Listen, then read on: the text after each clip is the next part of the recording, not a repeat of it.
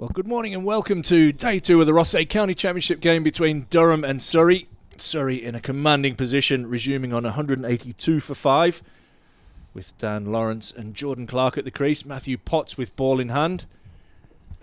On a very, very pleasant day here in Chesley Street.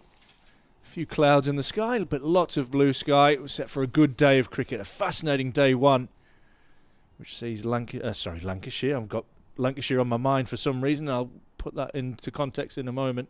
Surrey are in the lead by 29 runs. You have me, Ash Thorpe, and absolutely thrilled to welcome Bumble, David Lloyd, to the commentary box. Well, I'm looking forward to this. A lot of wickets yesterday. Pot's a little bit of shape at wide start. Yeah, there was a huge amount of wickets yesterday, 15. Not any blame particularly on the pitch either. When you look at some of the dismissals, I think a few of the batters will be very disappointed in the way that they've got out. There's been a couple of good partnerships formed, and this one in particular, Bumble, is very dangerous for Durham. I had a look at this pitch this morning. It looks fine. There's a bit of grass on it. Mm-hmm. It's dented ever so slightly because where the ball has pitched there's a few dents, but I think they need wickets quickly. Durham need to get into Surrey. That's a lovely start from Lawrence, but he won't beat the field. Yeah, early breakthroughs for the key. Spoke to Colin Ackerman last night and he was disappointed. Said that Durham had a few soft dismissals and definitely not a 150 all-out pitch. The pitch is probably the hardest I've ever seen here at Durham and felt. There's a couple of cracks that are just looking to start to open up, but definitely not going to influence play today. But Surrey right on top, taking those 10 wickets, knocking Durham over for 153 and sitting on 182 for 5. That's hit over cover. There is a sweeper out in the boundary. Emilio Gay will collect that and keep it to 2. Sounds like the wind's up a little bit. It is. It's a breezy day, but it's warm enough. Well, it's a nice day if you're coming down to the riverside just to watch some cricket.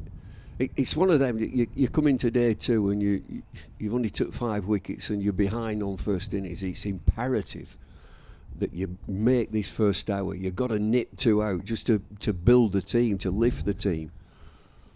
Yeah, you feel that if Surrey are still batting after lunch, then that lead is going to be pretty substantial with these 2 at the crease.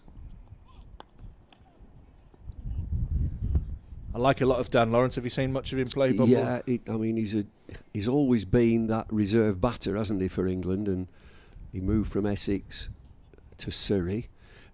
You know, a surprise would be that he bats at 6. If you really want to get into Test match cricket, you've got to be up there. But he's a good player, a super player.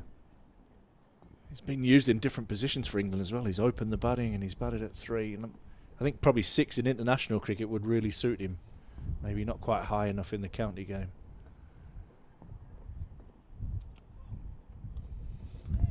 I mean, they need it.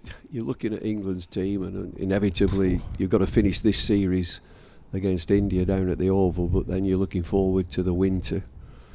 You look at both teams.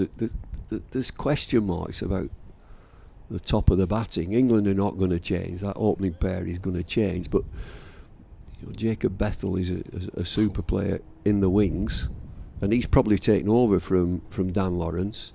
And that number 3 position, it will always bring debate. That's driven nicely by Lawrence, straight to the sweeper. Emilio Gay out there.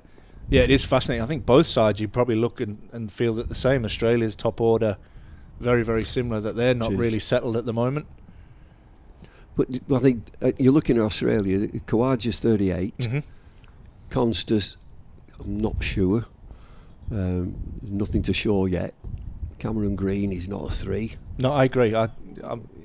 Interesting that he held that position in the West Indies. I thought there was some spicy pitches in the West Indies. Not easy for batting there. It's not. No, it's not.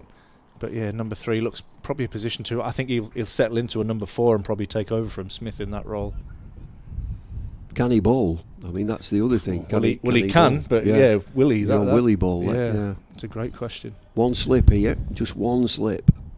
Yeah, Ben Rain from the Finkel end. Caused a few issues, believe it or not, with his bouncer yesterday afternoon, just lulling a few into a false sense of security, getting them on the front foot, and then likes to bowl a short ball every now and then, Ben Rain. What pace, Ash? What pace would you say? 77, 78?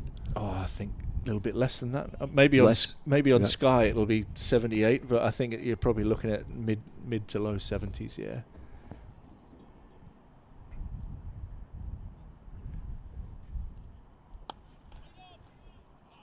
A bit of fielding by Potts in the covers. You've seen a lot of Jordan Clark, former Lancashire boy. Yeah, it was a disappointment when he left Lancs. I think he got a big deal down at Surrey, as they tend to do. It can happen. They must have about 30 players. They've got a big squad. We were talking about it yesterday, how they rotate players in and out, and like some of the lesser names, the likes of Ryan Patel and Jordan Clark, just fill that role as you kind of constants, and you work your superstars around them. The likes of Will Jackson, people like that are missing. Overton's been picked by England, and then when you switch to white ball, you get your Chris Jordans and your Laurie Evans pop up, and got some resources down there. They've got a good model, the club model. I think that's been nurtured by Gareth Batty and Alex Stewart. They've got a good model, as they have here, as far as I'm aware. Really good at Durham. Yeah, they often get targeted a little bit, by all the money, but they definitely produce a lot of their own players. There are a lot of players come through their academy system and then continue on. So you're absolutely right. There's definitely something working down there. You know the fellow Richard Thompson, who's chairman of ECB. I had a meeting with him. I just said, look, I want to pick your brains about your model. When you took over, they were in Div 2 mid-division, and he took over and said to Alex Stewart, I want you to find the best cricketers in Surrey, and they will be 3/4 of the team. Put a bit of stardust in, and in 4 years' time, 4 years, we'll be out of this division.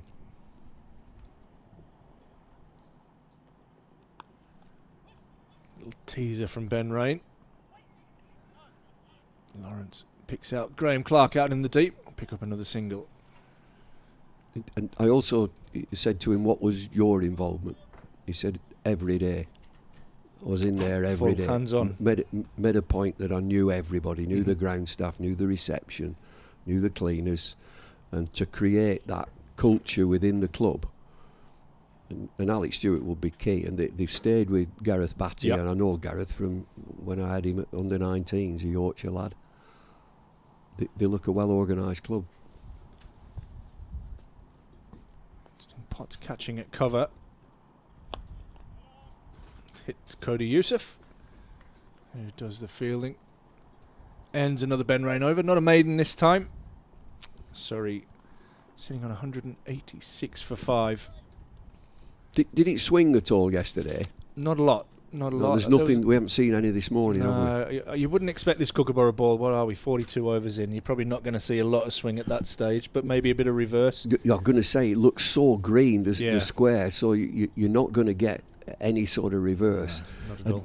We had an interview on our podcast yesterday. Was it yesterday? Yeah, it was. With Wasim Akram. Oh wow! The king of reverse. Oh, talking reverse. Yeah. Absolute. It was an education. It really was fabulous. There's lots of different theories, wasn't there, on reverse swing from different countries. You had the Pakistanis and that. They like to keep it dry. I remember the Aussies, the way they used to do it. They used to just pour as much sweat and spit into one side as possible to try and get it to swing, but. He said exactly that. You keep one side, it's so important that it has to be dry and leave it alone. Don't touch it. And get the other one anywhere you can, as shiny as possible. And he said it's like tape ball. It's like just like playing tape ball at school. It's a good leave. Good area from Potts. Did he divulge any interesting methods of getting it scuffed up? Well, other than he said, and he was dead right. I mean, when our Lancs coach, he was our kingpin player. Yeah. And I never had any problem at all. There was no talk in the changing room about, scratching the ball. He said you leave it, and if it hits the concrete, that's fine. Don't throw it on the bounce. Do not throw it on the bounce. Oh, really? Throw it straight into the gloves. Because you see a lot of that now, don't they? Especially, I guess, more white ball cricket, probably to soften it rather than reverse, is to throw it on the bounce. He said that if you throw it on the bounce, it's 50% that it might hit the shiny side. He said, I don't want that shiny. You keep one side as pristine as you can and neglect the other.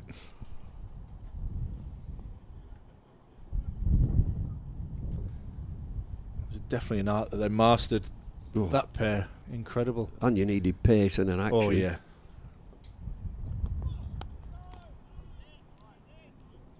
England's best, do you think, reverse swing? I know Darren Gough had that action, had that slingy... Don't ask me, ask Goffey. Well, he'd probably tell everybody. Me! Then you had that 2005 series where Simon Jones definitely got it as well. Yeah, brilliant. What an attack that was. Matthew O'Gord outswing, Andrew Flintoff, Harmison, Gilo. Oh, that's off the back of the bat, down to third man. Just creating something there. Lawrence, very, very strong through the leg side. They've left that mid-wicket region open for Lawrence. That was a lot to resist for him. He had a go.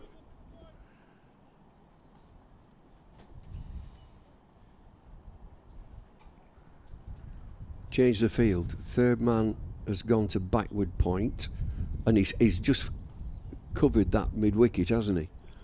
Yeah, he has for Clark. I wonder if he keeps it open. Yeah. He's Jordan Clark there just motioning to Dan Lawrence, if that swung at all. Not sure it did.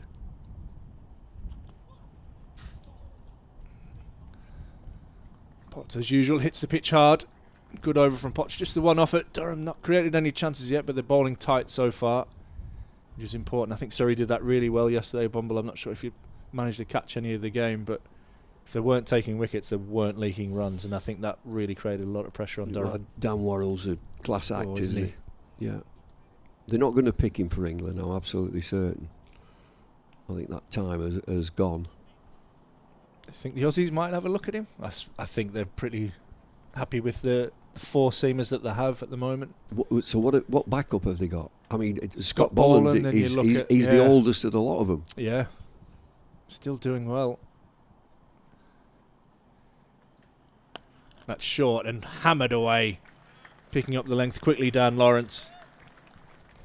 Belting that away through mid-wicket for 4. Yeah, and after that, quite similar. You've got the likes of Brendan Doggett, who came and had a couple of games for Durham. There's a couple of young lads that are coming through, Fiddler and Marley Beardman, who have just kind of graduated out of the 19 system into first-class cricket. But there is a similar gap, I think, between that fast bowling quartet, really, are ageing. In fact, this Ashes might be the end for a couple of them. I think the captain will continue on, but you might see Stark and Hazelwood kind of maybe franchise up after the Ashes. Interesting phase, I guess, for both cycles of players with regards to England and Australia. And what is coming through. It's a good series. I think they're even. They're pretty even. Yeah. Australia's kicked off already at England. They're having a right pop at them. I love it. They've jumped right on the back of this handshake gate, and now the stuff with the groundsman. Big Lee down at the Oval.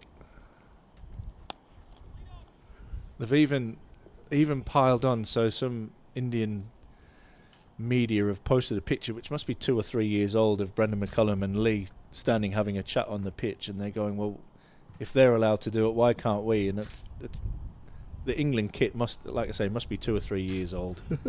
And now all the Australian media have jumped on that, going, look at England, why are they not like looking after their guests, blah blah blah. Yeah, so it started. It's just a game of cricket. Yeah, it started.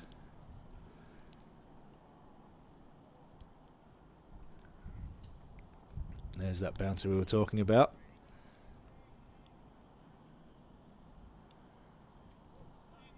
But yeah, there's always that build-up, isn't there? And oh yeah.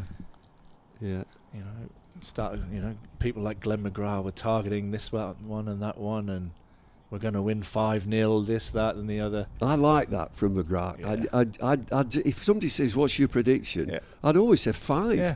Or if it's a 3-match 3, we're going to win every test. Yeah. And Healer believed it too. Hooked away, and it will find the boundary rope. That one is fine of Callum Parkinson, who's very square at fine leg. And Lawrence is looking dangerous here, picks up another boundary, moves on to 81. And Surrey's lead continuing to build, 195 now for 5. So Surrey, they'll be saying we bat once. Yeah. Yeah, we'll get into it. And so it's a big game, is this, for Durham? They need an early wicket just to give them that lift of feel that they're still in the contest.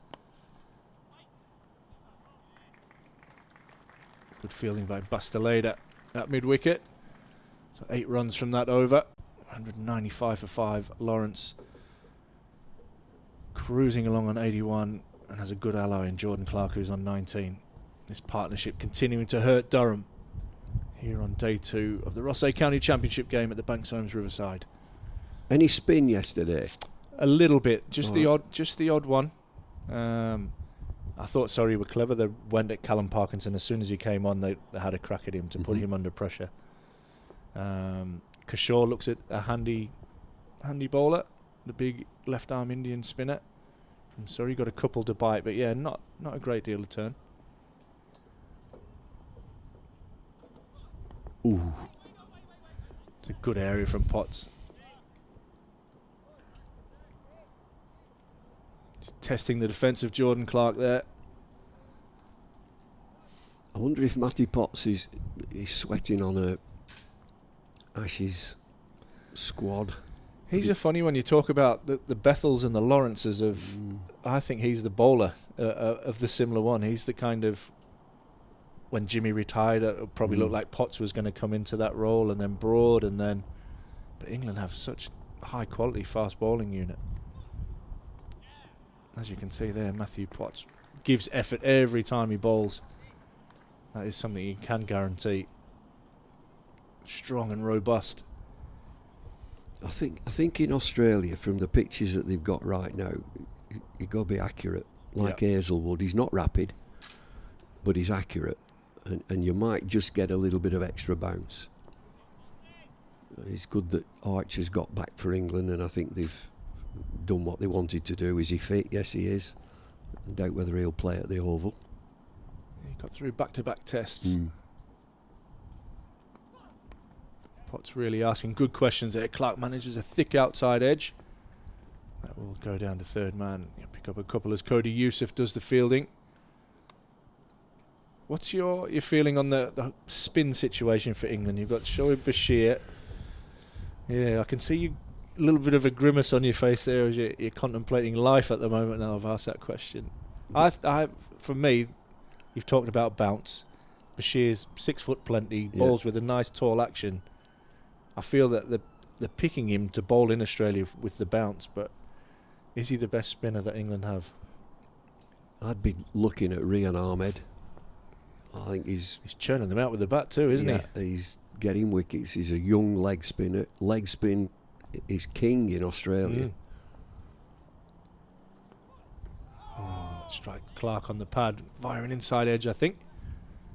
This is good from Potts. So you'd go Ahmed, or would you? Well, if you look at recent matches in Australia, Nathan Lyon, a fantastic bowler, has had a bit part to play. So the case of Bashir, if you got Bethel into the side and you've got Joe Root, could they do an adequate job as spinners and to extend your batting lineup, which it would, and you play 4 seamers and Stokes? Really good from Potts. It is. I mean, again, accurate. He's probably about, I would say, 85 miles an hour when he's at full pelt. Yeah, he's probably bowling just probably low 80s at the moment, but hitting the pitch hard. you need that extra pace, which you'll get from Wood and Archer. Yeah. But you need accuracy. But Nathan Lyon's not doing much in recent matches in Australia.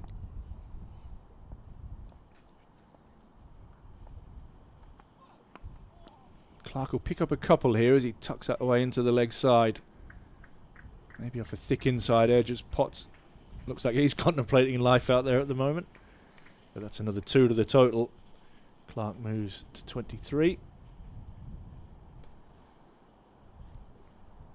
We've got 199 now for 5. 45 overs in. I keep saying that this partnership is really, really key to probably setting up the day and the match.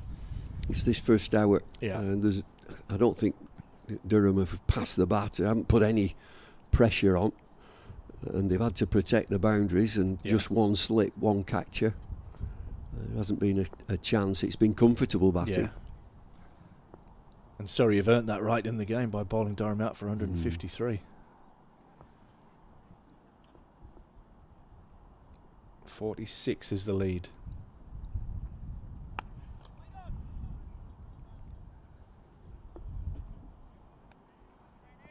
And somebody like Lawrence, he'll want to put on a show here to say, actually, this is batting. This is the way to bat on this pitch. Starting to lighten off a little bit in colour. It was very, very green yesterday when we started. Reminded me a bit of the New Zealand pitches that start off really green and then by the end kind of brown up. Was it green and dry? Yeah. Yeah. Yeah. Yeah. There's a big difference, isn't there? If there's moisture in green, you've got a problem. It just helps to, I guess there's a little bit of cracking. It's very dry, just keeping that surface together with lots of grass. But it's as hard a pitch as I've felt here at the Riverside.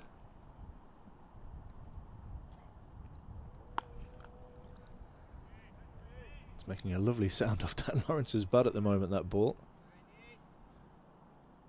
It's nice if it's 73 mile an hour. You can just... What else could they do? I suppose that the keeper could come up to the stumps. You could. I'm just thinking back to one of the greats, Alan Knott, would come up and one of the plans is a leg side stumping. Just shove one down the leg.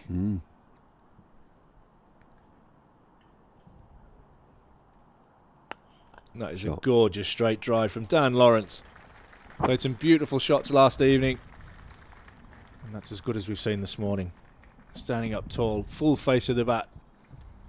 Back past the stumps for 4. And that brings up the Surrey 200. And the lead moves on to 50 now.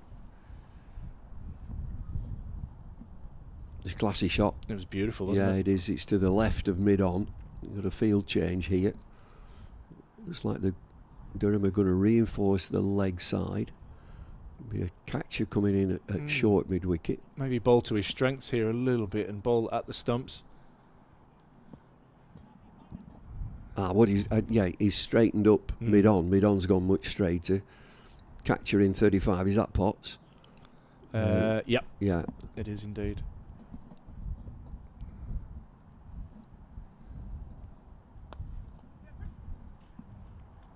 It's dangerous this for Durham because it is really bowling to a strength of Dan Lawrence.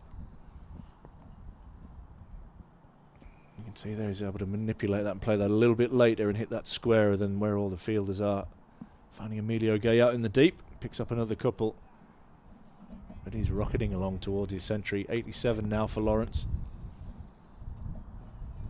Making batting look very easy out there.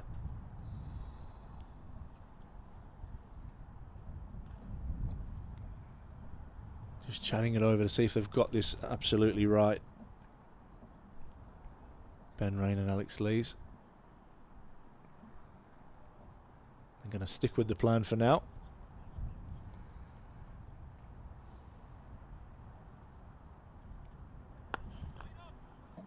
Again, really nice balance from Lawrence. He can at times tend to fall over a little bit, looking to favour that leg side, but at the moment he's looking good.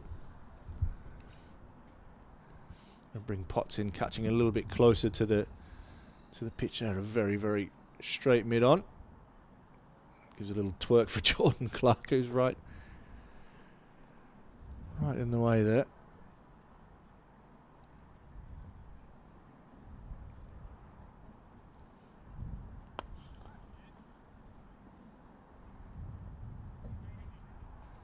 Well, Ben Rain bowls to his field, and that ends the over. 6 from it. 205 for 5. Surrey lead by 52. Still those 5 wickets remaining. Still got batting to come with Cameron Steele scheduled to come in next. And Syker Shaw, Tom Laws and Dan Worrell to wrap it up. But Surrey will be thinking that day 2 is a day for batting. How long can they bat for and set this game up? And I think you mentioned earlier, bat once. That kind of puts Durham out of the game. Yeah, you've got a plan. I mean, it might not happen that they bat once, but keep Durham out there in the field. And there's a mental problem, mental fatigue. Yeah, absolutely.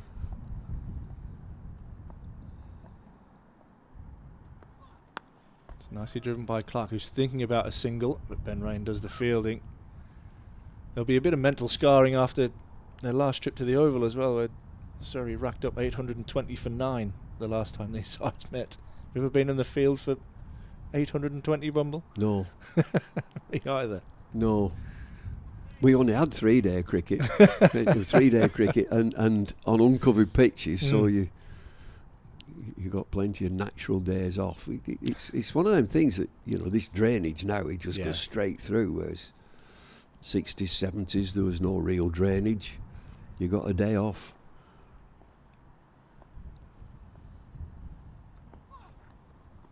That one's off the glove of Clark, I think down the leg side. Parkinson races round and does very well. In fact, it's a leg bite off the thigh pad. Good fielding by Parkinson. We played one game at Buxton against Derbyshire and didn't go to the ground. 3-day game. Perfect. Poured down for 3 days. We made ourselves members of the local Conservative club and played snooker. How much was a pint in them days? Oh, well, I've got one about Durham, about here. I have a pal of mine who you know really well. Paul Allett was at uni here. Yep. He's very enthusiastic. He gets very thirsty. He was at uni here, and did they have a university bar or something like that? Yeah. Well, he enthused that it was 8 pints of Stella for £1. Oh my goodness. That's a day and a night. Oh gosh. Look at the ground staff having a walk round. Yeah, they have a wonder now. Yeah. Yeah. Yesterday they all had their shoes off, doing a bit of earthing or grounding, whatever you want to call it. Oh no, that's just. Oh, they've got Cody Youssef down at third man. I was thinking that's just what you need. That clip the stump, go for a few overthrows. But yeah, you've got the crew there. Victor Main with his shades on. Put on his social media that he's just a groundsman in support for Lee down at the Oval. After Galton Gambier yesterday, I'll get your thoughts on that in a moment. And then you've got the crew. You've got John, Barry, you've got Ben's dad. I'm not sure what Ben Hall's dad's called, unfortunately. Can you tell which one the Aussie is, Bumble? Yeah, this one. Yeah. Yeah. He works at the Wacker as well, so he's on a bit of a work experience session for 6 months. But yeah, not hard to differentiate cultures, shall we say. Oh, I could tell him straight away. Carabunga dude.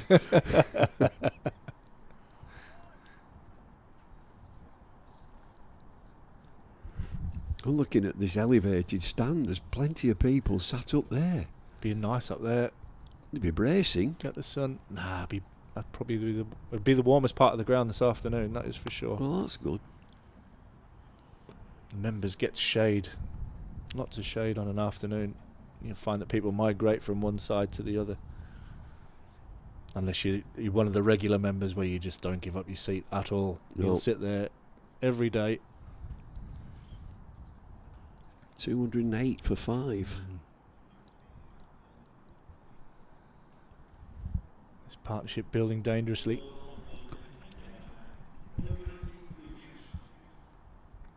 Oh, we've got a notification there. The K-League All-Stars are playing against Newcastle United. The lineups are available. What more do we want in life? Who? Exactly. The K-League All-Stars. K-pop All-Stars. Yeah. You're in between two Newcastle fans here, Bumble, by the way. Oh, have you sold your centre forward? No, Touchy subject. it's not for sale. Oh, Cody Youssef into the attack. And a good change, I think. Ben Rain not quite getting it right first thing this morning. Cody Youssef a little bit expensive yesterday. This was something that was touched on, that Surrey's run rate was well over 4 and over, and that was something that Durham weren't particularly happy with. Cody Youssef at the moment going at 7.5, and that is something that he'll need to address in this spell.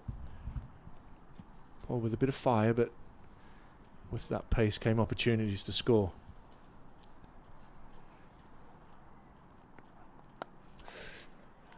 And there you go. The plan has worked.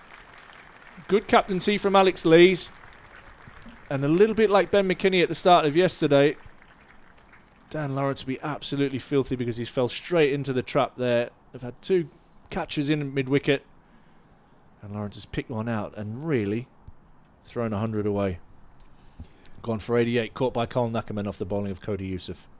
well, it's a good change because it looks as if he's in swing, and that's swung into him. And you mentioned it earlier that Dan Lawrence, he might just fall over to the offside, which he did, and chipped it into that leg side. And they set that trap. They set that catcher at short mid-wicket there. So it's a welcome wicket for Durham. They needed that, they certainly did. And he's the kingpin player. He's played beautifully this morning. And it was a bit of a surprise, but that change of bowling, Ben Rain out of the attack, Youssef into the attack, it's paid. Get a new batter in. That's what they need. Cameron Steele will be the new batter. He played here, didn't he? He did indeed. He's a great human. Really good character. More of a leg spinner down at Surrey. He was definitely a top order batter here. But yeah, that ends softly. A really, really good innings from Dan Lawrence. Camp Steele's Scottish, is he? No, so he was born in the States. Right. He grew up partly in Perth, partly in Taunton. Yeah, so he's more mixed up than I am. So he's got nothing to do with Scotland? No. Where have I got that from there? No, there was a Scott Steele who played here, who I think is trying to get a game for Scotland at the moment. Yeah. No, I think 2 slips. New batter. New batter takes guard. It was interesting that you picked up that ball did swing. It did. A little bit of shake back into the right-hander. Where's the breeze? No, not much. It's not much. Yeah. It is coming You're across not this helping way, him. isn't Yeah, it is. We'll get our favourite flags up in a moment, Bumble. I love a fluttering flag on the screen. Well, that's not going to swing from that length. As Cody Youssef pulls wide. Just testing the middle. Saying good morning to Cameron Steele. There she is. Oh, it's breezy. Look at the trees.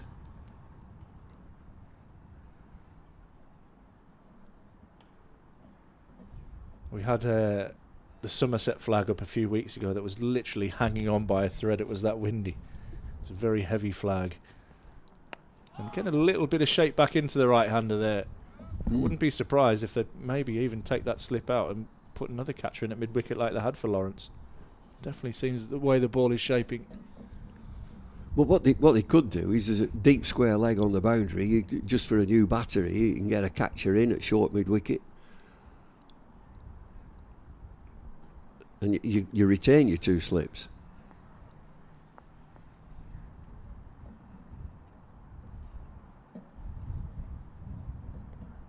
Oh, and it is. It's starting to shape. Maybe it's reversing. Well, who knows? There's definitely more movement that we've seen from Youssef than probably any of the bowlers so far on show. It looks like he's setting it up to be in swing. He's quite skiddy, isn't he? Yeah, he's not a big man. No. Bowls with good energy and good pace. Lovely young fella. just breaking through into the South African setup as well. Ooh. Well, we've seen some good leaves in this game. We saw one horrendous leave from Cody Youssef himself yesterday. Cody left one and his off stump was knocked back about 5 metres. But he's zoned in on a really nice area here. A little bit of shape back into the right-hander. Probably buoyed by a bit of confidence in picking up that wicket as well of Dan Lawrence. Ending an excellent partnership between Jordan Clark and Lawrence.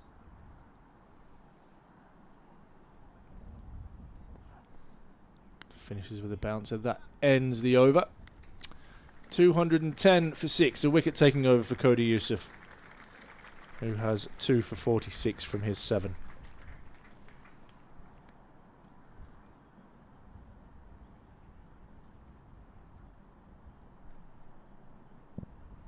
Good period there for Durham. Really good over. I'm going to hand you over to Sam Dalling, who's joined us, as you can see there.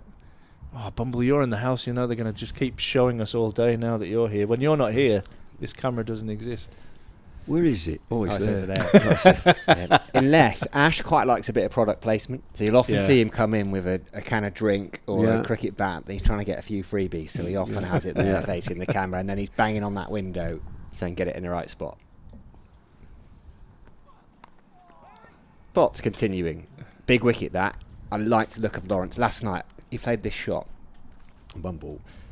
Anyone else, 5 down, 20 in the lead, is just playing probably for the evening to still be there in the morning. We're in the penultimate over of the day. No one's expecting it. Ben Raines bowled 12 overs for 15, say. And from nowhere, he just biffed one over long off for 6. And we're all like, where has that come from? But he just looked to be playing on a different pitch to everyone else. Only made 20 extra runs this morning.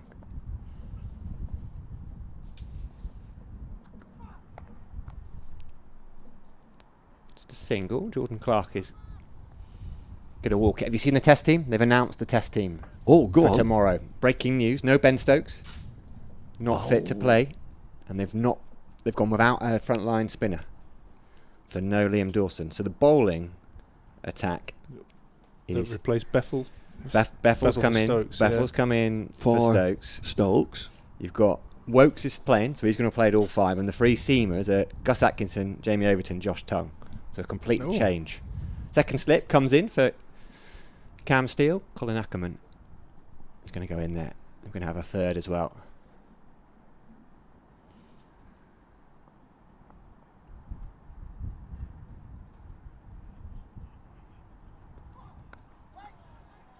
Thoughts and feelings on that test side? I expected it. I didn't expect Archer to play. I thought that Wokes would miss, but he's fit enough and strong enough. Do you think do you think but for Stokes, he might have missed? Because I think otherwise you're going into a test with a seam attack that's got about 20 caps between them. Yeah. So is Stokes injured? Stokes is injured, yeah. Injured. Shoulder? Yeah, he's going to miss the Ashes, I've heard. Don't you start. Cam Steele, solid in defence. Not a bad man to have in. Come in at number 8 for Surrey. Durham's youngest double centurion. Right in the top order. Don't start those rumours already, Ash Thorpe. It's already begun. So Bethel will bat 6. Bethel will bat 6. Smith will bat 7. Yeah. Wow. Atkinson 8. They've got the team they've announced. Wokes 8. Atkinson 9. Overton 10. Crikey. Nothing from India. Not yet. Jamie Overton will feel a little bit hard done by being down at 10. Well, they might shove him further up than that. He hits the ball as hard as I've seen. I saw him at Lord's in a T20. Just whip one off his legs from the middle and hit it over Father Time. He's big. Always a unit. And grew up on farms down in Devon, those boys. He loves his horses. You and I were chatting about horse racing a bit before. Always down with the horses. Deep square leg goes out. Well, it'll be a short ball from Matthew Potts.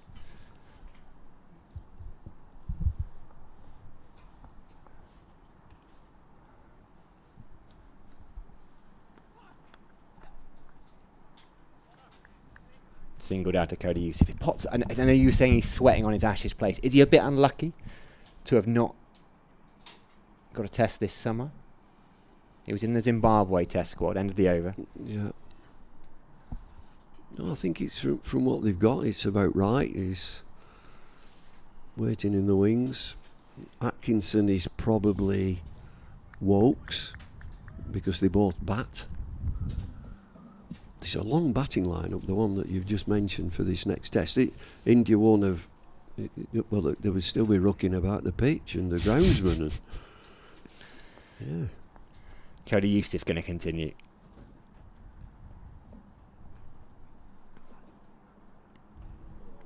Good take by Ollie Robinson. I tell you what, talking about unlucky, Ollie Robinson was in fine fettle last summer. He hasn't quite reproduced it this year, but he must have been close, particularly when the England skipper's your teammate. That must help. What do you think? He was talked about, wasn't he? And then Jamie Smith, who they really fancied, they got him into the team as a wicket-keeper batter. He's been fabulous.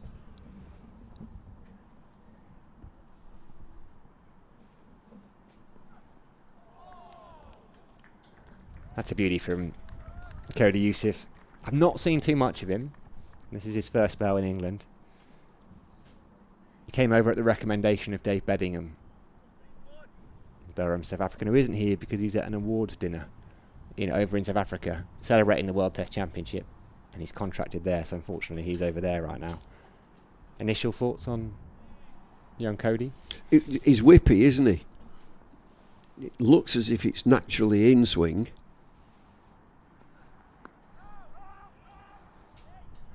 Can't get that one away, Cam Steele.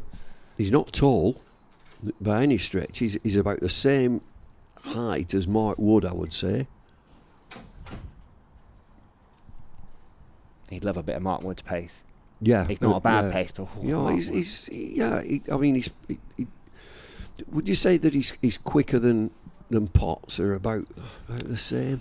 85. It's that whole I think he could push that. It's a very different kind of bowler, though, isn't it? It's that whippy, skiddy, whereas Potts probably gets more natural bounce.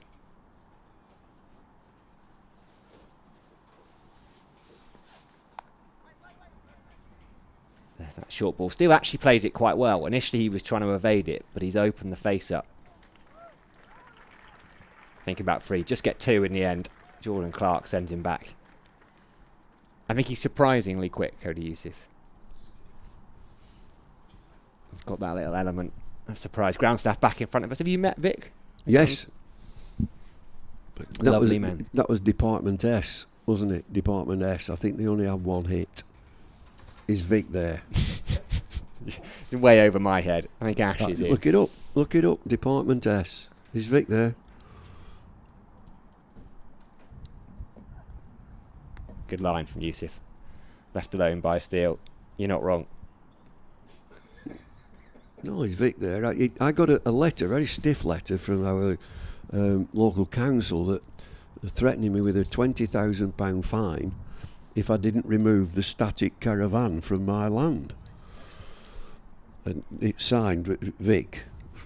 I won't say his surname, but I thought, well, I haven't got a static caravan. I've looked everywhere. Solid from Steele. It's the end of the over. It's 214 for 6. And so I rang the council.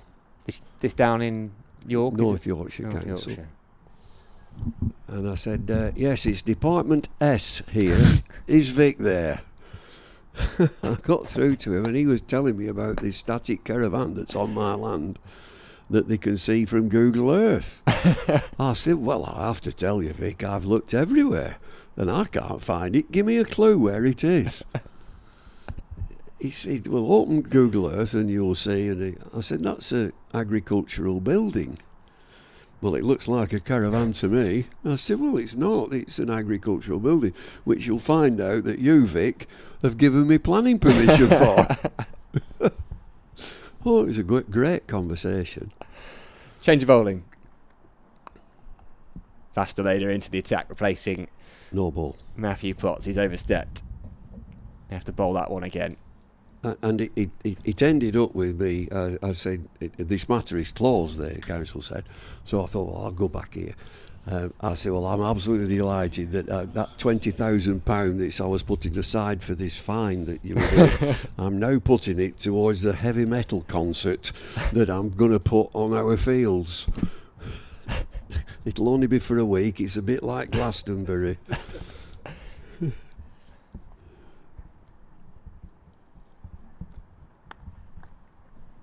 Driven. Just be the one.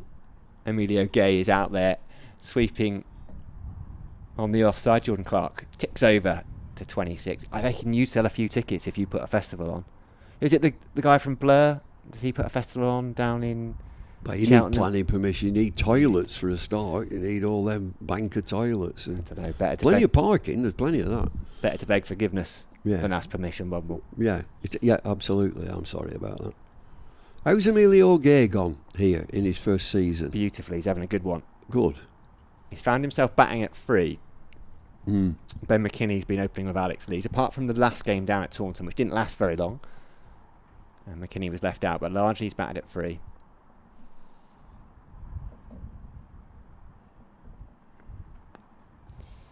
Ended up playing a little bit of England Lions as well in a couple of warm-up games against the Indian sides. They like him. Ryan Campbell really likes him, was very keen on getting him up here. In fact, his parents are often up here watching. I think typical parent thing, they turned up one day and he got naught, and they didn't come the following day, and he makes a triple figure score. He's got 200 or 300s already, settled in nicely. He's another big lad as well. Strong boy.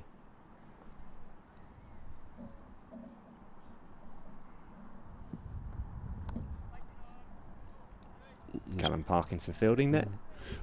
So Michael Jones went from Durham to Lancs, and it's not just happened for him. He's been in the team, out the team, and batting in various positions. I saw him down at Chesterfield against Derbyshire. Only got 30 odd, but he played pretty well. But it's not that really took off for him. And on a pitch like that, crikey, you don't need pads. He scored a lot of runs the year Durham got promoted. He was pretty much an ever-present in the Division 2 winning side. Yeah, lost his place quite early last season.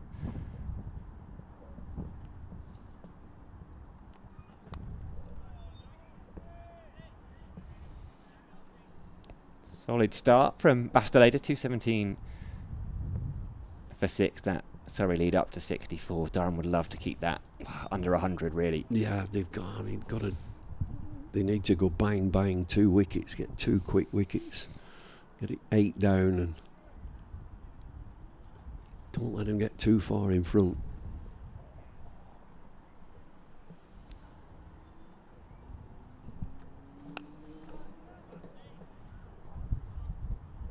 They're already chasing the game. That's the problem. It didn't feel like a 15-wicket pitch yesterday either. It was a slightly strange day. I don't think anyone really expected that many wickets. But yes, there were pitch issues down at Taunton last week, but Durham just in a bit of a rut batting-wise at the moment.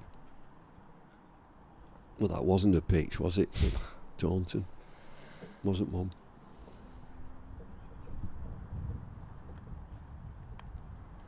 Gets his radar wrong there. End of the over.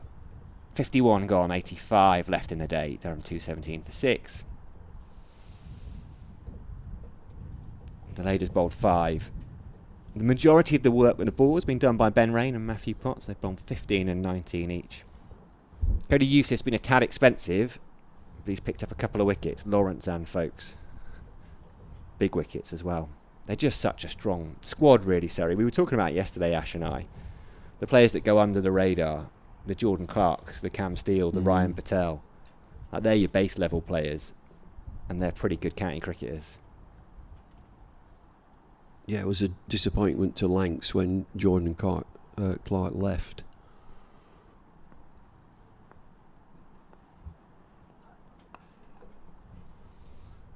Early call for 2. Parkinson gets round well. Scuffles around. Keeps it just to 1. Was he an all-format regular at that point, Jordan Clark? It was, yeah. It was a surprise when he left. He's a Cumbrian, isn't he? Yeah. Yeah. His brother's in the Durham side.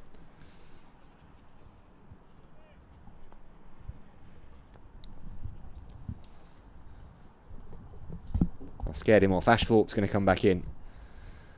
Yeah. Fuller. Oh, good work, Ollie Good Robinson. work, Ollie Robinson, indeed.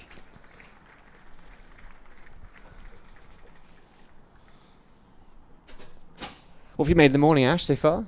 I think Surrey will be pretty happy, apart from the obvious of losing Dan Lawrence, that moved the scoreboard on nicely, increased that lead up to 65 now.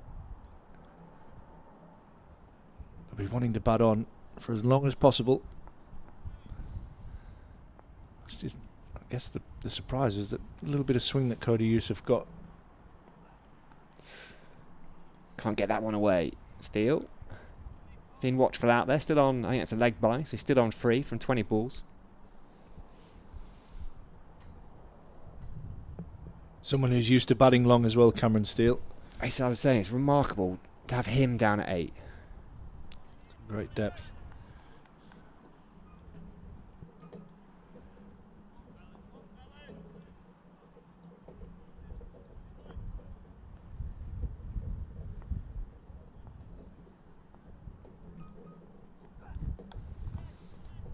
Shot. Lovely from Jordan Clark. The swivel pull, he dug that in. It was an effort ball from Cody Youssef. There's a couple of fielders out there, deep square leg, long leg. Put it right into the gap. Moves into the 30s, Clark. This is getting dangerous for Durham. Another hour of Jordan Clark and they might just be out of this game. Need it to be under 100 really, Ash. Yeah, agree, especially with confidence, maybe, like you said, of some of the Durham batters at the moment. That'll be playing on the mind, and yeah, every run that Durham are behind puts Surrey obviously in a much stronger position. He's getting a little bit too straight at the moment, Cody Youssef. That one's off the pads.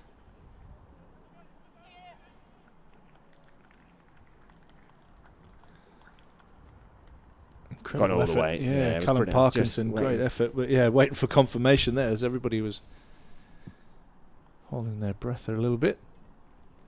You're just joining us, morning everyone on the YouTube live stream. What have we got? 1,200 or so of you. 1,600 we're up to. Sam Dalling alongside Ash Thorpe. We've got Bumble with us all day. He'll be nipping in and out. We'll keep an eye on the comments. Do get in touch. Any observations, queries? Just one slip in now. Whew. It's hit that hard and along the ground to Ben Rain. Good bit of work from umpire O'Shaughnessy there, getting out of the way. End of the over. 228. It's just ticked over. For 6. Leads 75. Yeah, very strong position. The visitors at the moment, Surrey. Jordan Clark picking up from where he and Dan Lawrence left him not too long ago. Partnership already up to 19. Cameron Steele, as you said, taking his time. 3 from 21.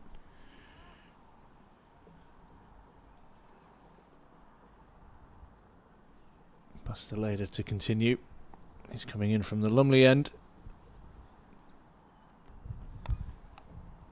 You can just see Jordan Clark's intent has just ramped up a little bit here.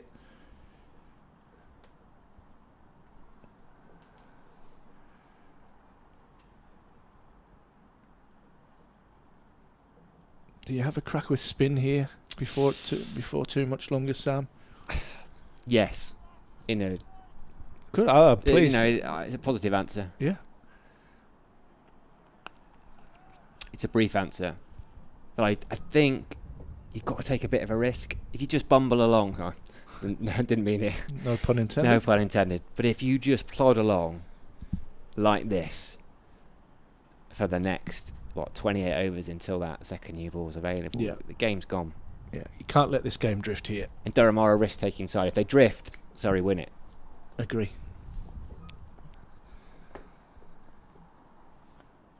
Oh, that one nearly finds a way through. It's another no ball. Jordan Clark looking for a second. His brother making sure that doesn't happen. Graham Clark out there in the deep. Delayed just having a few issues. And that front foot.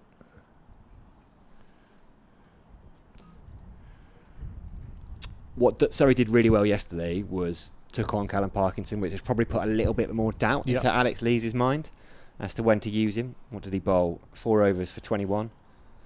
No, first over, I think there was a 4 and a 6 in the first over he bowled. So he picked up a wicket and he came back pretty well, right? Yep. But yeah, maybe there's that doubt there. Maybe he could go for Colin Ackerman at some point for something a little bit different. 2-3-1 for 6. What is it? 78 ahead. 2 right-handers in, you've got to really look at the ball turning away. Yeah, you? I think so. And back your main spinner. Yeah, got to go Parky. Soon. Which end would you go? He likes bowling from the end that Bass is bowling at the moment. Likes bowling from the Lumley end. It just feels a little bit at the moment like on this pitch, which is getting better. I think it was always a good batting surface, right? It's getting better. It's getting baked by the sun. With a Kookaburra that's 53 overs old, Bass is a little bit too regulation at the moment to a set batter. And that might, I hope I'm proved wrong. I hope he starts getting I on see to where do, you're going with that. But I just think you're happy, right, if you're a Surrey batter right now.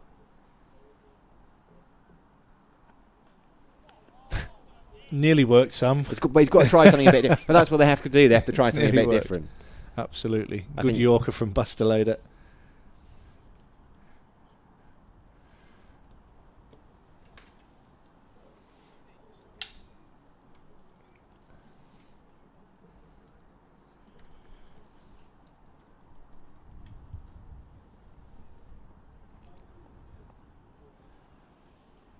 And you're right, they do have to try something maybe a little bit different. They set that field a little bit straighter for Dan Lawrence.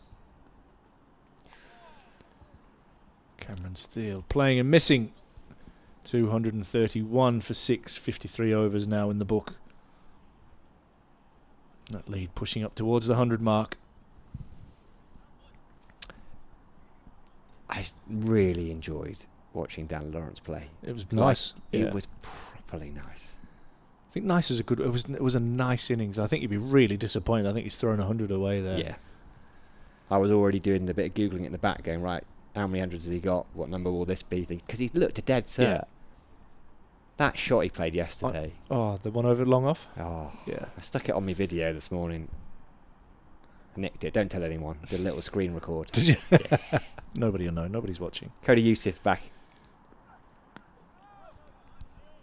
Smashing it into the pad, just trying to get it to move back towards Jordan Clark. Tall man, Jordan Clark. You have to hit him pretty low on those pads if you're going to get him LBW. Helps if it's straight as well. He's a big unit.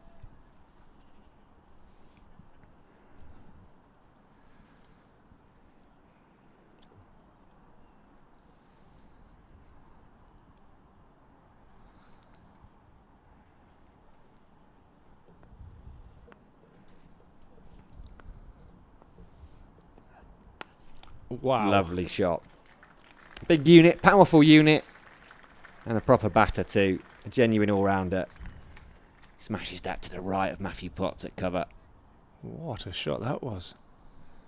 Potts must have got a hand on that because that was absolutely flown off the bat. Beautiful shape.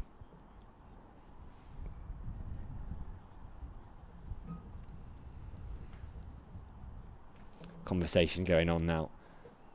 Skipper and Cody Youssef. He's been a tad expensive, Youssef. I get the feeling he's a strike bowler. He's going to go for a few runs. 2 for 58 from his 9.2 so far. So that economy rate's above 6. Just moving square leg. Emilio Gate was at an orthodox deep square leg and he's going round behind square a little bit. There's a fine leg as well.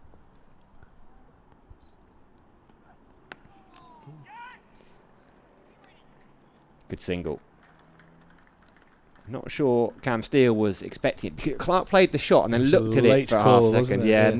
And he sort of started running and then it was as if he'd gone, oh yeah, I better tell Cam I'm running there as well.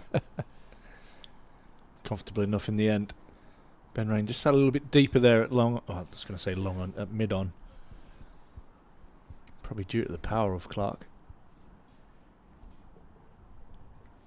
The power of Clark. Oh God, we're getting more songs. We're getting jukebox.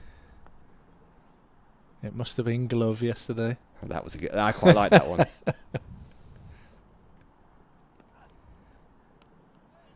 bumper. I was a bit nervous when Bumble was on, Ash. Oh yeah. Yeah. I get nervous. I feel really bad because I didn't realise you were interviewing him. So just for a bit of context, Sam and Bumble had a little interview this morning, and he came in and Bumble was sitting. Well, he was sitting in my seat, and I basically told him to get out. But I didn't realise that Sam was recording the whole thing. Good bit of colour for the piece. Yeah. Recorded your reaction. You feebly giving up, going into the back. No, it's a good interview. He's a fascinating man. Tucked into the leg side. Quick single to Delayder's right. He's an athletic man. Delayder at mid-wicket gets the throw and away in one fell swoop, but they get through. Yeah, I get a bit nervous with people like him. Just what do I know about cricket compared to someone like that? He's done everything in the game, hasn't he? From playing to coaching to umpiring to administrating to... He's built a stand at Old Trafford, he was telling me this morning. He's built a stand? Yeah, when he was first in his first pro deal, part of it, the apprentices, they did a bit of joinery around the ground. No way. So the old, before they turned the pitch around at Old Trafford, there was a main stand, he was part of it. Wow. I didn't know that. Hit in the air, but hit sweetly by Jordan Clark. You just get the feeling he's thinking, right, I'm in now. I'm going to pick up the pace a little bit. I'm going to put Durham under even more pressure. Boundary to end the over. He moves on to 42. 2-4-1 for 6. Leads 88. That stand was made entirely of timber. So I'm assuming it was probably a health and safety risk. And maybe got pulled down relatively quickly. Especially if you get, no disrespect, but if you're getting apprentice cricketers to build it. I think there was the head of joinery there. Nah, they just let them on like an IKEA plan. Imagine. It's part of the flat pack stand. Part of the initiation. Wow. Imagine doing that now to the young pros. Right. Not a chance. I would love to. I think it would be good. Although it does always rain in Manchester though, so you'd be all right with for the fire hazard. I think you'd be fine. The standard swell. Short, pulled, finds the gap out in the deep. Cody Youssef comes round to do the fielding. Cameron Steele will pick up a couple.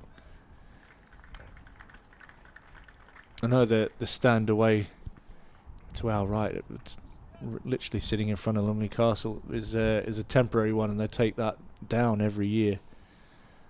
Maybe they could get the academy lads to come and help with that. I'm sure Steve and Neil, the lads that are in charge of the ground, would absolutely love that.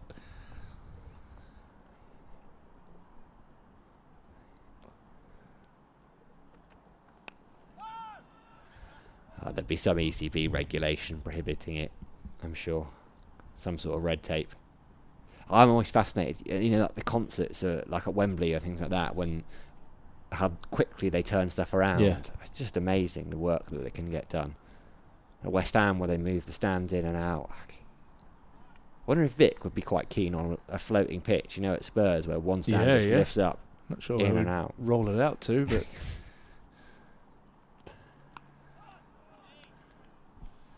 you have them, don't they? Obviously, the stands now so big that no sunlight gets on them. You see them at St James's Park with the big heater lamps, but obviously the new stadiums that are built are on rollers, and sometimes the entire stadium grass actually just rolls out into the empty car parks during the day, so it gets natural sunlight.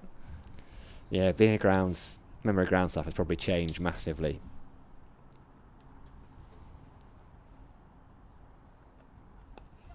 As Vic says, he is just a groundsman, in solidarity with Lee Fortis down at the Oval. That was fascinating. If you haven't had the chance to watch that, then definitely find a clip of it on social media or on YouTube. It was a very heated discussion between Gautam Gambhir and Lee Fortis down at the Oval yesterday. I don't think Lee Fortis has ever been more famous though, right? Nah. All publicity is good publicity, right? Just loves his ground. Rumours of kit bags and coaches' bags being dragged across his square and various things for irk the big man. Well, they better be careful. As Victor Main told us, he's got history for watering kit bags. Yeah, that's true, yeah. Very true. As our very own Graham Ungans can attest to. Vic's loving life at the moment. Look at him just sitting in his deck chair. We're going to have to get the lads to get a shot of the boys chilling on the boundary. That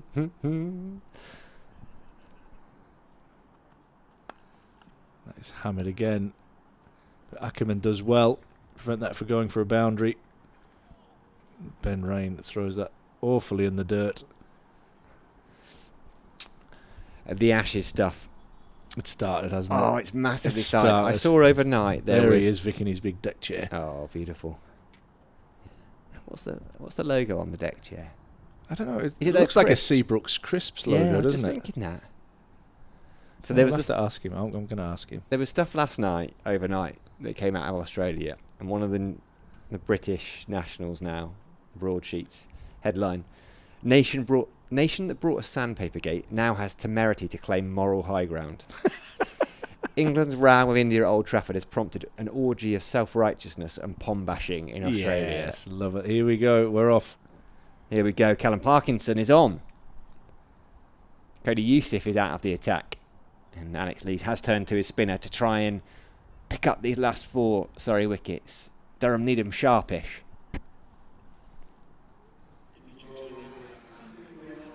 Yeah, the fact that there was pictures going around from about 2 or 3 years ago, you'll definitely see, if you're a cricket tragic like me, that is not current England kit that Brendan McCullum is wearing in that picture. Oh, don't let the truth get in the way of a good story, But etc. I can't believe that proper journalists have jumped all over that and not realised. You know what I mean? That's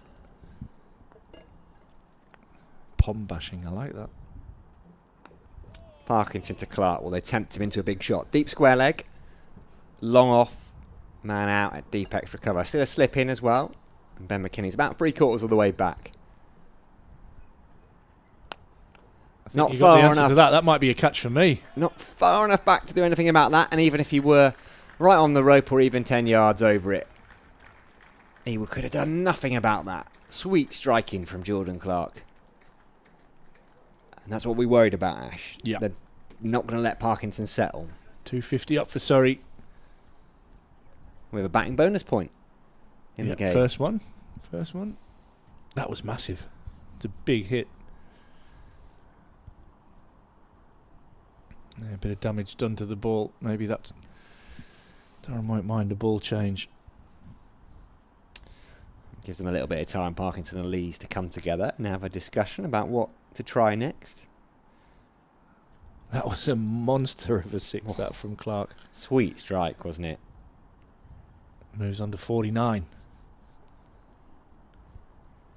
What's that lead now? Yeah, we're going to have to change the ball. 98. Yeah, just bashed in front of us onto a bit of the concrete. Might do a bit more now. Showing the ball to Alex Lees, who's like, yeah, we'll have a new one. My friend who was in the ground has just texted me saying he just nearly got killed. I'm hoping what he meant was that Jordan Clark's 6 nearly hit him rather than anything more sinister than that. I'm assuming in you'll have to have context he is here. Poke your head out the window. I'm going to peer down. Yes, he is right down there. And we were right about the logo. It is Seabrooks Crisps. Vic says he could get a gig in the KP Nuts Trophy.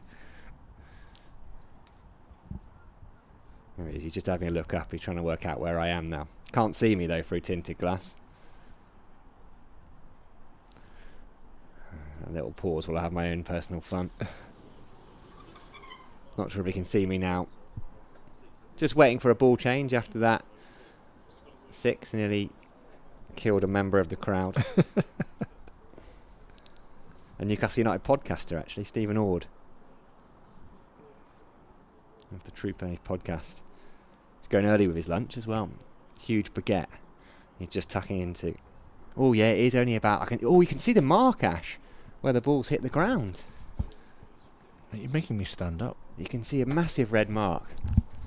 You're probably not tall enough to peer over and see I'm it. going to have to come to your side, aren't I? You come here. Do you want me to help you out? Oh as yeah, well? it's right next to him as well. Can't believe he hasn't caught it. Really, It's ridiculous. It's got to go down as a chance. Yeah. We're going to get some cricket again. New ball, not a brand new one. Ben McKinney is sensibly stationed down at the long off. And that's Jordan Clark's 50. 50 from 52 balls, strike rate of just shy of 100, including that massive 6 that caused a replacement ball to be called for a minute or two ago. 5 fours, 1 6 for Clark. Well batted.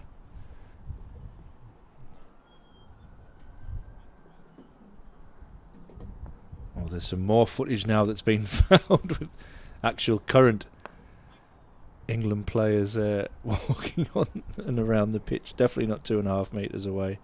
I love it. I love it. Bring it on.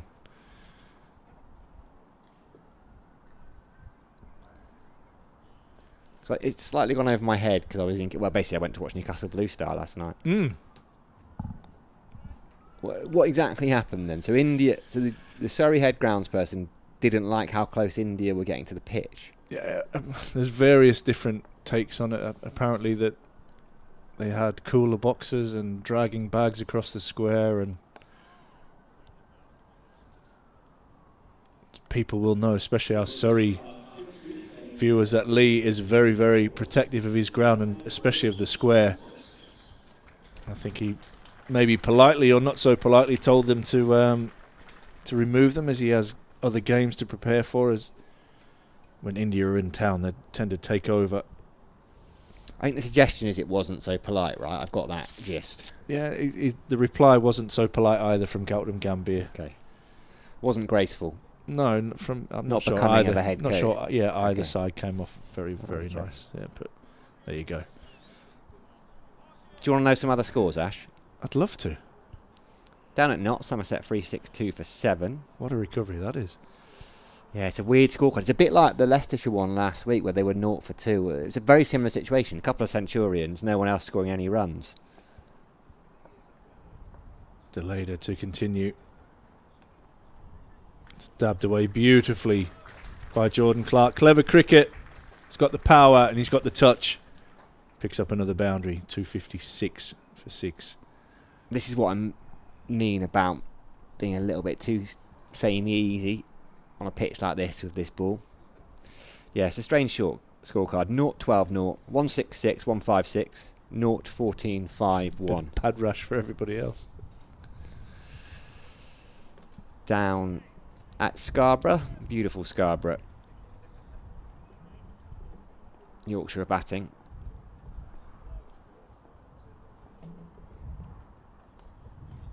It's clipped away and it's clipped away down to Cody Youssef down the fine leg. They'll pick up another single for Clark, who has definitely put his foot on the gas.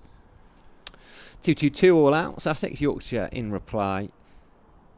36 are out, loss after 11. Adam Live is 25 now. Of course, Adam Live is running. That's his scoring area, runs at isn't it? Scarborough. It's his Whitby, club. Scarborough, yeah, Yeah. right next to each other. Oh, I missed they signing Imam Hack, Yorkshire. Must be his debut. Done best captaining. Another Aussie, Will Sutherland. Is he quite close to the Oz side? I don't think. Maybe in white ball cricket. Oh, that's helped on its way. Beautiful shot that from Steele, just on the hip. And he wasn't going to miss out. Punishes that one for his first boundary. 50 partnership between these two.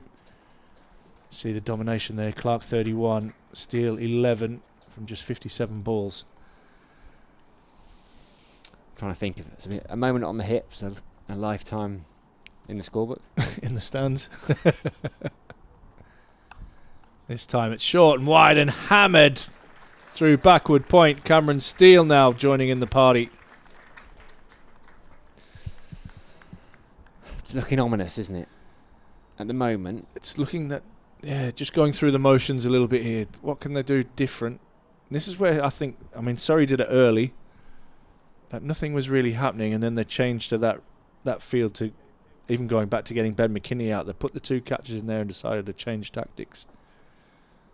What can they do? Can they go bouncer, or just try something?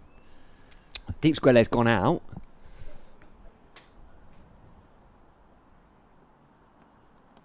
Oh, hit Steele on the pad. Bastard, he was about to walk away and just leave the ball at mid-wicket. I think he was distracted because, and I'm not suggesting anything untoward, but he just where he arrived was the same spot as Jordan Clark happened to arrive, and at that I definitely would be looking after my own Get out personal of the way. safety. Not because Clark was trying to run into him, but just if you nudge into him even accidentally. Yeah, Buss is a strong lad, but Clark makes there's only one dwarfs winner him. there. Yeah. Dwarfs him.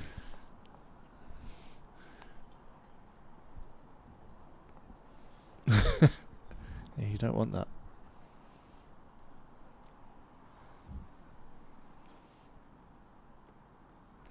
Oh, that's wide, and full stroke from Steele ends the over. An expensive one, 13 from it. Sorry, 265 for 6. That lead is now at 112. Beautiful day here in Chesley Street. Lots of blue sky. I tell you what, I had to bang on the gates this morning. I was up early. Mm? I hadn't unlocked it. I What? went to the gym first. I was here just before 7. And our man over in the car park was only just Jimmy. wandering. Jimmy was wandering over. Okay. It's like, come on, Jimmy. What time did you call this? It was 7:05. I was like, you were definitely meant to open this up at 7, Jimmy. Parkinson. Just a single down the ground, Jordan Clark. Happy to give Steele the strike, and why wouldn't you be? Too good a player to be at number 8, That really. was a glorious single, wasn't it? Wasn't it a nice shot for one? I almost feel like it should be. It'd be quite good if there were like a judging system.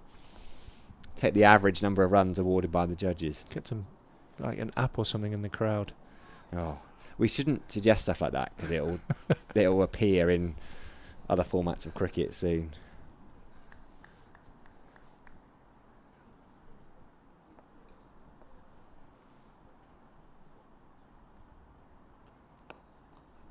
Solid from Cam Steele.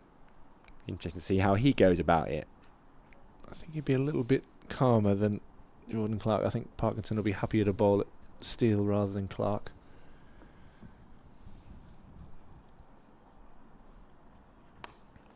Not really getting that much turn. That one just holding its line.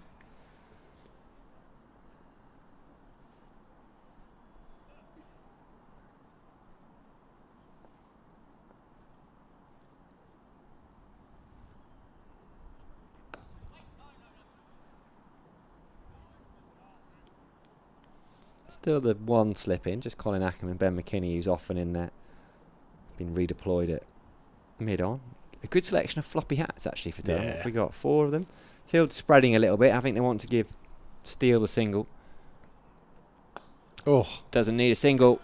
wow. He's going to get 6. The slog sweep didn't really look to overhit it. Just gave it enough biff. Really good control, that, actually, in the shot. Moves into the 20s. 21 he's got end of the over. 58 gone. Sorry, 272 for 6. This is giving Alex Lees a huge headache now, this partnership. Got rid of the dangerous Dan Lawrence. But Steele has come in, played nicely so far for his 21, and Jordan Clark's kicked on to 56. This partnership is 63 now of 66 balls. The run rate starting to nudge towards 5 and over as well at 4.7. It's not just the time that these two are spending at the crease. They're putting some dents in that scoreboard as well. Ben Rain is going to come into the attack, just having a discussion with Alex Lees.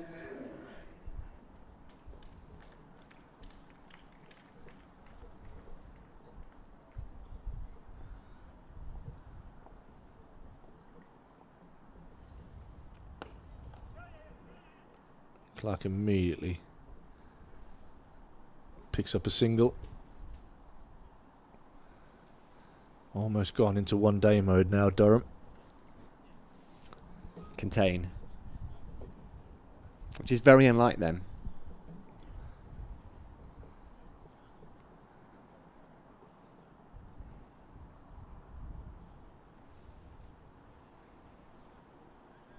Lots of discussions here. Going to go with 2 slips. Bring Graham Clark up into the infield. He was out sweeping. He's going to go into a catching mid-wicket by the look of it.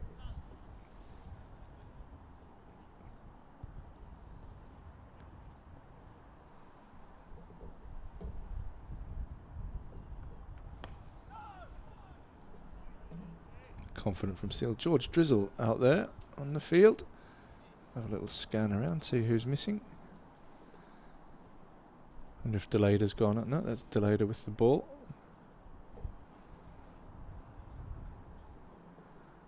Is it Cody Youssef who's off the ground? Trying to work it out. I can't see him. He has just come off. It's not unusual for a quick bowler to disappear for a change, a shower. Cameron Steele attempting a sweep there. Large appeal. Umpire O'Shaughnessy not interested in the slightest.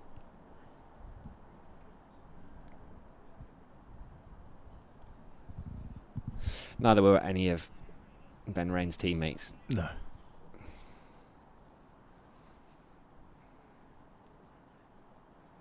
Very quiet out there in the field for Durham. Slipping a gully in place.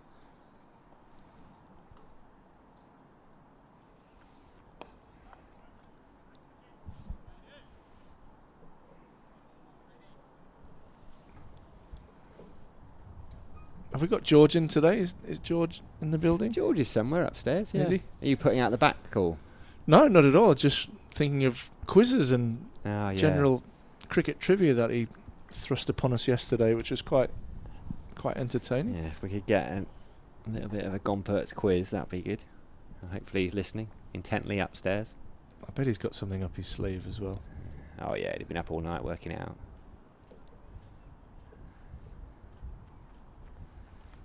I say, Ash, I was in the pub with my mates last night and we spent 3 hours in the Wisdom 2007 annual. Manages to keep bumping into Wisdom Almanac somewhere. And we got through pages 121 to 270.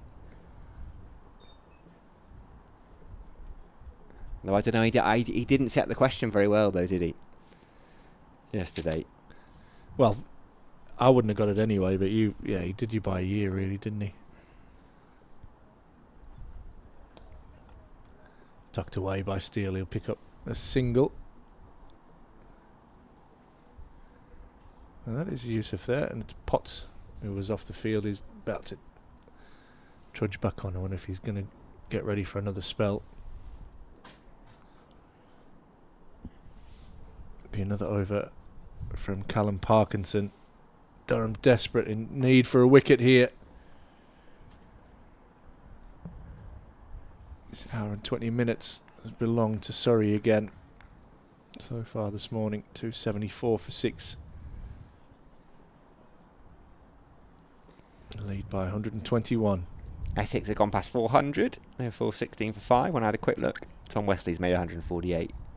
Fine player coming towards the end of his career, but still scoring plenty of runs. Sure, he went to Durham Uni as well. Yeah, he did. He was there at the same time as I was. Oh, there you go. First slip is still in. Cam Steele manages to get that one away. Past Cody Youssef, I think. Is it diving Cody Youssef?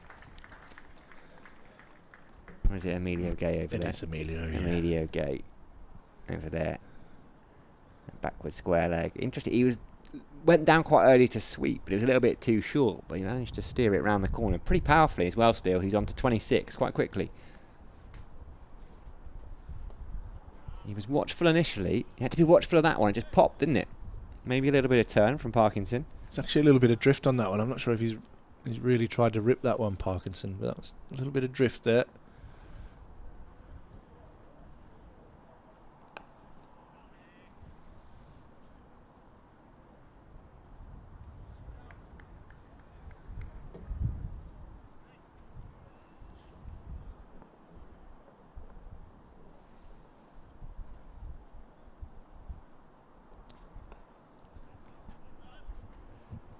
Parkinson joining a couple of dots. He's got Annex Lees for company as well, Cam Steele, at catching mid-on for that one that just pops up. Need a wicket. Goes full up. Probably gets away with that one. Steele doesn't try to overhit it. Still picks up a single. Just got a message from George saying he found them in the bookshop on the way in. Yeah, there's a whole bucket of them downstairs. See, Harry Swindles has retired. No, I didn't know that. The hero of Leicestershire's One Day Cup campaign. What a story. I think he was basically about to give up. Told he wasn't going to get his contract renewed, didn't he? Scored 100. Yeah, great story that. End of the over, 61. That's the beauty of county cricket. Plenty of stories. Nowhere, is that? That's Leicester win as well. Simpsons like Sky here in Chesley Street. See Ben Rain continue. Surrey lead at 126. Jordan Clark 57, Cameron Steele 27. Yeah, I'm just reading through the live blog of another broadsheet newspaper. Cricket writer is doing some live updates. Tanya Aldridge down at Scarborough, she's doing some updates. David Hops, formerly of Crick Info. I think he started Crick Info. He's watching from home. He's on the Durham live stream. He's mentioned Bumble, but neither you or I get the nod. Funny that, isn't it, Ash? We don't get Are we here? Yeah. Oh, right. We don't get a name check. Nicely driven. I still but won't find a gap or a run. You probably get a similar number of selfie requests at petrol stations, don't you? As mentioned in... Yeah. Yeah, 0. If you are there, Hopsy, hello. Lovely to think about you. Not me only if I'm trying to run off without paying for petrol. Yeah, you're on camera. You've got a good few photos. Absolutely. Side profiles. He's such a pro, isn't he?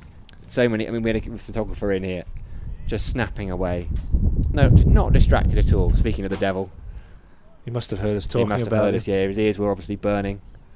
We were just bemoaning the fact, Bumble, that the Guardian live bloggers mentioned the fact you're on commentary, but not Ash or I. Oh, right, so I'm doing it all on my own.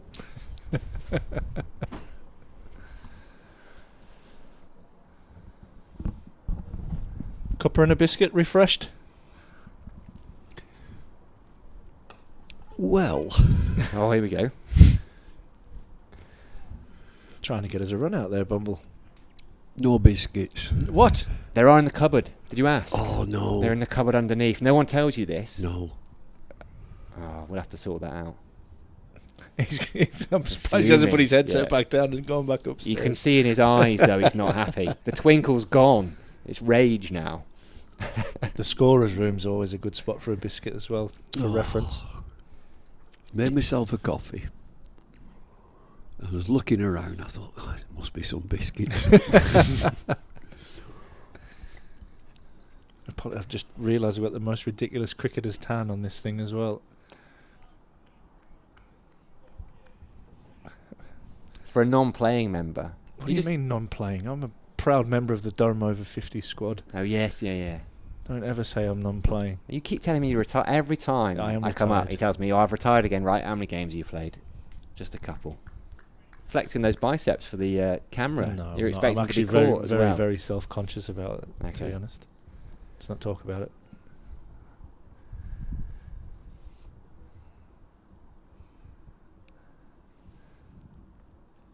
Oh, that's close. And gone. Yeah, look good from the moment.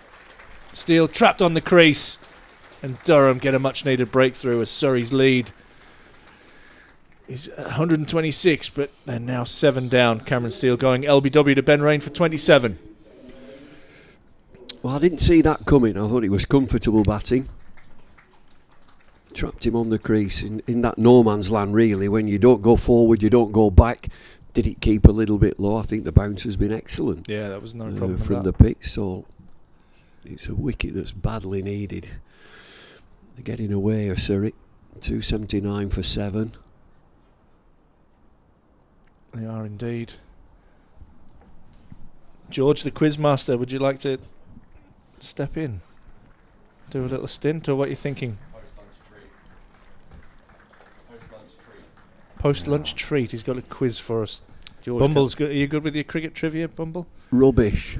I don't believe it. I am terrible. He told us he had a 12-hour ferry journey, was it, with his mates? They were on a uni holiday. And he said, oh, this is what we did. And we were expecting something outrageous. And he said, yeah, we had the Wisdom 2013 Almanac out. And we went through the entire thing. As a quiz? They just went through. I think they just read it page by page, cover to cover. Bit of a quiz. That's students. That's your modern student, Bumble. That's Durham Uni these days. Not Paul Allett, 8 pints for a quid. I like a music quiz. I do like a music, and mainly 60s like rock and roll. I'm not bad. But It's a very niche. it is. It's a niche genre. market. But beyond that, I'm not great into the like new romantics and what was it in the 80s? What did they call that? What sort of music did they call that in the 80s? The power ballads in the 80s, weren't they? And new romantics. The fella from up here who is box office is Star Turn. You must know about Star Turn. You're wrong. Oh, I do not just know have about a look. that. Star Turn. He's from Whitley Bay Social Club, Right. and he makes his own records. You've never heard anything like it. Solid in defence. Tom Laws, the new batsman. There you go. To give him his full title, it's Star Turn on 45 open brackets pints close brackets, which suggests he's described as an English novelty songwriter. Well, you remember that song, Pump It Up, Pump It Up? Yep. Well, he does Pump Up the Bitter.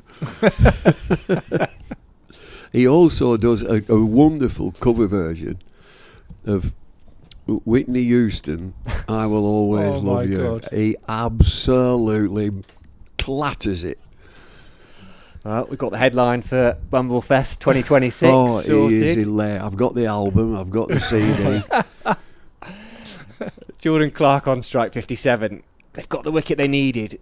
The lead's 126, so they need Clark. Parkinson going to continue. It's a deep mid-wicket now, as well as a deep square leg and a long on.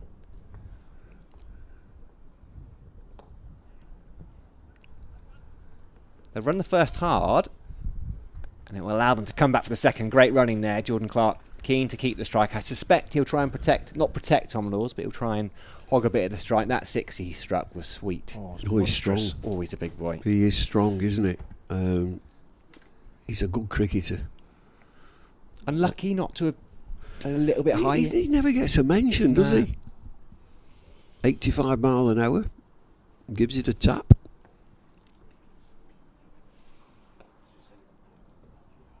Tried to do the same again, drop it into the leg side and come back for 2. Doesn't quite time it.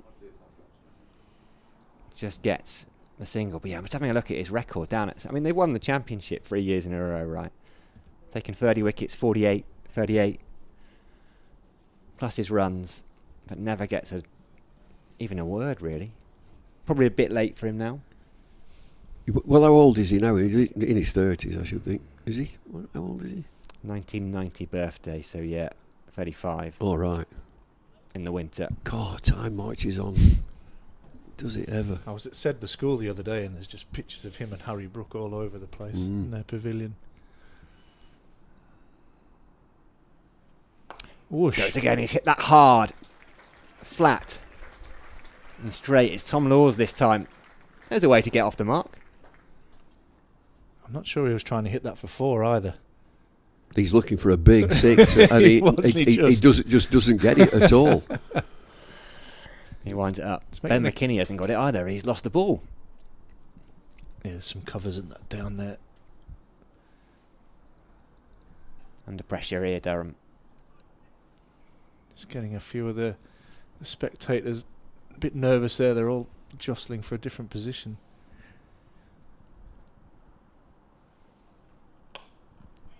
Bit more flight there from Parkinson, saying, go on. Give it a whack if you want to.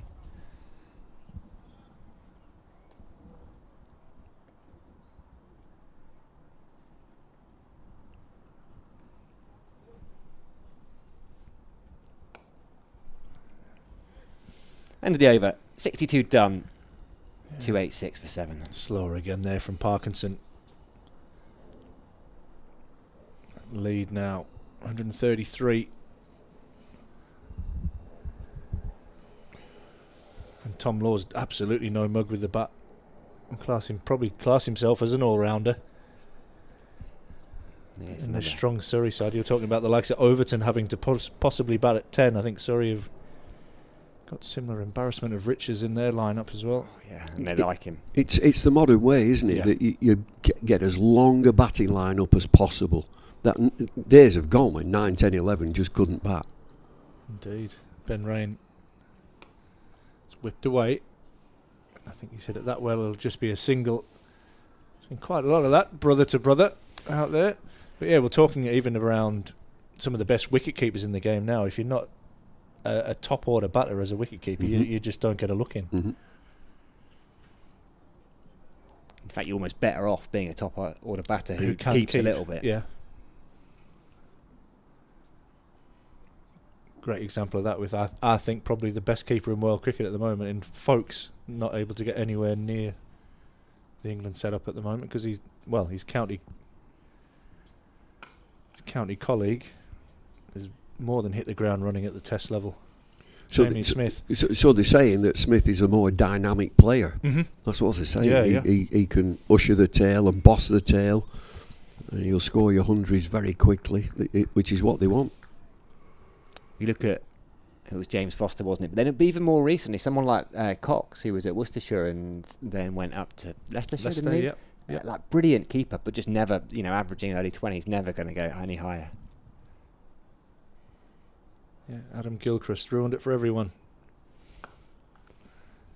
Classic Australian.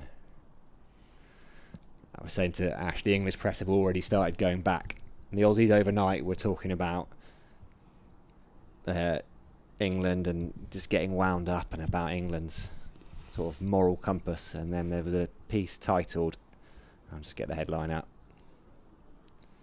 Nation that brought us sandpaper gate now has the temerity to claim the moral high ground. Oh, who's written that?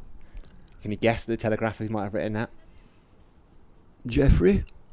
Oliver Brown. Oh, yes. Yeah.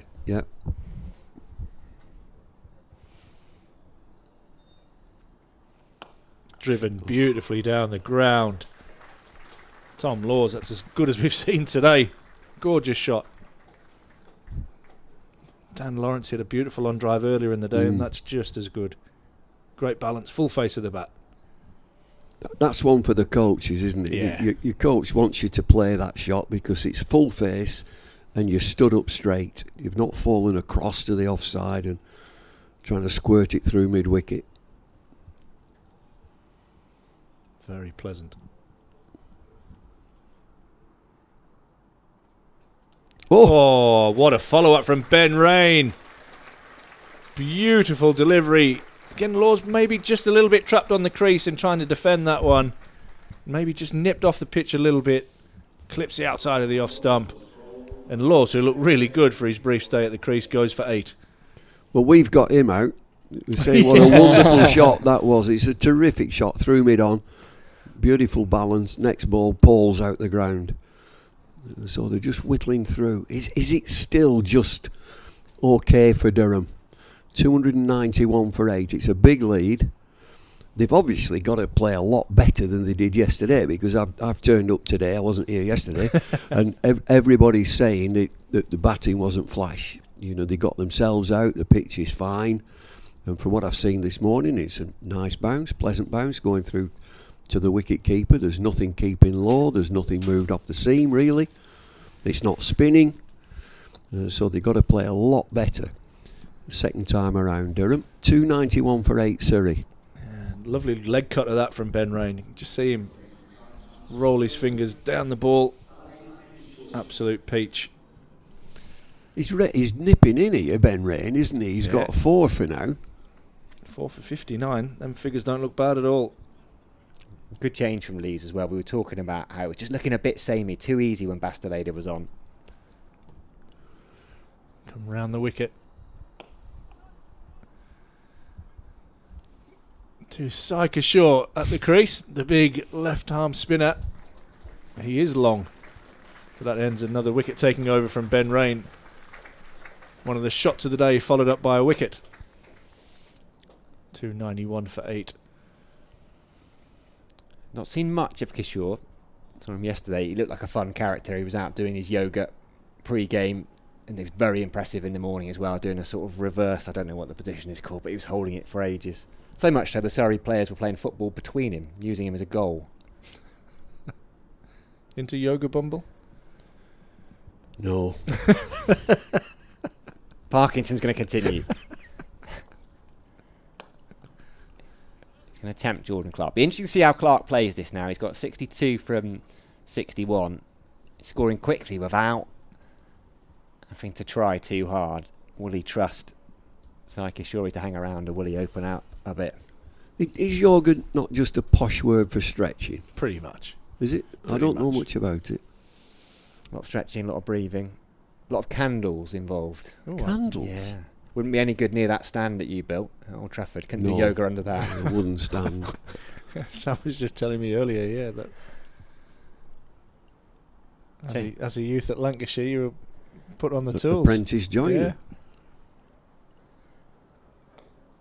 Defensive. Would you have them do that now? We were talking about how we said we'd love to see it if the apprentices, the young pros, were doing a little bit of extracurricular work around the ground. ECB wouldn't have it, would they? Junior pros. Academy?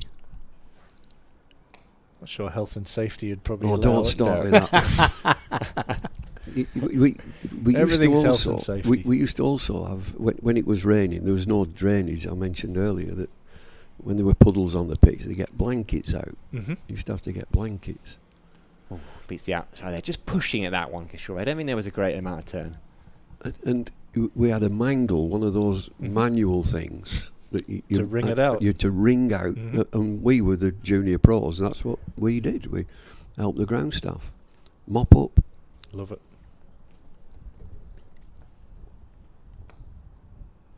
I guess that's the equivalent of doing the boots for the old football apprentices. Yeah, right? that's right. You had to clean the boots. Well, a guy I work with, a guy called Michael Nelson, was a pro at Hartlepool and various other places for a long time. Started off at Portsmouth, and they had to wait and clean the whole stadium pretty much. Fuller swept. Nice shot from Kishore. I think Parkinson got that slightly wrong. He was maybe looking to trap him LBW on the full. Not quite that full, though. Off the mark. The sweet boundary. Surrey creeping towards 300, another batting bonus point. Yeah, first in, last to leave, and get allocated 3 of the pros that you have to clean their boots and do basically whatever they said. That's a real incentive to get better. You always heard the stories about the current players talk about the tips and who was a good tipper at Christmas and who was on like 20 grand a week back then, but just gave them a tenner at Christmas for cleaning their boots and things like that. Be happy to get a pair of boots. Now then, Ben Rain, 4-for. Just nip in with a 5-for, but clean this innings up. They need to be batting, Durham. I do. You can see there on your screens at quarterfinals coming up in September. I think you got your answer. I think Clark's going to have a crack here, and you don't blame him. He's earned the right, hasn't he? Sitting on 62, played very, very well. And I think with 10 and 11, 10 at the crease, 11 to come. Yeah, and on that note, Ben McKinney disappears out to deep mid-wicket. And the field all of a sudden just scatters a little bit. Feels very much like white ball cricket out there at the moment. So clever. What isn't in place is a third man, and Clark, almost old-fashioned late cut, down to the boundary for 4. Brings up the 300 for Surrey. 147 in front now. Clever piece of batting. Got the power and the touch, Jordan Clark.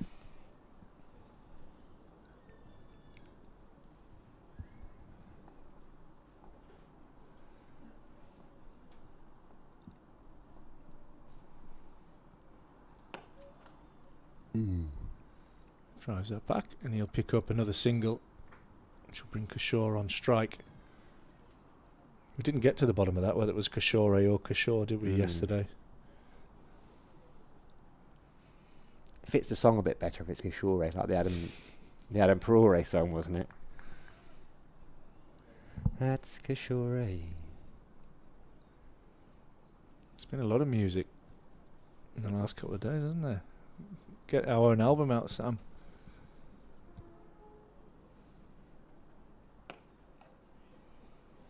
Bouncer's a good ball.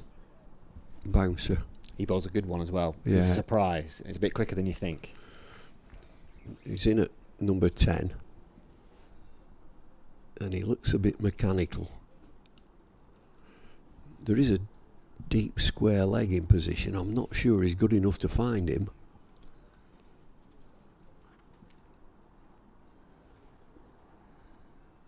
Got 2 catches in front of the wicket as well. There you go. You got your wish. Quite nicely played. he did. He played it well, didn't Not he? directed Yeah. brilliantly, but yeah, he watched it all the way past his nose. Just a bit high, just a bit too high.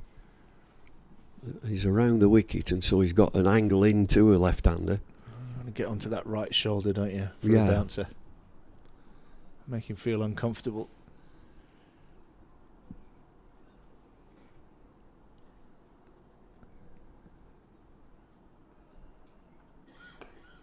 Follows the bouncer up with a nice drive. Kishore keeps the scoreboard moving on. 302 now for 8. And that lead up to 149. Want the number 10 driving. Number 10 driving a quicker bowler. Don't let him camp out on that front foot. No drives. No drives. Make it uncomfortable. He's not really set the field for a short ball. You don't make it uncomfortable around the wicket. A real barrage. Short leg, square leg, mid wicket. Make it uncomfortable. It looks very, you talked mechanical, it looks very deliberate. Nice shot off Parkinson, just to the right of Matthew Potts. Gets him off strike, which is not what Durham would want. They'd rather be bowling at Kishore, I think, right now than Jordan Clark. There's an argument to say maybe you could go back to Potts or Cody Youssef rather than the spinner. Clark just needs 20 minutes here where it all comes off and the game's almost beyond Durham. All I'd say is at number 10, just rough him up. He wants to get... He's number 10 because he likes going forward and it's nice and pleasant. Durham won't mind that. Field spread on the leg side for Jordan Clark. Happy to give him one. And the field will come up again now. Matthew Potts might stay where he is, or is he going to go up 2? Halfway through the over, so we're in that stage where Alex Lees is thinking, do we try and bowl a few balls at him? Do we get him back on strike for the next over?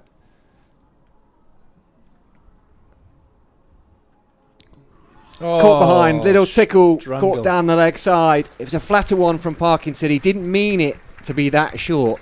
Kishore just tried to turn it around the corner. It's a good catch from Ollie Robinson. He wants to camp on the front foot. He was on the back foot there. Wasn't quite what you were thinking about, I don't think, but 304 for 9 it is. Well, they all count, don't they? That's a proper drag down. As soon as you let it go, you thought, oh no, Callum Parkinson just down the leg side. And instead of whacking it and hitting it, he's just got a little tickle. It's a good catch. I think they're all good catches if they're down the leg side from a wicket keeper, to stay low and get your hands in the right place. So that's a welcome wicket. And it's the 9th wicket. Surrey competitive at 304 for 9. You know what that means, don't you, Bumble? Lunch is delayed, I would think, something like that. You haven't had a biscuit yet and your lunch is going to get delayed. Well, just get him out this time. It's only delayed if they don't take the 10th wicket, Ash. Very true. Lindsay Moody's been in touch. Hello, chaps. I was a young pro at Lords back in the late 70s. We used to help roll the pitch with the old huge roller. Oh, yeah. We operated the scoreboards too and sold scorecards for a small commission. So a nice little way of there you go. making a bit of cash. There was a chap bemoaning the lack of scorecards earlier, actually, wasn't there? Oh, there was, the chap in the elevated stand. He was the only person in it. Was he? We were upstairs. No, we were downstairs. We were down the lower tier. Lower tier.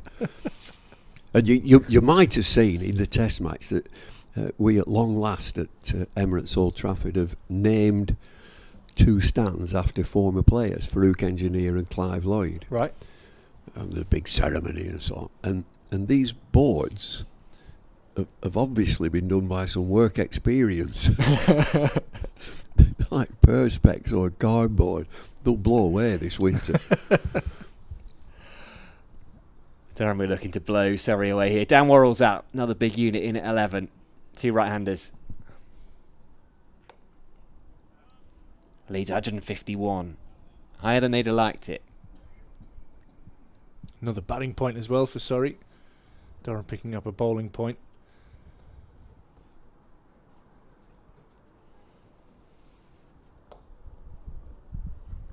He's going to see out the over, which he has done. 66 gone. And Jordan Clark, crucially for Surrey, will be on strike. 68 he's got. How's he going to play this now, Jordan Clark? Is he trying to hog the strike, get as many as he can? He plays some big shots, he's hit some sixes. And just keep Dan Worrell away from the strike. And Ben Rain looking for his 5 he's got 4. Yeah, you'd think he's going to have a crack here. He already looked like he was shaping up that way with Kishore at the crease. How's he with the bat, Dan Worrell?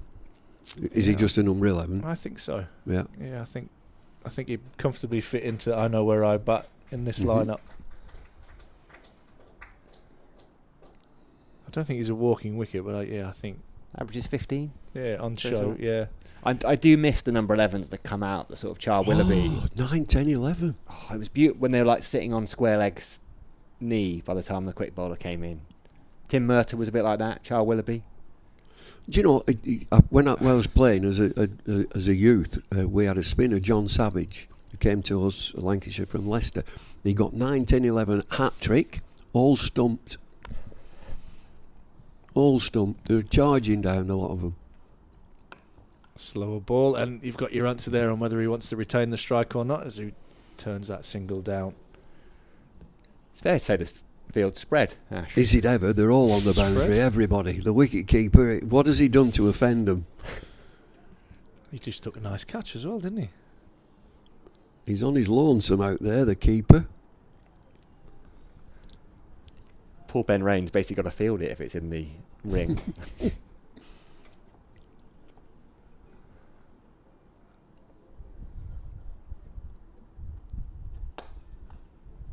That'll be another dot ball hammered to long off. Yeah, we'll try and get a wide shot there. If we can get... There she is. And there you can see pretty much all the fielders all the way around the boundary. I love how you wield the axe of power around here, Yeah, Ash. Ross knows what's going on in there, mate. Not his first barbecue.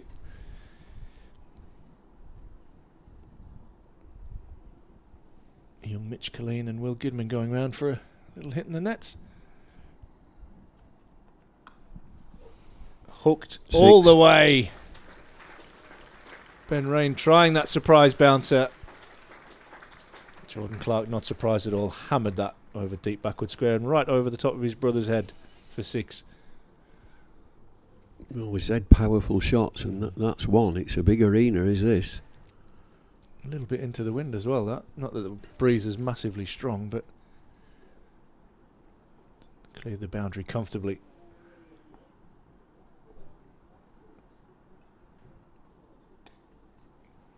He'll pick up one. He's thinking of 2 as Parkinson does well.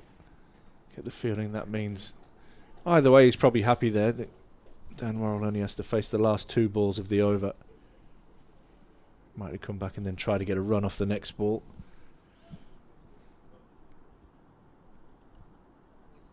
Field changing now. They all come in. Dramatically. There'll be a slip and a ring, I should think. I think you bang on. Might have a catcher either side. We've definitely got one at short mid wicket.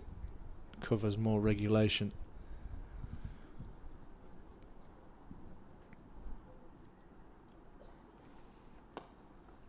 Rain tries the Yorker that Worrell keeps out pretty comfortably.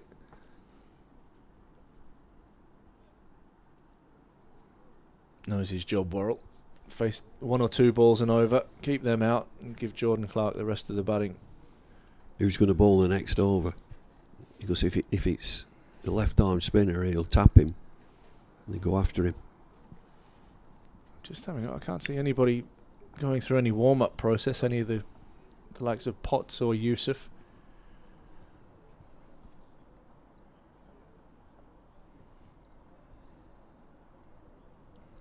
A couple of sweepers going out there, happy to give Worrell a single, which I'm sure he'll turn down.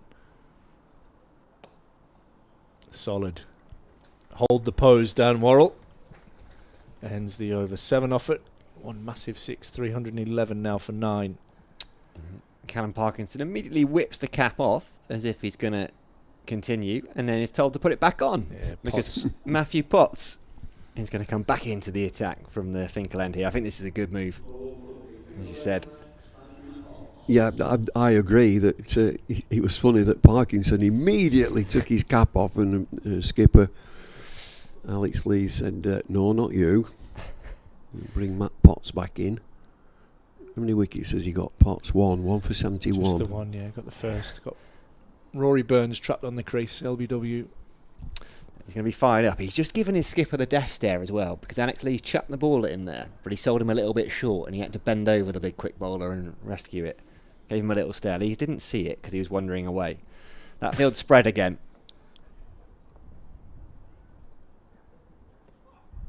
Whooshka. If he connects with that, Jordan Clark, that's actually going down Durham High Street itself. I actually think the only place that's going is either straight up or over the keeper's head with the way he's tried to swing at that. It's that same field again that they're all on the boundary, except the keeper. We've basically got 4 balls of Jordan Clark trying to hit a boundary, and then 2 of him trying to get a single. I hope the lunch is on a low light.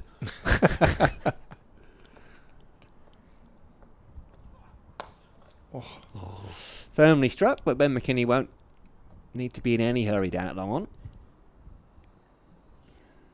What do you go for lunch, Bumble? What did you pick? Cheese and onion pie. Beauty. I was tempted.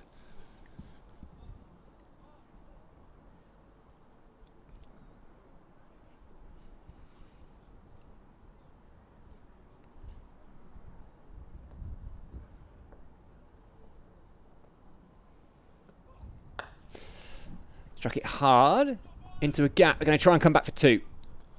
They do. Dan Worrell knew his job there. And Durham fielders were probably always going to target his end, but Worrell was quick off the mark, turned and went straight away.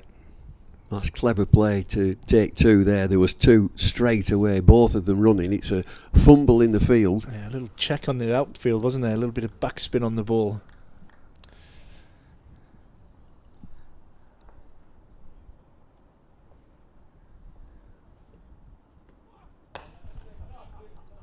That one firmly into the gap. Everyone's back on the boundary, but you can't have a fielder everywhere, and that went to the left of Cody Youssef. Only 5 or 8 yards, but it was struck so firmly by Clark. Youssef couldn't cut it off, and he moves into the 80s. Is it worth taking a gamble here? He's obviously going to try and get a single off the next ball. He's just maybe leaving everybody in apart from your men on the hook and trying to bomb him, trying to bounce him. Not got that where he wanted to. He's going to get a single. I think he was looking more towards mid-on there. There has been an instance earlier in the season. A number 11, Matthew Fisher, helped Ben Folkes, a Surrey batter, through to 100. Was that in the Durham game, in that 800? I can't remember. Well, that's the job Dan Worrell's. So. That's the job Dan Worrell's got here. 1 ball. What are you calling? What's he going to do, Potts? Well, he's going to try and bowl dead straight, dead full. Try and bring the pads into play. He's got to slip in.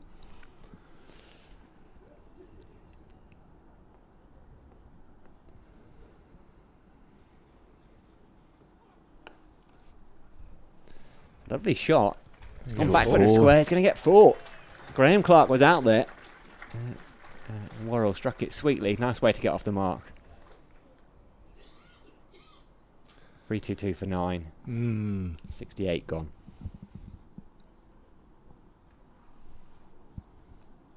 It's cat and mouse, just that one delivery, and he smacks it for 4.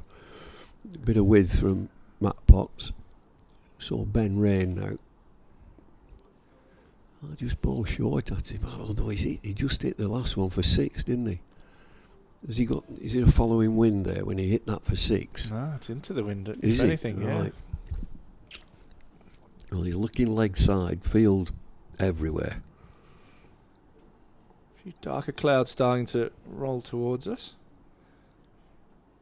Oh, he's gone slow. He's hit it straight to long off. And that will end the innings. And Ben Rain picks up 5. 5 for 72. Surrey all out for 322. And Clark's innings comes to an end on 82.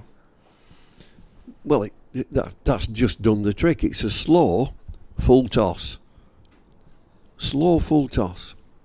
He cloths it, as the cricketers would say. He's hit it right at the top of the bat. It's a deep long off, who does the rest. 5 wickets for Ben Rain, so that's a good effort from him. Is it still within reach for Durham? They've got to bat a lot better than they did at first innings. From what I've seen this morning, looks a decent pitch. Yeah, there's no real demons, you would say, in the pitch.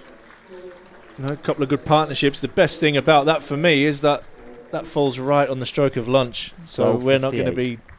In fact, we get an early lunch. Bumble's headset's off. He's racing upstairs as we speak. But Surrey dismissed the 322. As you say, Ben Rain's picked up 5 for there. We'll go through the card. Rory Burns was trapped first. LBW by Potts. Then Sibley went for 12. Caught behind by Robinson off the bowling of Ben Rain. Ryan Patel was caught by Ackerman off the bowling for Parkinson when he looked well set on 58. Sam Curran went for just 4. Caught at first slip by Ben McKinney off the bowling of Ben Rain. Dan Lawrence batted beautifully. He was the first man out this morning. Went for 88. Caught by Ackerman off the bowling of Cody Youssef. Youssef picked up Ben Folkes last night. He was bowled. Jordan Clark was there, just caught by Bastilleida for 82 off the bowling of Ben Rain. Cameron Steele went LBW to Ben Rain for 27. Tom Laws was bowled by Beauty from Ben Rain for 8. Kishore was caught behind down the leg side, little strangle off the bowling of Parkinson for 6. So 322 all out. Bowling figures: Ben Rain, the star man, 5 for 72 off 20.1. Matthew Potts 1 for 82. Cody Youssef 2 for 64. Bastilleida wicketless, none for 38. Callum Parkinson picked up 2 for 54. That lead, as you say, 169. It's a big lead when you've been bowled out for 153 in the first innings. We'll see what Durham have in store after we all have lunch. We'll be back in around half an hour with the resumption of play for session 2 on day 2 of the Rothesay County Championship game between Durham and Surrey here at the Banks Homes Riverside.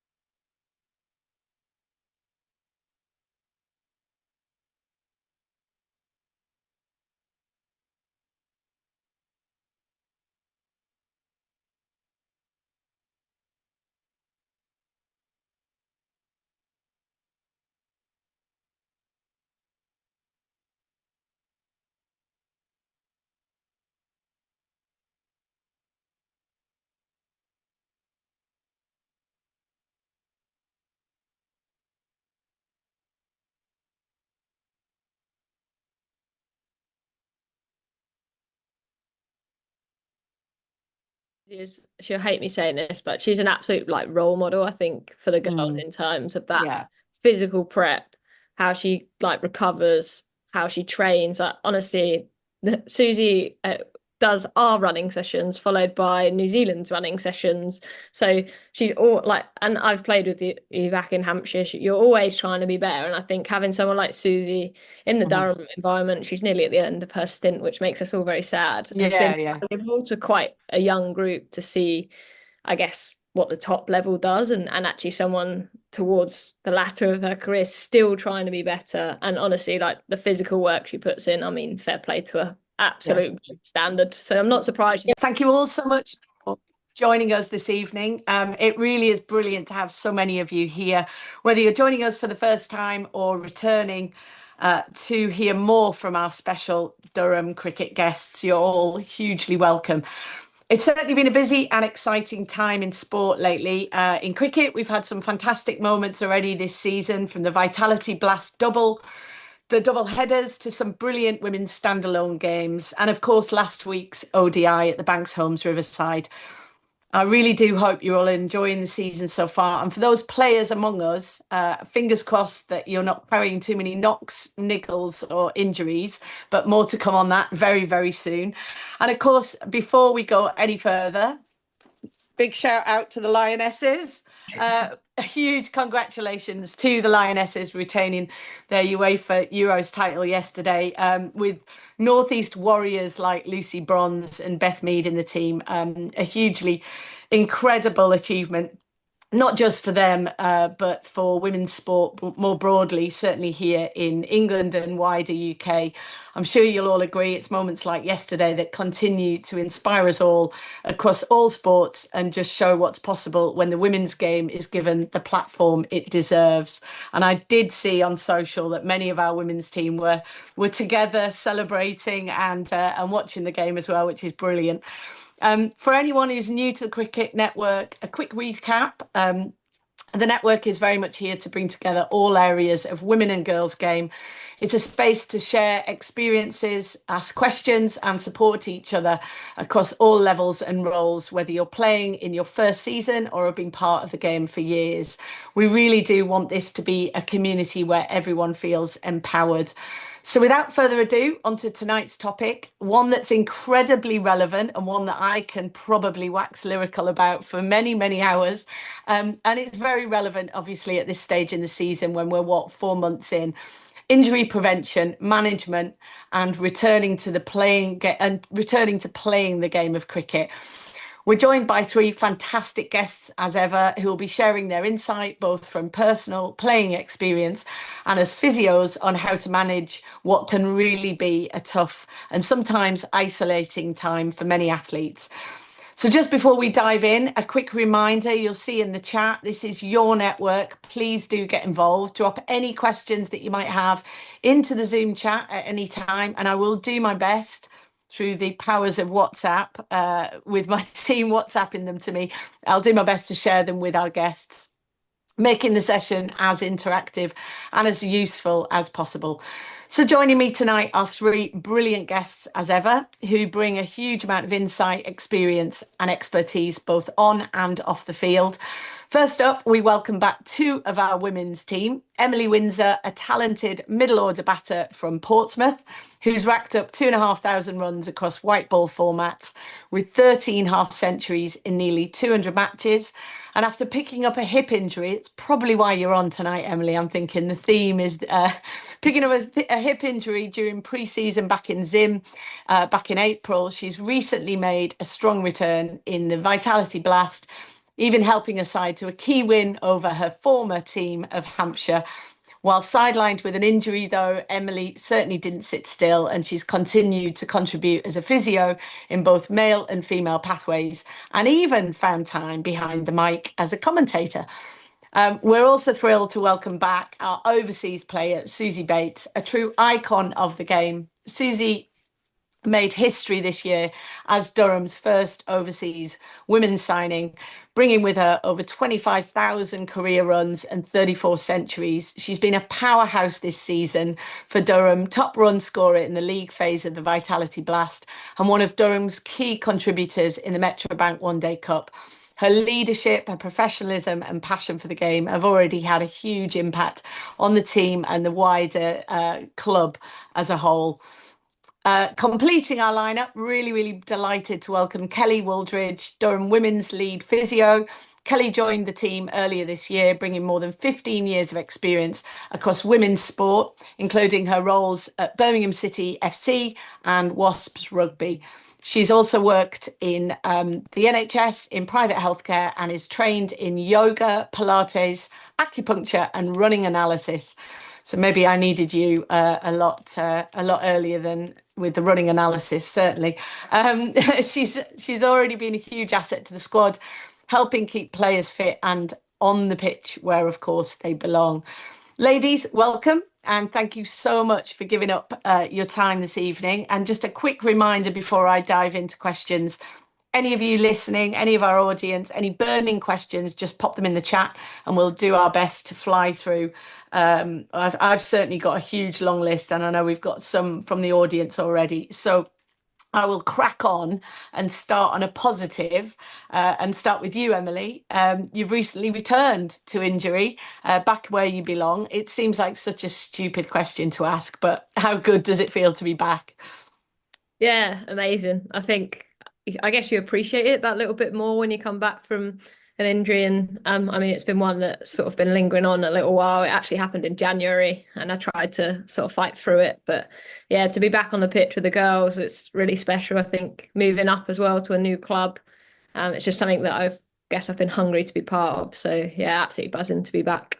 And what in particular was it? I just said a hip injury. Was it something that required any sort of surgery, or was it basically just managed through rehab? No, so I had surgery in April. So I tried to manage it without surgery, but unfortunately it didn't work. So I basically had microfracture to my hip to rebuild some cartilage. So it wasn't the pleasant of things. The first couple of weeks after, I was in a lot of pain, but I basically did all I can. Annoying Kelly, I will admit, to be back as quickly as I can. Well, I've been there with microfracture. I've had that in my knee many times. Back in the days where it was very early and you weren't allowed to weight bear on it. So yeah, I can bore people with that. But I guess you're in a unique situation in that you're both a player and a qualified physio. So how has that shaped the way that you have managed your own body and your return? Because as we all know, and Kelly's on here and she knows, what you say and what you do to your physio are two very different things. So when you are the physio and you've got that bit of your brain that is sort of speaking sense, but then there's the athlete part of the brain going, I'll just try it a little bit more than the physio said. Like, how do you balance that? I think probably Kelly will say with a great deal of difficulty. I only got told off once in my whole rehab. I got a slap on the wrist from Kelly, but other than that, no. I think, to be honest, I guess like I'm very lucky that the relationship I have with Kelly, that we can just have joint conversations. Like if I have ideas, she has ideas. We talk it through. But to be honest, it probably allowed me to speed up my rehab a little bit because I sort of know the next step. And there were times when actually it was really quite hard because Kelly was away with the first, because it was in season injury, Kelly was away with the first team. So couldn't sort of be there all the time. So just me taking sort of little steps of progression to get back as quickly as I can. But yeah, I think originally, before I had surgery, it was my worst enemy being a physio because I did everything you shouldn't. And sometimes I guess you have to be told, which I think Kelly's quite good at and sort of knows me well now to do it. But yeah, you're the worst patient. I think Kelly will admit it as well if you're a physio. I think all physios, that's all physios, including myself. Yeah, we're not good patients. We're not good at doing what we're told or what we know we should do as well. Yeah, so I don't think that's just a Emily trait. I think we're all guilty. Yeah, and I'm probably sure that Susie, you probably agree. I don't know your academic background, but every athlete thinks they're a physio as well when you've been in the sport for a long time. Do you kind of I mean, you know your body so well, but do you then start, you know all the lingo, you know kind of what's right, what's needed, but do you each year, do you feel like you're learning more or you're getting worse? Are you kind of like, getting a worse patient or a better patient as you get older? I did do a physical education degree, but I wouldn't say that helped me at all. I did some basic anatomy. But yeah, no, I would not like to treat myself because I do think um, when you've played for this long and every day you've put your body through things, you feel like you know it pretty well and you know what you can manage. But you also don't know necessarily what's best for you. You just want to be out on the park. So you kind of probably play through a little bit of pain and injury because you've tested it and you know you can. And if a physio was to perhaps sit down and ask you lots of questions, you may not be in the peak physical shape that you should be to play. But I do feel like the more I've got to play at this level and the more training I've done, you have a better your body can handle and what it can't. But it's not always the right thing. But I haven't missed too many games. Yes, touch wood, whatever Yeah, it like was. Chris, I feel like if you're I not know. injury prone, the physios probably give you a little bit more leeway. Yeah, that's probably very true. Kelly, can I ask you what one common mistake you see players, especially amateur or grassroots players, make that increases their risk of injury? I mean, it's a very broad question, but is there one or two things? I would put, I mean, increasing the risk of injury, it depends on your sport, depends on what you do in the terms of like you're putting your body on the line, aren't you, to go out there. So there's only so much we can prevent. We do a lot around prevention and a lot around trying to support that. I would say one of the mistakes more when they have an injury is kind of rushing that early phase. So wanting back straight away, not protecting it for them for even that first 36 hours, and then rushing back to it, trying to speed that up, whereas actually you end up prolonging the injury at the latter phase rather than actually just bear with us for this little bit. It's a bit boring, but actually we shave weeks off at the further end rather than saving a day now. We're not gaining anything longer. And so I tend to find that's the bigger mistake when someone's got an injury is they want to rush that early phase. And there's only so much we can do to speed up healing. Healing's healing. And we have to protect that healing phase. So I think that's kind of one of the mistakes I see majority in Yeah. sport or in life, actually. Yeah, I was going to say, yeah, that definitely everything. If I could ask then all of you, and I'll start with you, Kelly, given that you are pro, top tips for preventing injury. I mean, given we're already four months into the playing season, if you like, probably a little bit more than that. But what would your top tips be for preventing injury pre and during the season? I think like during the season, it would be recover really well, take on the board. There's different strategies to recovery and what you choose to do post kind of match. But making sure you fuel right, you hydrate properly, that they're key things that sometimes are a little bit forgotten. And actually, they're the fundamentals of your recovery. You can come in and have a massage and stuff like that, but we know fundamentally one of the biggest things that you can do is get your fuel right, get your hydration right, get your body moving properly, and doing all the recovery strategies that I know for years you'll work out your own recovery strategy. But I would definitely say getting them bits right first, particularly when you're in season, is probably the way you can help prevent injury. Like if you're dehydrated, it's not just dehydration through like your internal organs, that's your musculoskeletal system won't be holding the water and attention like that. And you put yourself at risk of these kind of different injuries. And then kind of if you're looking at pre-season kind of stuff, it's making sure we like introduce all the stuff back to you at a graded amount. So we don't just go straight in. You've had your 6 weeks off pre-season and we're going in and we're going mental. You are going to then start seeing like overuse injuries, loading injuries because you've had that break. So it's making sure we introduce things at the right level at the right times gradually. And so you peak at the point you need to peak at and work around that. If you're looking at specific kind of areas to work on, I always say with women's health in particular, is looking at power. Oh, we've frozen. Kelly's frozen. Kelly's a You goner. know, Kelly's frozen. Well, we'll try. Well, Susie, with you, like, oh, you're back. You're back, Kelly. We just lost you at the end there. Just as that last little. Can you just talking about women's health there? Yeah, so again, it's just talking about like looking at like your pelvic health, and you talk about like trunk stability. If you've got a strong trunk and core, you know, your limbs and your axles can do what they need to do at that point then.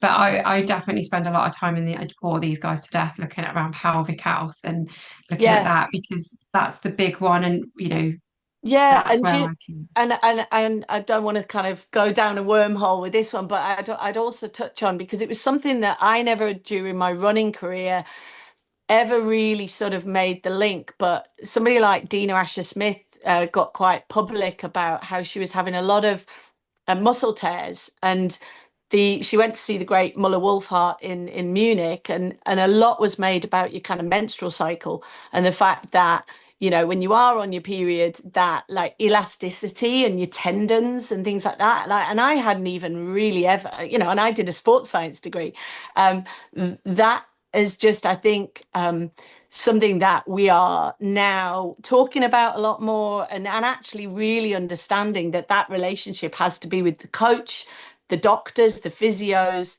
and also, you know, kind of training and playing. Everyone's got to be aware of these sort of issues. And I think the thing is, we know now we're doing a lot around the menstrual cycle. We're doing a lot around, obviously, not so much in elite sport, but you get older, the menopause. We're not static. So, you know, as we get from puberty onwards, we're not a static. We're not aging just on its own. We fluctuate week by week. So it's a weekly occurrence that things are changing, fluctuating consistently through that.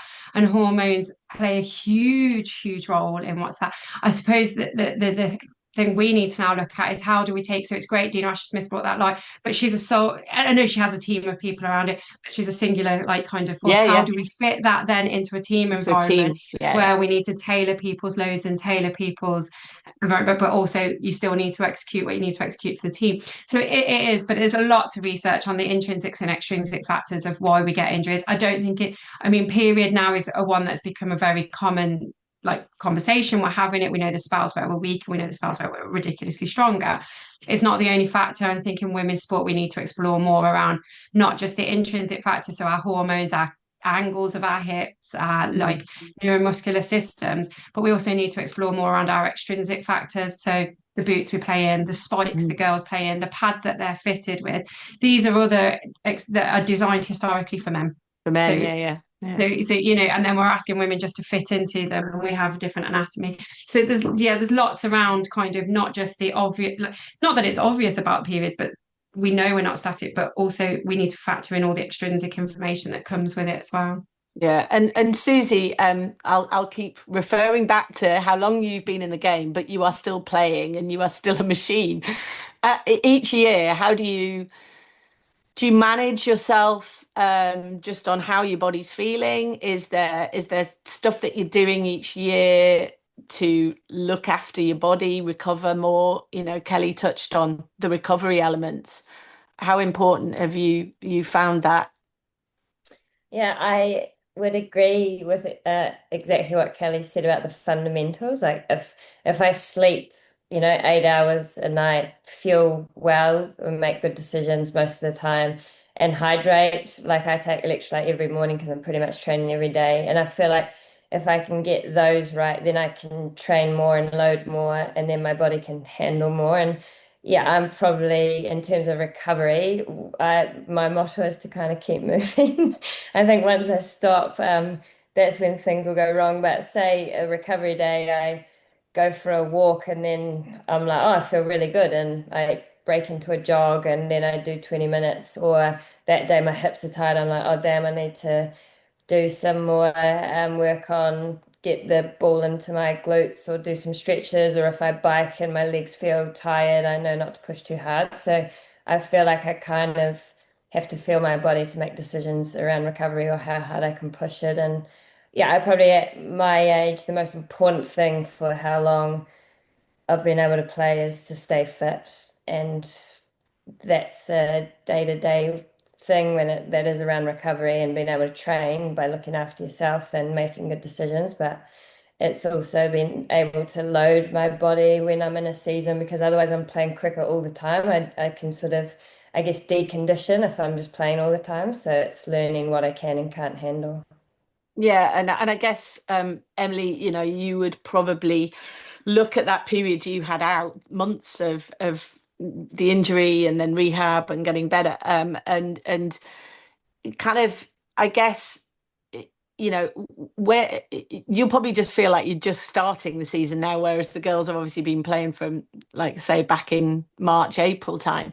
Do you look at that period of growth and kind of like like mentally, how did you cope through those months where you knew this new team was coming together, the excitement around it, all of the noise that goes in it, and you're sitting there thinking, I'm not going to get to play. Am I going to get to play this season? Yeah, I think probably out of my injury, like I've had surgery on my hip before, so sort of the physical element, I guess I knew what to expect, but I think mentally is probably the toughest part. I think obviously moving to a new club, all my support networks, 300 odd miles down, back in Portsmouth, sort of wanted to get out there. Obviously with the girls, you never have to like prove your worth, I guess, but coming to a new club, you always have that as an athlete. You want to go and win games for your team. So obviously not being able to do that. And then I think probably the hardest thing for me, I'm quite a sociable person and the girls are away playing a lot. So missing out on that sort of, I guess, team element. And it sounds really stupid, but I miss the coach journeys, right? If you ask me now, I'm back fit.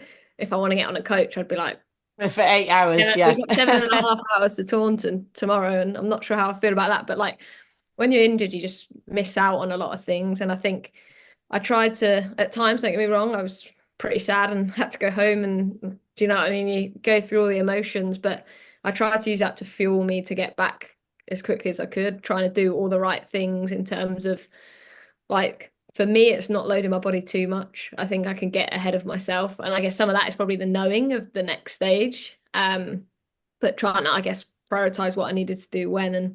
And yeah, and I guess talk to people. I think you can get in long rehabs, you can get very isolated. But when the girls are back, making sure I was trying to catch up with them for coffees, talk to sort of Kelly, the physio. Like there was one point where I was feeling pretty sad and I was like, I just need to go home and see my friends and family. So I think it's, I guess, being honest on those journeys. But I think when you look back now and I'm back on the field, back performing, I guess all those little frustrations and those little moments, I guess, are worth it.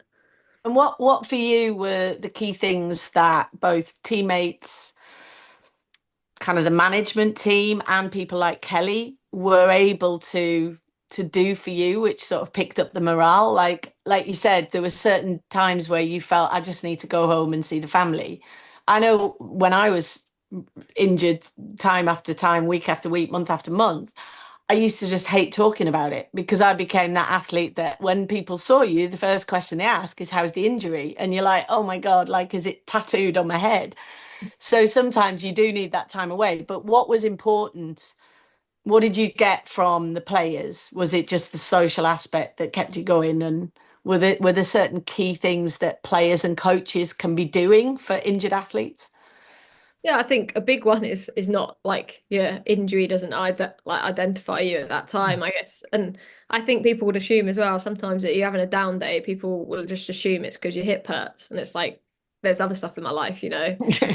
But I enjoy just like being normal. That sounds really stupid, but like going for coffee with the girls. And I tried to, when I was sort of getting back closer, being involved with the team at training, like I think the worst thing you can do is, and don't get me wrong, there's some athletes that when they're injured, I'm saying this from a physio point of view, the worst thing you can do is say, come to the nets and watch and talk to get involved.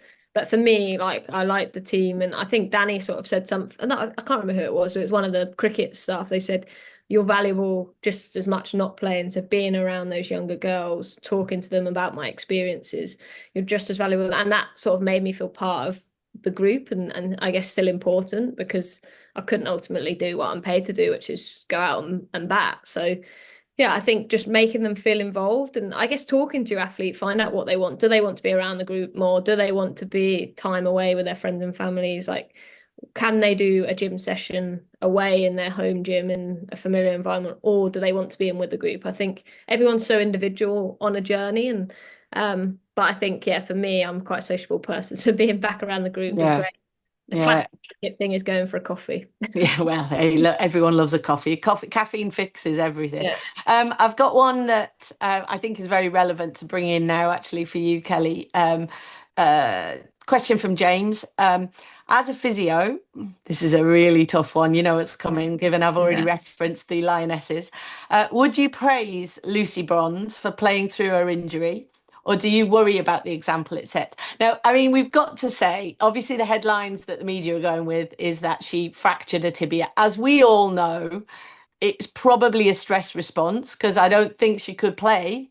I mean, you could tell me wrong. I don't know whether It might be a plateau fracture within the knee, so it can be within the actual knee joint itself. Right, I see. So, and there was, funnily enough, I was going to bring that up, and I was also going to reference the great Stokesy. You know, we watched Ben yesterday, and all of the talk on Saturday night was, are we going to see him bowl yesterday? And then he came out, and constantly I was like, he's a machine. How is he doing it? Because, you know, he was bowling at pace. He was hitting the lines, he was getting the wicket. So, but he was clearly in discomfort. So, where do you sit on that as a physio? Hasn't he come out and said pain is just an emotion or something? Can I tell Kelly that whenever I'm in pain? No, she can't. Well, just on that as well, like my best mate Paula Radcliffe, she will often say she doesn't feel pain.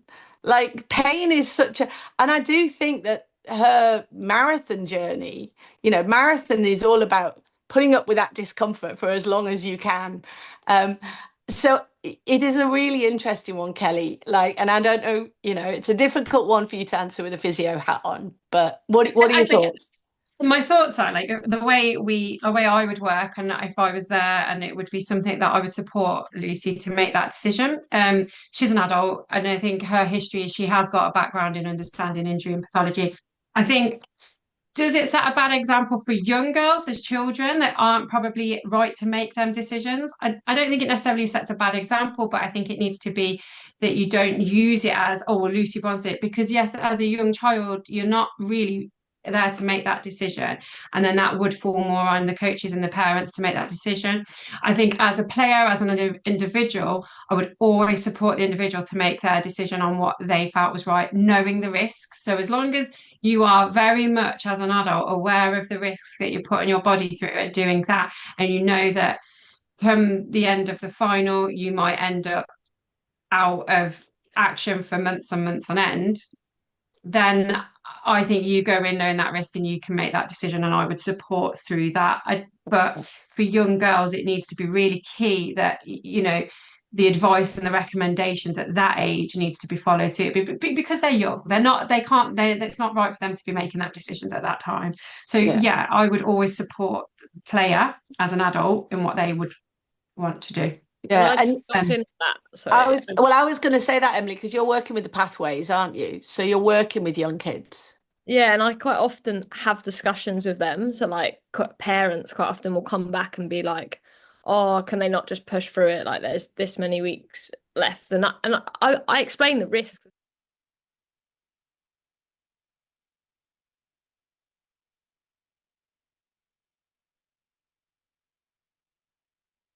Welcome back to the Banks Homes Riverside for the afternoon session. Day 2, Durham into bat.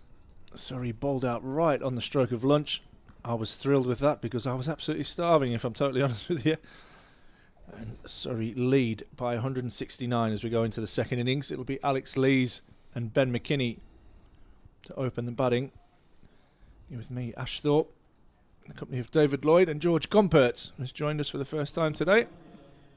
George loves a bit of trivia, Bumble, so be prepared for a quiz at some stage today. He'll have been preparing with Wisden almanacs. Not sure from which year, but what was it, 2013 yesterday, I think he was. Yeah, that's the one. 2013. On a wild ferry trip. Oh, I should wait until you hear the story about the way back. I can't wait. It must have been 2014. Dan Worrell round the wicket to start off proceedings. It's a big shout early doors. It's going to run away for 4. Is it leg byes or is it runs? Runs is the signal, which is why The LBW was turned down, but Bumble, that's a good start from Worrell. Right on the money. How's it got down there? I don't know. Gonna have to. Must be a good decision because it's a huge appeal. Giving us runs.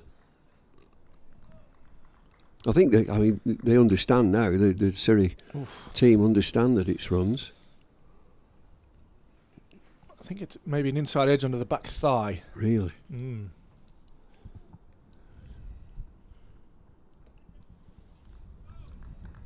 Well, he got a slightly stiff one in the first innings, Alex Lees. Batted very nicely for 34, and then got an LBW which he may suggest was a touch high. I agree with you. However, I wouldn't take Alex Lees's body language or word for it, because I reckon he's one of those that's never out. There's a lot of them in cricket. Always gets a good one and never out. Yeah, or a stiff one, yeah.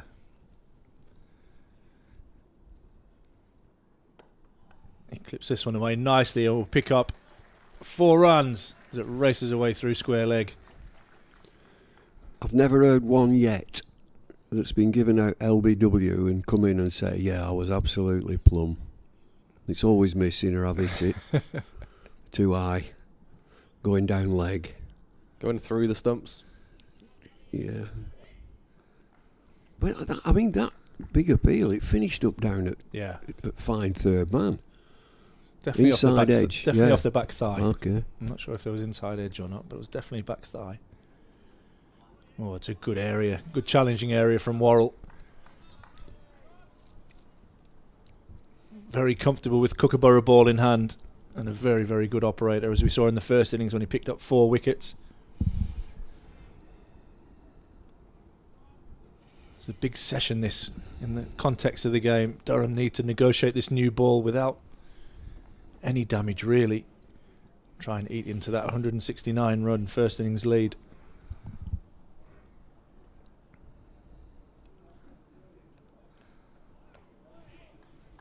Slightly wrong, that one from Worrell. Not impressed. What sort of pace, Worrell? I reckon he's probably about the 80 mark. Do you reckon? Okay, just 80. High 70s, 80. So is that quicker than Sam Cook or about the same? Yeah, similar, I think. Mm-hmm. Sam Cook's another one. We've talked about the whole sports science thing earlier. I had a conversation off air with some of the guys from the BBC. That one's hit the back quite hard, that from Worrell. A bit of an effort ball. Well defended by Alex Lees. Ends the over 8 without loss.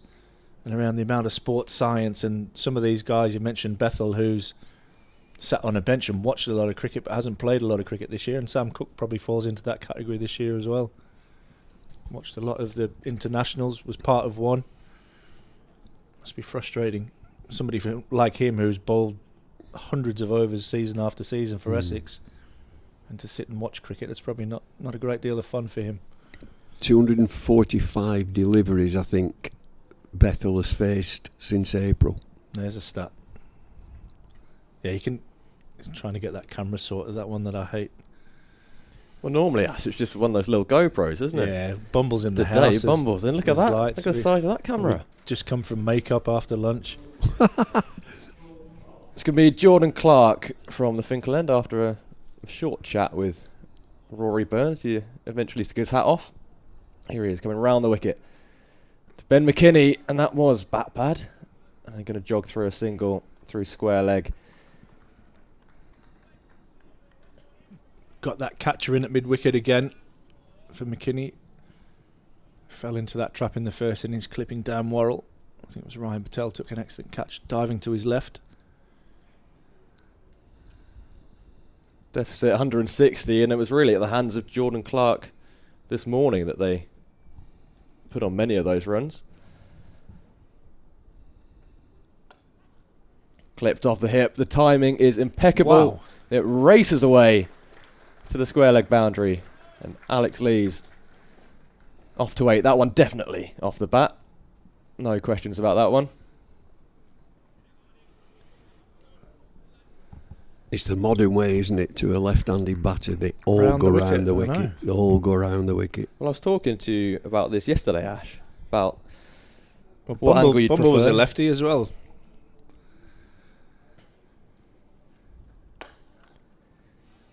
Down the ground, bump ball, and Jordan Clark with the feet again. He did that yesterday. I'm sure it was Jordan We'll Clark. have to try and find that on socials. To, Did a few he kicked it up and keepy-uppies then fell Bumble. flat on his back. Probably did 10 or so, then booted it right up in the air, and then for some reason, unbeknownst to me, he tried to take it on the chest, and as he did so, stumbled backwards, fell flat on the floor, and lay there for a matter of moments.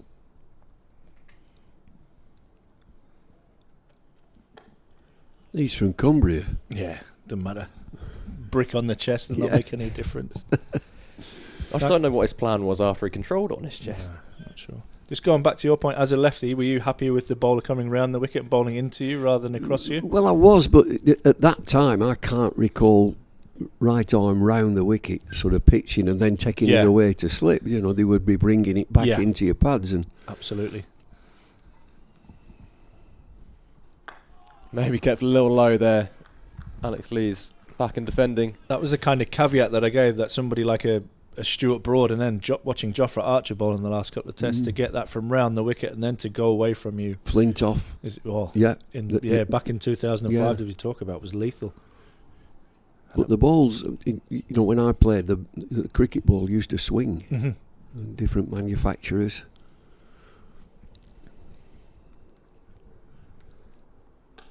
Final ball of this Jordan Clark over is tucked off the hips of Alex Lees, jogs through for a single.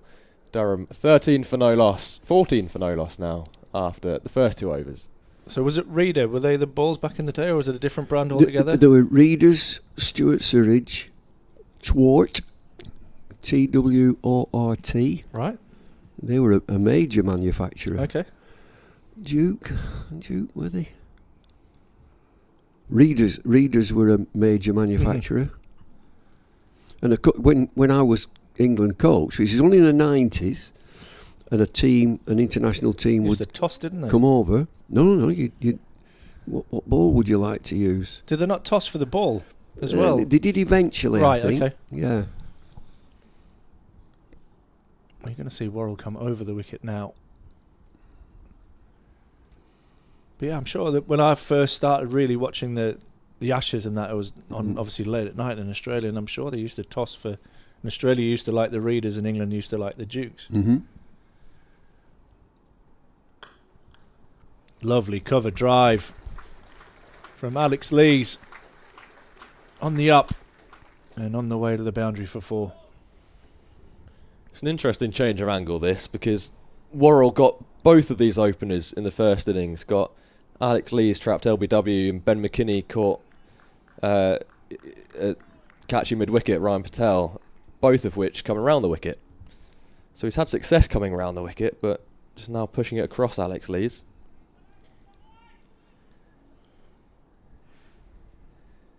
Think it's different conditions, different day, different plan? Possibly. I'm just seeing if he looks as... I don't know, he doesn't look very pleased with life at the moment, probably because he's gone for a few boundaries early.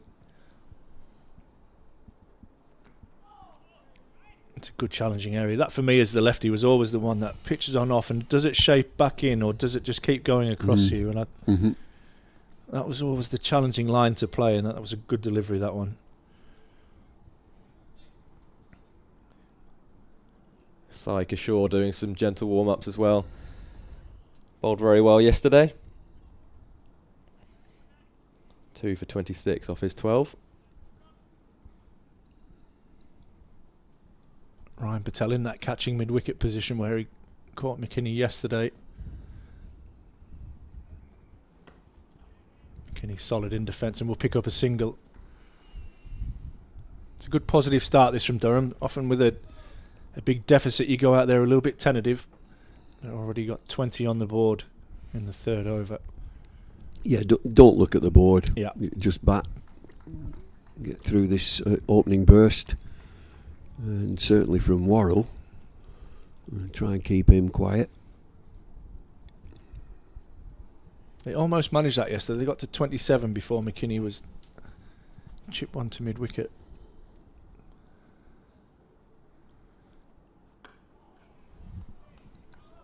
He looked good yesterday, McKinney, though, before the dismissal. Started off with a lovely drive, didn't he? Couple of That lovely is a cover real drives. strength of his. Just seeing his setup, McKinney is such a tall batter Yeah.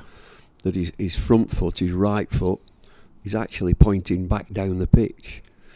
So that suggests to me that he's conscious that he doesn't want to fall over to the offside and be LBW to the ball that's coming back into him.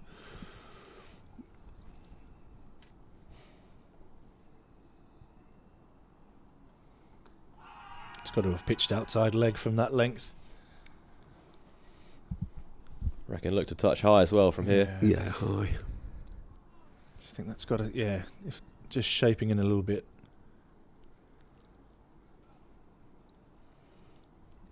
How difficult is it to umpire, Bumble? Not at all. not in the slightest. 'Cause some of the decisions they seem to make, whether it's taken an edge or bat pad, whichever one hit first, seem pretty close calls. Mm. Aye. I mean, the ball that's travelling at 90 miles an hour, Yeah. you don't have long to see it. No, the worst ones are down the leg side and a little glove. Whether Which you know, when you say at any sort of pace really, Yeah. and there's no real noise, it's dull, and you're looking for any sort of deviation, but his body has got in the way and you can't see it, and so we're all I'm saying we umpires are now very relaxed with DRS because the players are challenging. They're just challenging the umpire. We think you're wrong, when in actual fact he's right 95% of the time. So has DRS changed the way that umpires go about their job? Yeah. And when it came in, they were distraught if they got one wrong, and now they're very comfortable with it. Yeah, you challenge us if you want, and they work as a team, so that the third umpire is involved with them. Jordan Clark in for a second over to Ben McKinney, who in the first 3 overs has faced just 2 of the deliveries. Alex Lee's taking the majority of the strike, but he's on now from the first ball of the over as McKinney. My worst job, the worst bit of it when I was umpiring was, is that 5 or 6? Is it 5? Have they had 7? Is that over? 2 slips waiting. Ben McKinney just squares up and defends. What was your counting methodology? Did you have coins or the old clicker or? No, I had either coins or stones. Okay. Just pick 6 stones up from outside. But I mean, you'll notice now that they work as a pair. That when it gets to 4, you get a signal the of 2, and just put 2 fingers by your side, and he'll come back with the 2. Yeah, there's 2 left. Tucked away for a single. Even that trick's even reached the lower reaches of village cricket. Mm-hmm. Stick out 2 fingers. But even with the rocks or the coins, there must have been some points when you're racking your head. Oh, hang on, did I actually flick one over? Or? Yeah, and if there's been a no ball, an event, did I swap hands there? A lot of them have clickers now. That must be all right. Oh. Inside edge onto pad again from Lees. Some shouts of interest. Did you not get any help from your square leg mate there, or was that your little time to switch off in between overs for your square leg umpire? Well, they do now. I mean, at that time it was switch off. And you're just looking for the run-outs and the stumpings. Mm-hmm.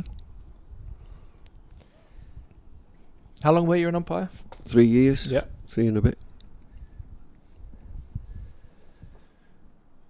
Clark in again. Lees forward and defending again.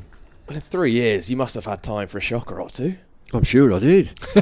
I'm sure I did, but I could promise you it never bothered me. I'll just give what I see. They were all, the players were great. No messing, no problems. Do you think there's been an increase in dissent towards umpires of late in recent years? Well, it's a challenge, isn't it? That's what they do. They challenge the umpire. Straight to mid-on and a jogged single ends the over, 2 from it. And Durham 22 for no loss.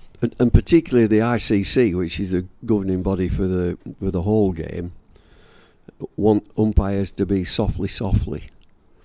Whereas, back in the day, the umpire ruled the roost. They were the bosses. You called them Mr. Elliott, Mr. Buller. I still, even to this day, when I take guard, I say sir or afterwards. Have one leg, please, sir. They were good chaps. The majority of them, you'd know them by their first name, and we had some real characters. Cess Pepper, Australian guy. Bill Alley, Australian guy. They were great fun. He's gone back around the wicket here, Worrell.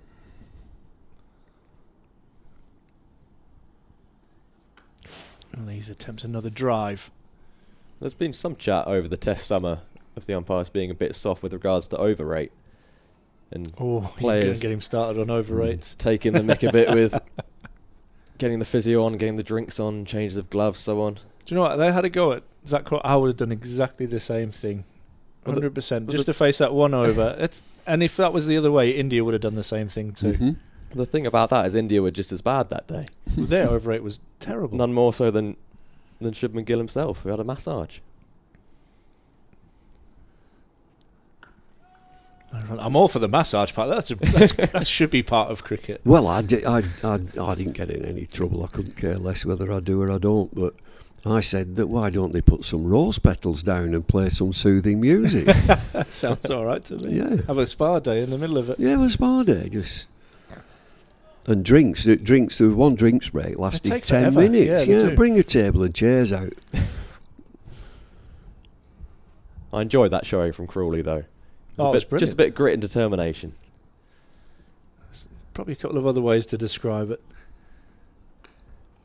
Solid in defence from Alex Lees. But it's all part of the game. That's at that stage of the game, you've got literally one over. Forever now, somebody will have done a shoelace, or the sight screen needs to move a little bit, or that's just game management. As for the slow over, I think that's a different matter altogether.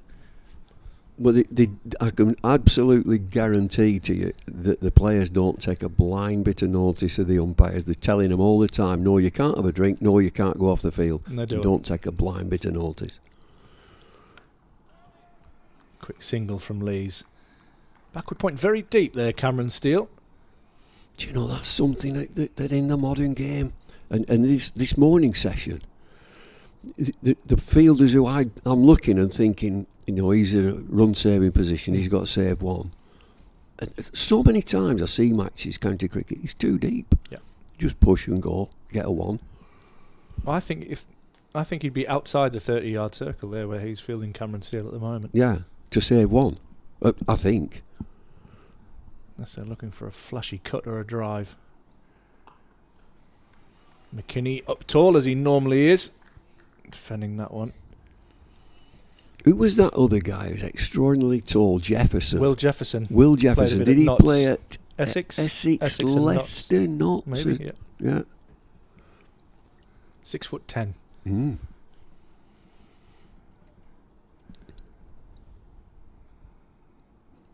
Yeah, big opening batsman. Yeah, he gets out of the car. You're just expecting fast bowler immediately, but yeah, it was an opening batsman. Very solid in defence from McKinney. Ends the over. 23 without loss. McKinney on 3. Alex Lees done the bulk of the scoring and faced the bulk of the deliveries on 20. Just eating into that deficit. 149 now behind. 146. Sorry. 146. It's a long way away, that board. It is for my eyes. Can you read that Bumble over there? Yeah, no, I'm good with that. Got it? Yeah. Maybe I need your glasses. Jordan Clark to start his third over. Alex Lee shaping up. He's been hit on the pad, and the umpire's finger goes up. And Alex Leeds will have fewer complaints about that one. It looked pretty good from here. And Surrey have the early breakthrough. Alex Lee's gone for 20. Durham 23 for 1. Well, it's certainly not high. Jordan Clark around the wicket. Alex Lees is... Well, has he got a stomp on there? Is he... I think there might have been a few words. There might have been something said. Look, I nodded immediately as soon as it's a big appeal and given straight away. And he's on his way back with his bat tucked under his arm. So that calm start has not happened. 23 for 1. And Surrey will be getting to work. And they're vulnerable. Durham just at this stage. They're so far behind.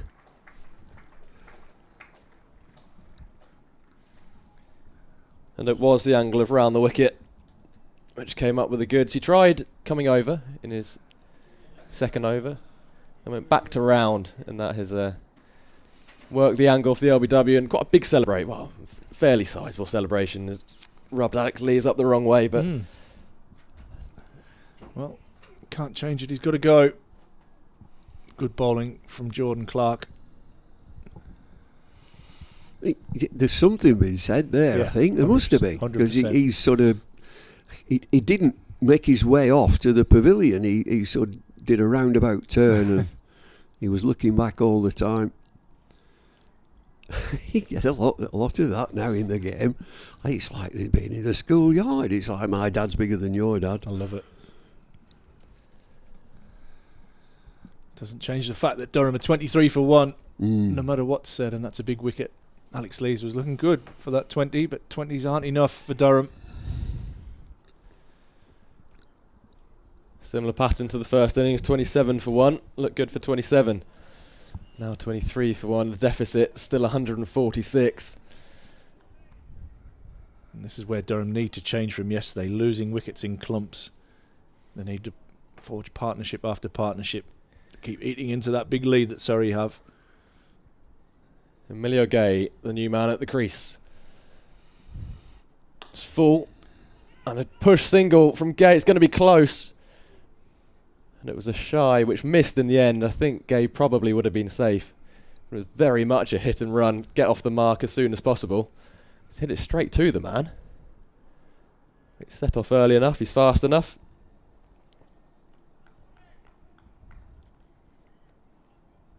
But not the most risk-adverse way to get off the mark. Durham women in action today down at Taunton have amassed 315 for 9. Good score. Susie Bates with 163. Got some good support along the way, especially down the order with some big partnerships. Yeah, 163 for Susie Bates. Could do with some of that today for this Durham side. Umpires down the pitch. Jordan Clark's around the wicket and he's looking. Umpire Steve O'Shaughnessy as to, is he in the danger area? Has he just got a heel or a toe in that danger area? Short, pulled. Is there an under edge? Surrey are convinced. Umpire O'Shaughnessy less so.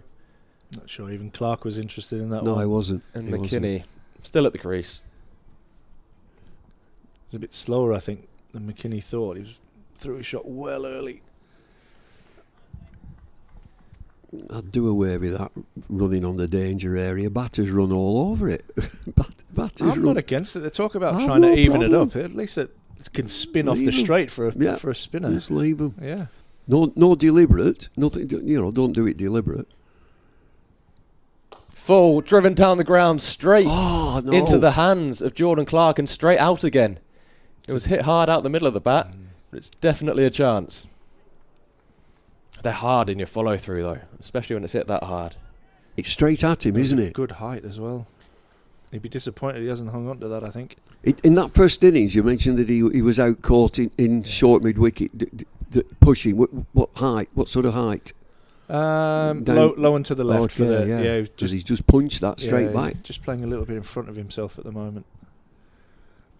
Ryan Patel is still in there at catching mid wicket, but not needed. 1 wicket from the over and 1 run. Durham 24 for 1, and Sam Dalling has reappeared in the comms box, and I believe he may be shuffling his way on in.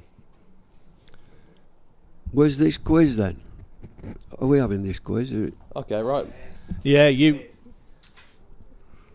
Oh, George, you wanting to leave, are you? I thought you were going to give us the quiz. Well, I don't want you to leave, Ash. You're having a good time. No, mate, I'm happy. I'm happy anywhere. I want Sam to come in. I'm going to stay in the background. I want to hear the quiz questions. Right, I'll do the quiz and then you come back in. How's that? Is it any participation? Is it viewers and listeners and Yeah. anybody can come in? On the stream, please do send in your answers on the live chat. And what's the prize? A fortnight in Barbados? What is it? A florin. Another florin, yeah. 2 bob, 10p. Well, it's quite topical after that last over. I thought, what's a sub-theme of this match? And I came up with siblings. Okay. As Jordan Clark has just taken the wicket and his brother Graham Clark is on the Durham side. A couple of Currans in the Surrey team as well, only one playing today. Solid from Gate. Big knock needed from him. He's been in good form this year. Him and Alex Lee is leading in that chase for top run scorer for Durham. But I thought siblings could be a fun little angle. So what I've got for you is opposing brothers. And there are 3 instances in county championship cricket of one brother being involved in the dismissal of another brother. Ooh, I've got one. And I'd straight like off the you bat. to tell me who they are. Right. There are also 2 bonus answers, which aren't county championship matches. One is a first class match and one is a List A match. I'm trying to think if he got him out. I know what he did is hit him in the head. Ooh. I think I said involved in. Okay, involved in the dismissal. Jamie Overton came to Taunton and plonked his brother Craig in the helmet a few balls in. I think Craig went off and he might have come back. The T20 though, short ball, do short. I can confirm that all of the answers on here are direct dismissals. So one bowling and one It batting. has to be the bowler, okay. Because I was going to say you said involved in because Craig caught Jamie at long on T20 finals day as well. So the Overtons aren't on there. They're not on there. And Okay. no, county championship is... Greg.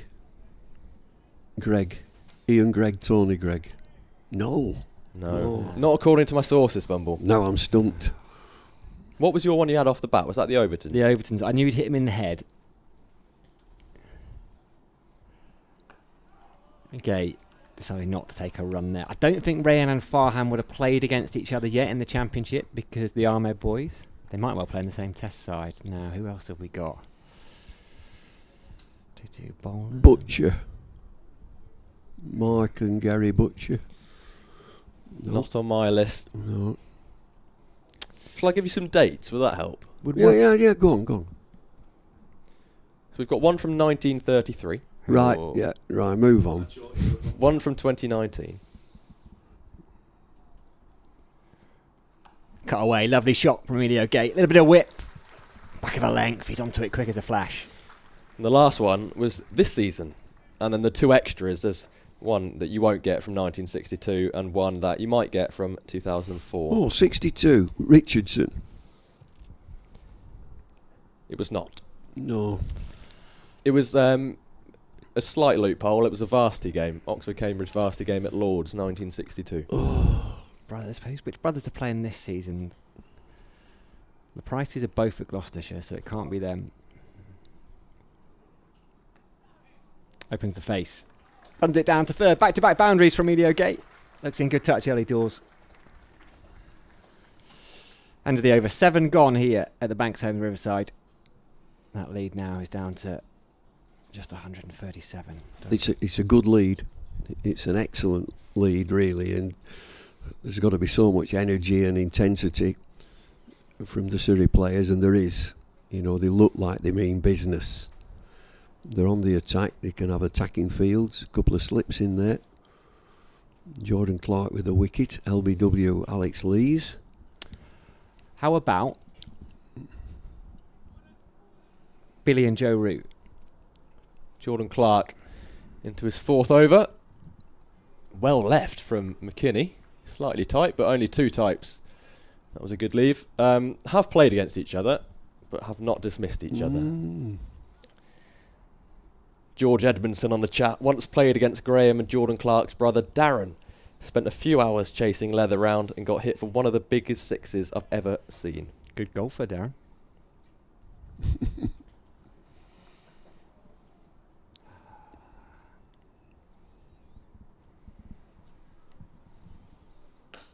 Forward and defending is McKinney. We've had some roots in the chat. Curran. The other Curran boy. Ben. Ben. They have played against each other. Have not dismissed one another. I can give you a cousin. Is this list definitive? Quite possibly not. But I've done my best. I'm no Andy Zoltzman.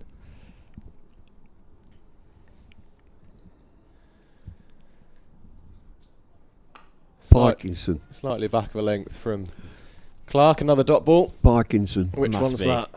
This one here. This one here? What, Callum and the other one. Callum and the other one. Go on, Bumble. Um, You're so nearly there. Matt. Yes. Yes. Yep. Good shout. That was from 2019. Lancashire versus Leicestershire in the 2019 County Champs at Grace Road. And this is a unique case in the County Championships, at least. The only instance of twins dismissing one another. Matt Parkinson of Lancs dismissed Callum. LBW for 29. Clark in again. McKinney forward again. And another dot. And also, Callum Parkinson Look how of pleased he Leicestershire. is with himself as well at this. He's got a stomach. Look at the smile on his face. Parkinson, Callum at Leicestershire at the time, of course now at Durham, and playing in this match, is a fighter. So he didn't let it go at that, and he got his brother back, Nice. trapped LBW Nice. for 4. And the match was drawn, so very amicable in the Parkinson household. 4 dots so far. Make it 5 as it's another brave lead from Ben McKinney.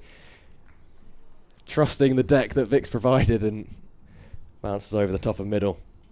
Of course, my friend Harry I was talking about from the Somerset stream, straight on the text, he's the current owner of the lid, the helmet that Craig Overton was wearing when Jamie hit him. That's his kind of stash.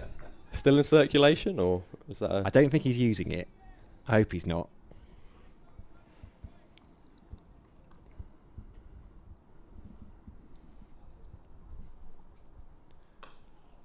It's a maiden over for Jordan Clark as McKinney just pushes it into the offside for no run. So you've got Matt and Callum Parkinson from 2019. You've got one from 2025, May this year. And a slightly left of field. But a great story for 1933. This year, we should be getting this. In May. I can give you teams as and when. Yeah, go on, give us a team. A team. I'll give you Worcestershire. Oh, Charlie and Ben Allison. He's not. Is he called Charlie? Charlie Allison, someone else? May 2025. Ben and Charlie Oh, it Allison. is. Okay. Correct. I'll give You don't- you the background in a minute. They're catching mid-wicket in there for Emilio Gay. Ryan Patel, he's very good under there. We saw him take a good catch under there yesterday. It's a very common position. I don't know about you, Bumble, but in the last couple of years I've noticed to have 2 mid-wickets catching has become more and more popular. Yeah. And it may have started with Michael Vaughan. When he would get in a jam, he would have his catchers in front. Short extra cover, short mid-wicket. Not sure if Elliot Sanderson on the chat said Charlie and Ben Allison before Sam did, but well done.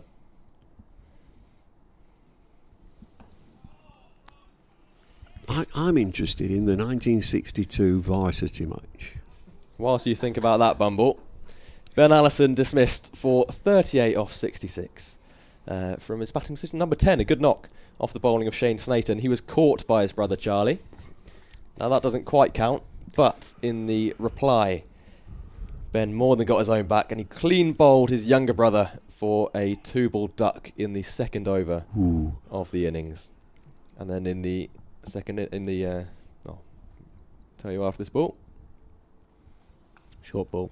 Pulled. Gets past Cam Steele into a gap between Kishore, who valiantly dives, That just tips over the bar, and I have had it confirmed it is Kashaw, the Surrey media manager.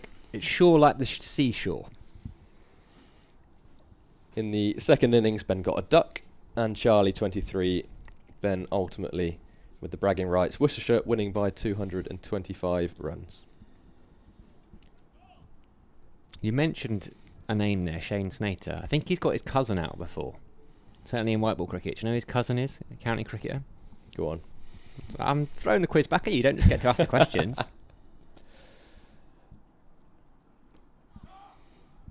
Can't get that one away off the hips. Thing with cousins, though, is they don't share the same surname. Very astute of you there, George. That's why you're one of Durham Uni's finest. Was there some cousin chat for you on the away fixture at Taunton? Well, Ryan Campbell is sort of a distant cousin of Tom Lammonby, who plays for Somerset.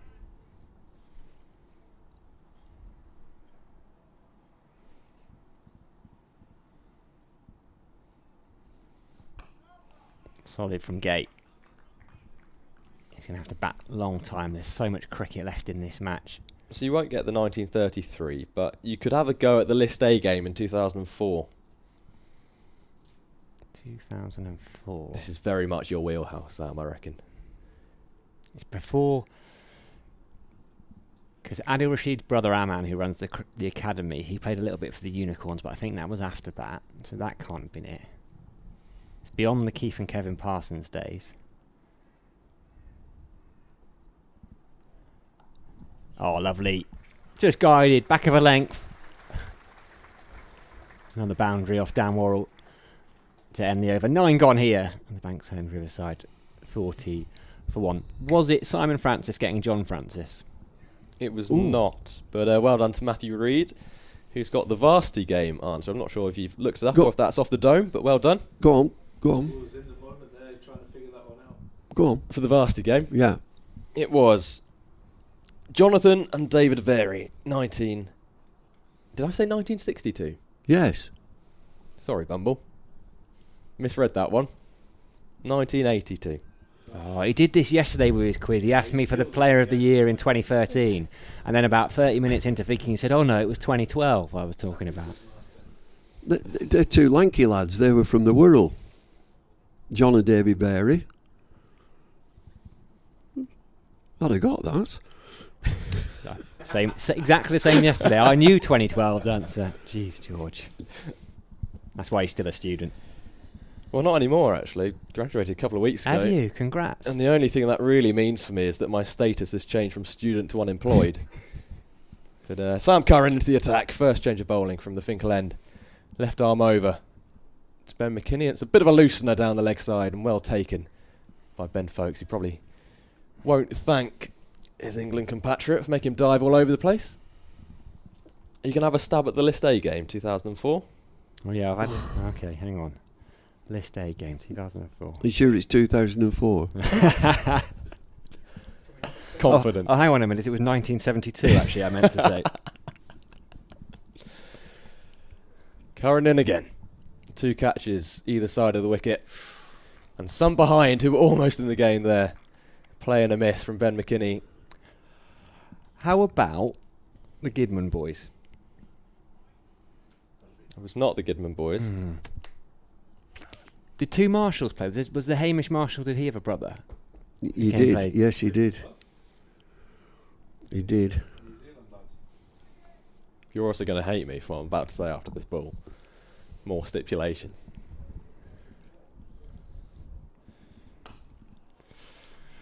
Defended down the wicket.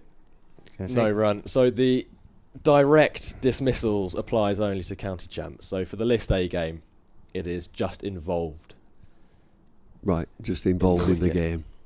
2004. Give us a team. Involved in the wicket, not the game. And it is Northamptonshire versus Lancashire. 2004.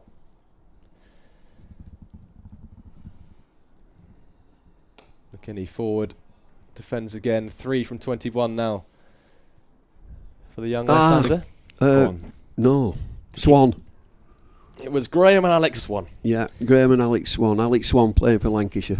He was caught off the bowling of Jason Brown for 22. That's Alec.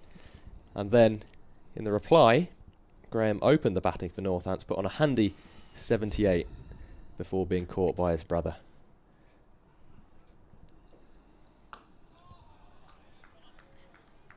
You back tomorrow, George? Hopefully not. Ash has got his wish. No, you're not. No, I'm not, no. We need you to... You feel bad now, don't you? I'm going to make you feel like a student again. Your homework is to email in a quiz with the correct questions. So keen. You'll do it as well, I know. I will, yeah. Nothing better to do. Sam Curran, 5 dots to start this spell. And there's the maiden, left outside off by Ben McKinney. Durham, 40 for 1 through 10. And the final one was the 1933 game between Somerset and Middlesex, which is fun because this one is the only one to involve 3 brothers. Lord's 1933. Jack Lee of Somerset took the wicket of his brother, Harry, caught. And in a unique case, the catch was taken by a third brother, Frank. And the scorecard reads, H.W. Lee caught F.S. Lee, bowled J.W. Lee for 82. And then Harry later wrote, I do not believe that brothers had ever before behaved so unbrotherly in a first-class game. Just having a look. I think we might have a change of bowling down at the Lumley end. Looks to me like after 5 overs, relatively expensive overs by his high standards as well. Dan Worrell's going to come out of the attack. And with the quiz over, Sam, might be a change in the box as well. Thank you for playing. Thanks to those on the stream for sending in their answers. And Ash has escaped the brain frying. Back of the box. Looks to me like Tom Laws into the attack. Couple of slips, wait. And we've still got that catching mid-wicket as well. Sorry, looking to turn the screw here on Durham. Harry's been in touch straight away. He said, don't use the helmet anymore. I'm looking for a mannequin to store that kind of cricket memorabilia on. Is this mannequin employed? I can stand still for a very, very long time. I can sit still. You don't want to stand in Harry's house, mate. No. Loads of cricket kit everywhere it'll be, don't he? Washes it very regularly. To a gap there from Gate. Allows them to come round for 2. Sam Curran having to turn and get his body around it to throw it in left-handed.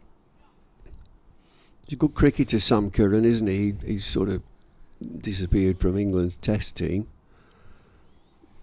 He's probably developed into what we'd expect, that he was a batter who bowls a bit. Still only 27, Bumble. We were looking yesterday, yeah.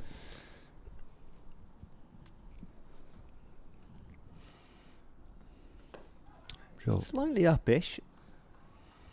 Doesn't get a run for it. Yeah, he's batting at 4 in the championship side. He's got T20 earlier this summer. He's probably, 78, 79, 80 miles an hour. He's not rapid, but that left arm, almost like Wagner. Yeah, left arm, and it comes over quickly. He looks to have filled out a touch. And, of course, there was that. Stuart Broad, I was with him last week. He's still not got over that cunning plan that England at Barbados, that wonderful cricket ground in Barbados, in Bridgetown, when England had that cunning plan that they opened the bowling with Sam Curran and left Stuart Broad out on a pitch that's got pace and bounce. He's a cricketer that makes things happen. He does. Like he might get hit for a couple of boundaries, but he bowls wicket-taking balls, and his batting's really come on the last couple of years.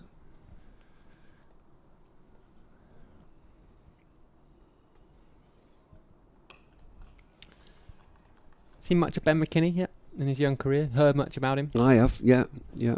Well thought of.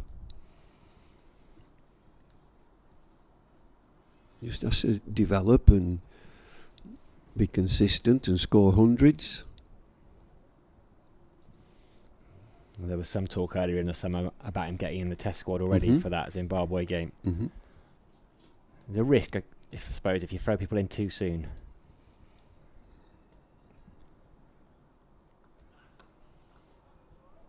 I'm pleased from a really selfish point of view that he didn't play. Yeah. And then ended up as a 19-year-old maybe thrown on the scrap heap after 1 or 2 tests. Then he'd been thrown into the India series if he'd have done all right. It's a tough world learning your trade in county cricket, let alone having to transfer that and learn your trade in test cricket. But England are known for doing it, aren't they, at the moment? They're just... Somebody like, even going back, somebody like a Trescothick was thrown into test cricket and absolutely thrived. Crawley. But Trescothick have played for 6 or 7 years of county cricket. True. It's changed now, isn't it? Because even someone like Wokes, I remember Chris Wokes scoring championship hundreds and people talking about him playing for England for ages. Ian Bell the same because he was 17, 18. Yeah.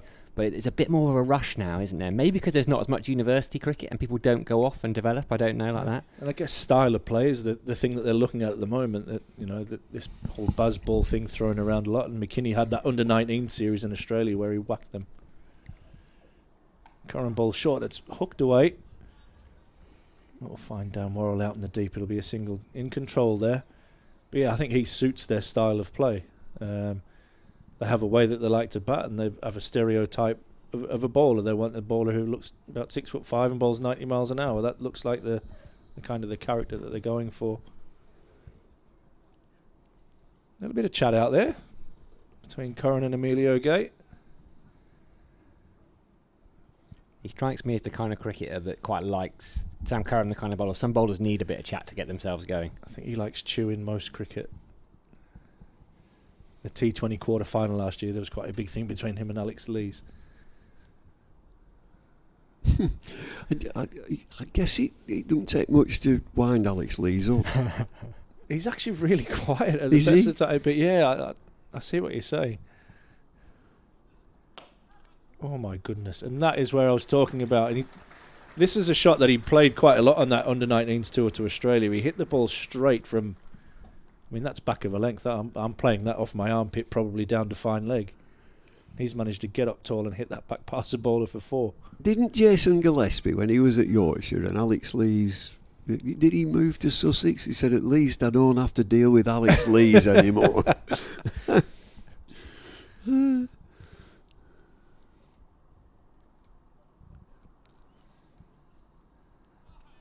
good area and a good leave. He's been brilliant for. I can only speak of when he's come up to us. He's been brilliant. Captain in all formats at the moment.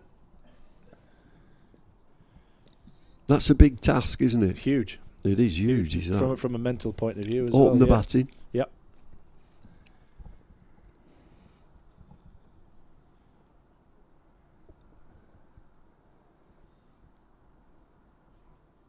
Slower ball from Curran.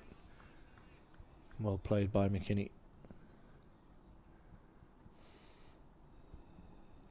And that's what he'll do more than a lot of bowlers.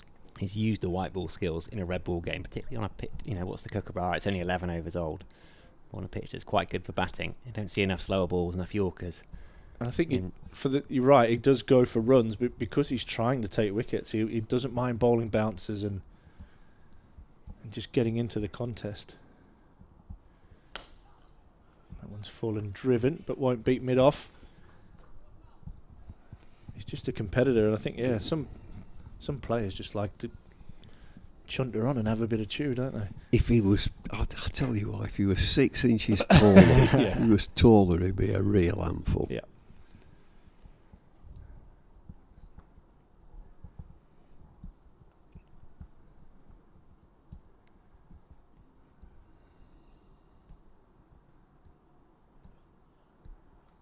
I love a left arm over. That's the end of that over. It's 48 for 1. Luke Wood at lengths went to lengths from Notts. If he played red ball, he doesn't play red ball. Nope. He would be right on England's radar. Yeah. Late 80s, left arm over. Shapes it in. Yeah. But he tends to, I think he just plays white ball. Whether I know one or two of these lads have just white ball contracts, and I thought he'd be a real asset. A left arm over. And then it brings Bashir, who they like. If you go left arm over and ball into that rough that he would create, he's quick enough, is Luke Wood. And he bats. He can hold a bat. A lot of Brill cream. He Luke has Wood. always has a lot nice, of slick back hair there. Yeah, isn't he it? has a Yeah. nice No- haircut. No cap. He uses ours for us. Yeah, I definitely don't need I any. send him mine. Can have mine as well. Here's Laws. Get in behind that one. Well, you get the impression that's why they picked Josh Hole that time as well. We're thinking with like throw him in. Yeah, and he's young, isn't he, Josh Hull? And he's probably just not ready as yet, not developed as quickly as they thought he would do. He's had the sort of rite of passage injuries as well for quick bowlers, young lads growing into their body. Mm-hmm. I was impressed with him here a couple of years ago I don't know if it was a list A or a T20 game. He bowled really well. That one kept a little bit low. Maybe not. I don't know much about the pitch here, but it looks as if any sort of sting is going out of this. It's changing colour. Yeah, it gets better as the days go on. It's going to be hard work, I think, for Surrey to get the prize out, these 9 wickets. 121 in arrears, Durham still.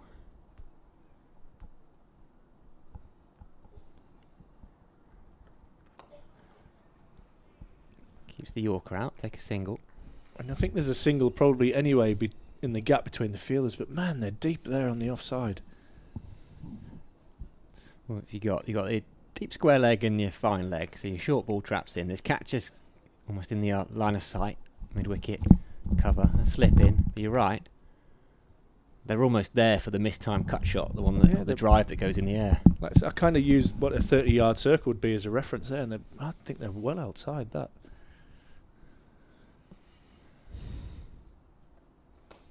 But you've said before, Ash, McKinney, early in his innings, before his feet properly get going, he does drive a little bit uppish at times. He does, and I think just with his height, I think he tends to play a little bit out in front of himself.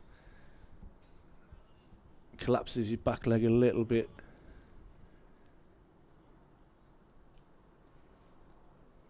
Also one of his strengths that he can climb it and he can drive balls that are like almost back of a length balls to other people. So you just got to figure that out.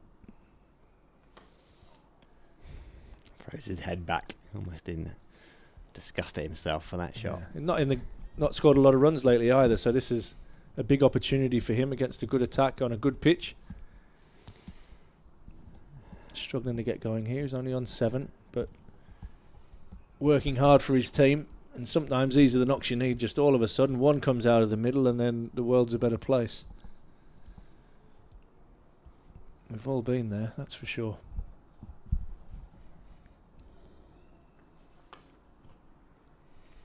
Into the over, 13 gone, 49 for 1.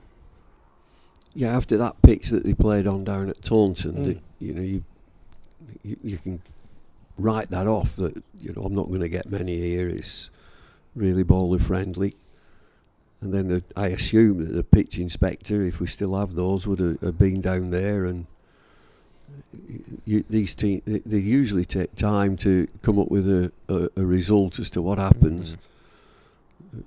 The penalty would be normally that you're going to lose points.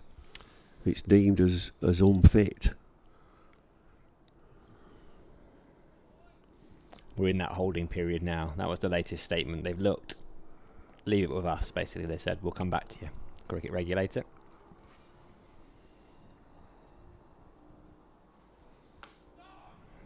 Solid in defence. Sam Curran still from the Finkel end. And who is the cricket regulator? Do we know who that is? I don't know if they have like an independent pitch panel yeah. because I know Vic at the start of the game, they take core samples, they do bounce samples off the pitch, and they have to send all we talked about data again earlier, they have to send all that in to whoever this panel is. I mean, we probably could have asked Vic. He looks busy over there at the moment, actually. Shoes off in his deck chair. The power of Google. Chris Howard is the director of the cricket regulator. Go on. He's 34 years in policing, culminated in Chris being the National Chief Constable Lead for Serious and Organised Crime. So he's doing something very different right now. He might get arrested, the Somerset groundsman. And then he's got It's a regulatory board, independent body established as part of the game's response to the IC for Equity in Cricket report.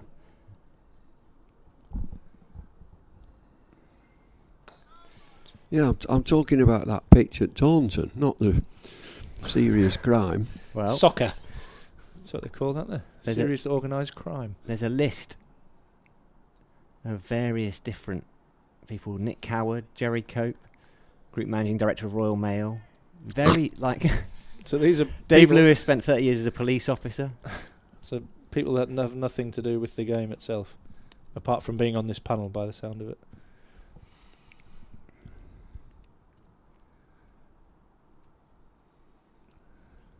Short cut, but we'll find the sweeper. Syker Shaw out in the deep.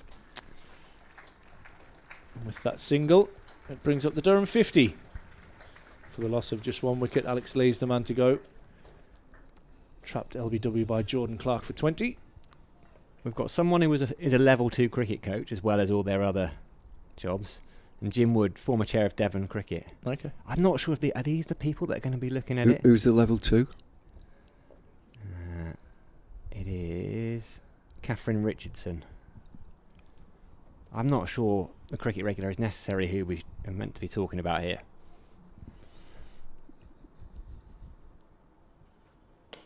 Slapped away through cover. A real strength of Ben McKinney's got the width. Put his hands through it. Not perfectly timed, but hit well enough to get to the extra cover boundary. Well, he's hit that because he's so tall. Yeah. Anybody else is probably hitting that square of the wicket with the width. And like you say, with his height, he's managed to get that through extra cover. There's not much of a gap there either. Ryan Patel catching in the covers. Got Cameron Steele in a more regular cover position. It was a real slap, wasn't it?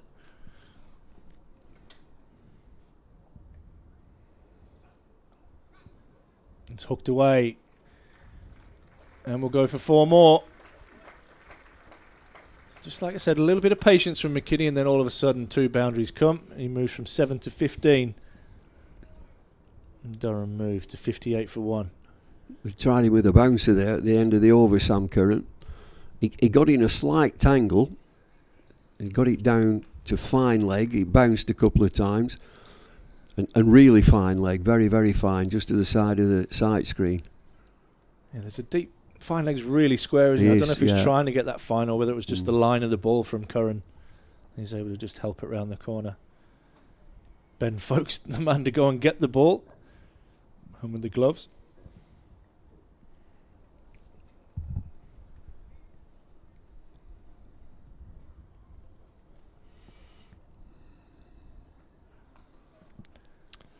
Opens the face, but can't get it past the lively Cam Steele in the field.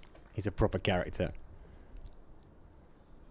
We're chatting to, I think she's now the former Surrey president, Trish Garrard. I went over, Trish and Phil Garrard travel and watch Surrey everywhere.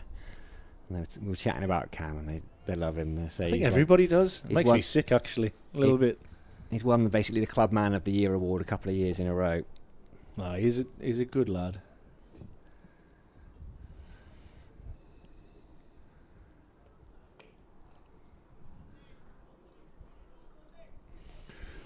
Gay looks a good player.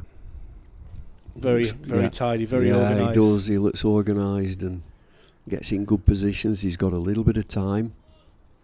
I'll tell you what, he loves batting. So, came up from Northants last year, and my school train here during the day, and he's often in between sessions with the self-feeding bowling machines, just hitting ball after ball after ball. Loves it. Flicked away. I fielded down here, Sam Curran. Well, he was quite open. I quite liked it when he left Northants. I'm leaving because I want to go to a place where I think I can push on and play Test cricket. 300s already this summer. Did he get one at the back end in September when he was on loan as well last year? I don't forget, he definitely got some runs. He definitely got runs at Surrey. But he's just fit in really well. Really nice guy. He came in and did some work with us on one of the T20 games. Shot. He's got that one away, McKinney. Cam Steele's quick. Ball's even quicker.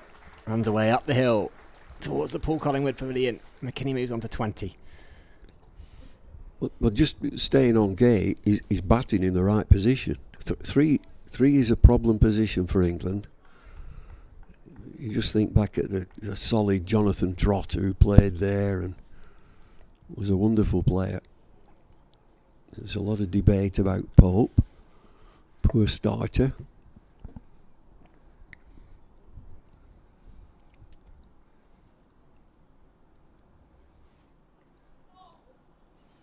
I think it's the hardest spot to bat. Well, I do, yeah. And you look at Joe Root, who had a go and then said, no, not for me.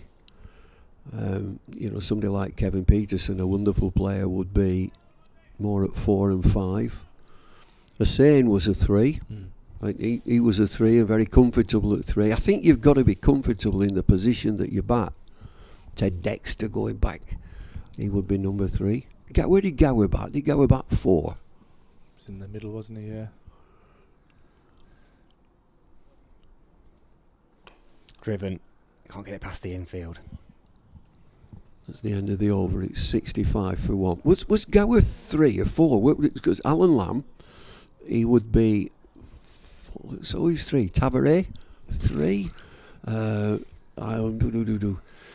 Let's have a look. So about 91 times at 4.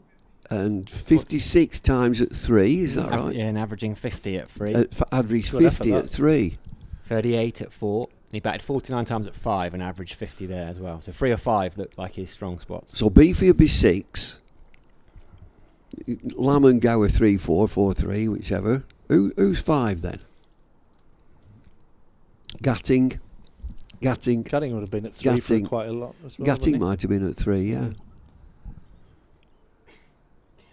So it might have been Gatting 3, Gower 4, Lamb 5, Botham 6. And who was the one that took his telephone out and gave it to Dickie Bird at Square Leg? That were Alan Lamb. Was it? Yeah. He gave it. Oh, sorry, Dickie, I've brought this out. Test, mate. He held on to it, and then so Beefy then rang it. Of course he did. It's like delaying play. Well, I mean, who is it? Ryan Patel's going to put the pads on because Sai Kishore's going to come on to bowl a little bit of spin. Bit of left arm spin in early as well. We had it, I mean, played over 50s on the weekend, and there was a guy who had one of these diabetic monitors, and he was struggling, so he gave his phone to the umpire to keep an eye on his blood sugar levels. No. Yeah, legitimate. Not feeling very well. Can I check my? Yeah, I need a Lucozade. Bring on a Lucozade, or yeah. So Sai Kishore into the attack. That's what happens when you get old, doesn't it? Need all these different things in life. Village cricket as well. Oh, yeah. Village cricket is brilliant. He's a good player, this lad. He got 100. Can't remember what his name was, but he was a very good player.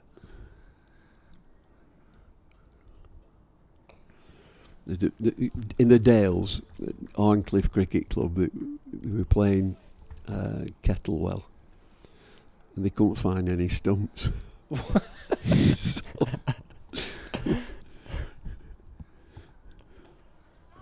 pushed into the offside, and there's no run. And so they went in this old barn and found 3. That's all. So they started the game. And at the end of the over, they picked the stumps up and put them in at the other end. Brilliant. Gay down the wicket. Lofted aerially and all the way for 6. Didn't quite get that. Didn't quite get to the pitch. And he gets a round of applause from the bowler as well. Oh, here we go. So, game on. I like that. A long round of applause as well. He started almost as soon as he struck it. Did he have a smile on his face or not? I'm not sure. The umpire's just having I'm not sure if he's having a word or just scoping things out. But if you're going to have a word, you can't drop your long on.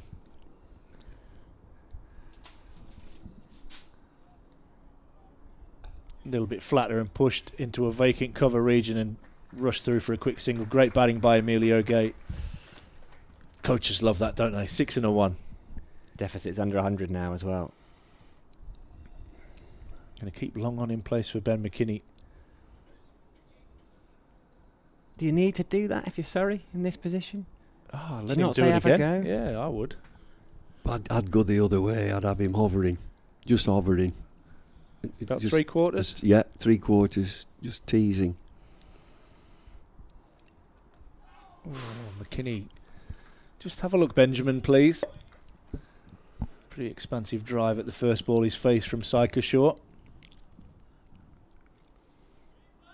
Look to play him straight, young McKinney. Play him straight to mid-on. Push him to mid-on.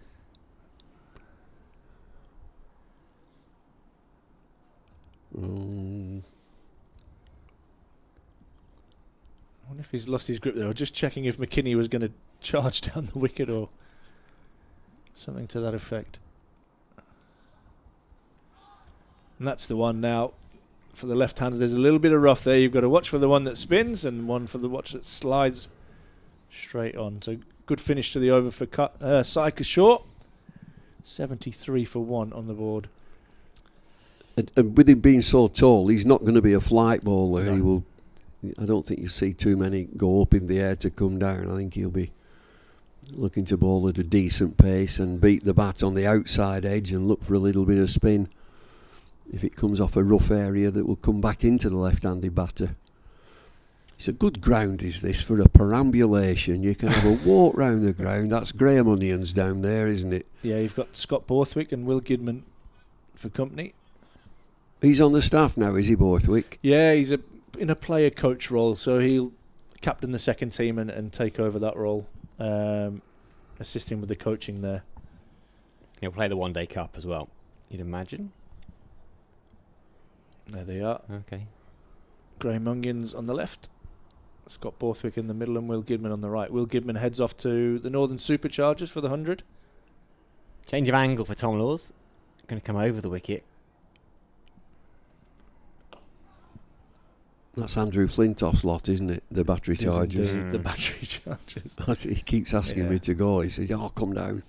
You come down with us with the Chargers." I've been down to Leeds and watched a couple of the games, and they put on a pretty good show. Do they? Yeah. It's worth a look. If you just like your cricket and take it for what it is, it's a really good game of cricket. Especially when you get the players' tickets up in the nice and high at Headingley. They're great viewing seats. Tucked off the hips from Gate. He'll get a couple. There's big space out there on the leg side. I've not seen a 100 game. Really? No, when it first came in, and I was working for Sky, 51 on the board. We were told, and I was looking forward to it. I thought it'd be good. This would be good fun commentary, and we can have a bit of fun. They said, "It's not for you." Oh, right, okay. No, it's for like singers and actors. Well, it isn't. It isn't. It's just cricket. Yeah. Cut away Shot. nicely by Emilio Gay. He's found his touch. Beauty. Just a little bit of width. That right arm seamer coming across him. Helped it away. Moves on to 38. I love the fact he's just used the pace on that. He hasn't tried to overhit it as a left-hander. Sometimes you try and hit that too hard and maybe drag it towards cover, but he's just played that beautifully. You dream about them, don't you? A bit of short and wide. It's, give me some of that. I told him, I said, I can sing and act. I'll have a go at that. Don't worry about it. No, it's not for you. It's not for you. I said, he's perfect for me.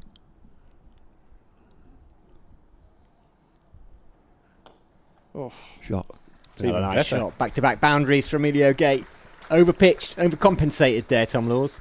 Just pushed past. We're getting a word from the bowler as well. Tom Laws stopped and had a word with Emilio Gate. I think this is going to be a fun 15 or 20 minutes. Love it. Captain killer that though, getting hit both sides of the wicket for 4. Feels like the wrong time to have a word when you've just bowled essentially a long hop and a half volley. Yeah. That might be what fires him up though. Is that wind starting to pick up again?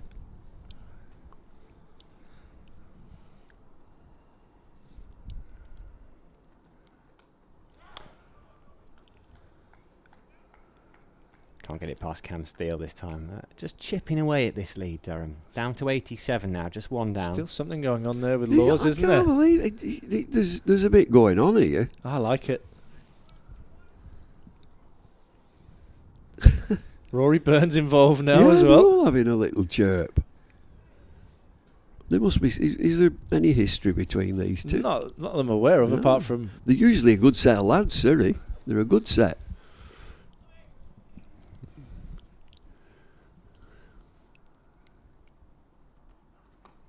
Tucked away, this time off his hips. Slightly off the back foot. I think it's going to race away. 3 boundaries in the over. Nice way to end it for Emilio Gay. He's taken 14 from that Tom Laws over. Durham 86 for 1. Gay's raced on to 46 for 37 balls. It's still going there. Emilio Gay's head whipped round a couple of times there with Rory Burns. Waiting for Syker short.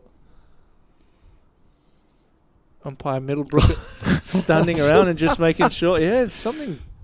Somebody's thrown the ball and nobody's prepared to catch it. The umpire, it's just missed the umpire. He's took evasive action. So there's a bit of a meeting now between the bowler, the captain. Is there somebody else in there? Is that the umpire just hiding? That's the umpire. Yeah, it is. It's just the two Steve of them. O'Shaughnessy. Yeah. It's still going on there. Look at them. I love it. Oh, they're piping up. Didn't seem to bother Emilio Gay with 3 beautifully timed 4s in the last over. Still lots of work for Durham to do here.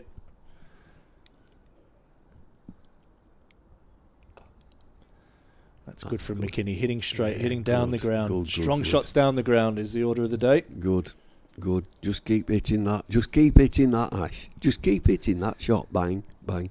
Get one every time. The amount of times we've had that conversation. And he gets under pressure a little bit and then he'll go for the cross bat. And yeah. But young man learning his game. There. That's strong, solid down the ground. To keep doing that, then they'll force Surrey to bring in mid-on. But Durham quite happy just to milk that down the ground at the moment. A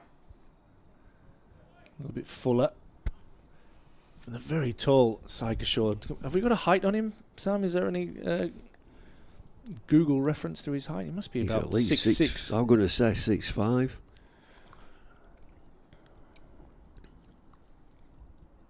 Flat air. No. Attempted late cut from McKinney. No. Tough shot out of the rough. 6'4" Wikipedia says. 6'4".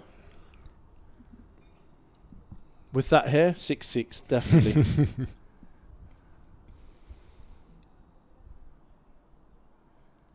Oh, is there an edge? It's definite turn inside. I think he's nicked this. The inside edge. Again, just playing a little bit in front of himself. Can he be brave and just use his feet, get to the pitch and just knock it straight down the ground? Or is he bowling quick enough? He's hitting that in the wrong place. Yeah. I like the field that they've set, so they've given him the whole of the offside basically to play into. Forget it. And that's obviously he's looking to score through there, Ben McKinney. That's really clever bowling and good captaincy, that. And this is where you're talking about him coming maybe in international cricket. He's still learning how to play in these types of situations against these bowlers. So just for his own game plan, for a left arm over to a left-handed batter him, there's areas that he cut out. Yeah. And that cut shot out of the rough, forget that. That's high risk. And don't try any inside out when you're only square. Two square on the offside, because he wants you to play there. Just keep hitting mid-on. Just keep get the over to the offside and knock the ball to mid-on.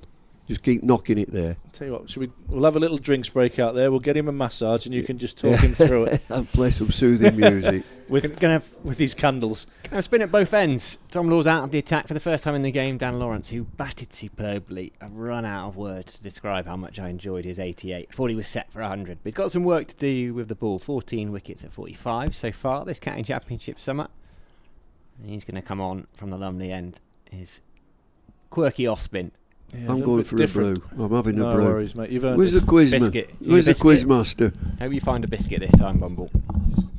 What's that called, Josh? Sam. Sam Blacklock. He's going to hunt Sam down. Sam, if you're listening upstairs, Bumble wants a biscuit.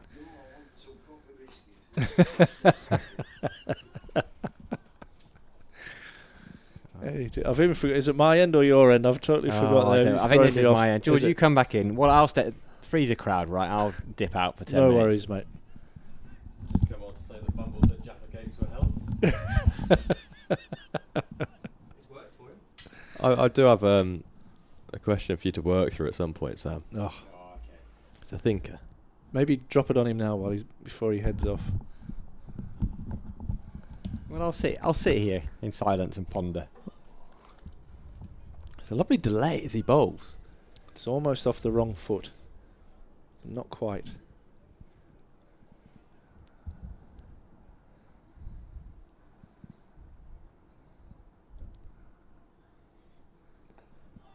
There's so much going on. Yeah, I reckon he used to bowl as a kid, and then they went, "No, you can't do that." And then as it's got more and more, it's gone, actually, that's not bad, that. And it's something I think if he really wants to go to that next step further, I think could be a really useful part of his game. He's tall, does spin it.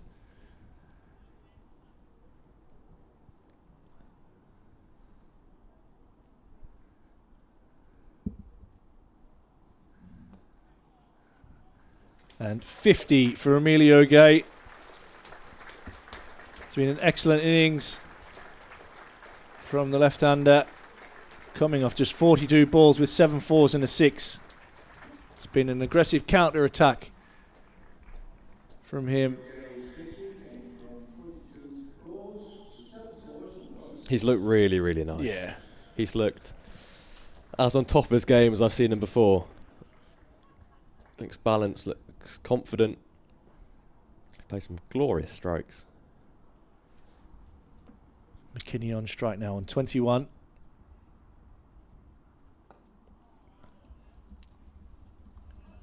was interesting that period of nibbling as well.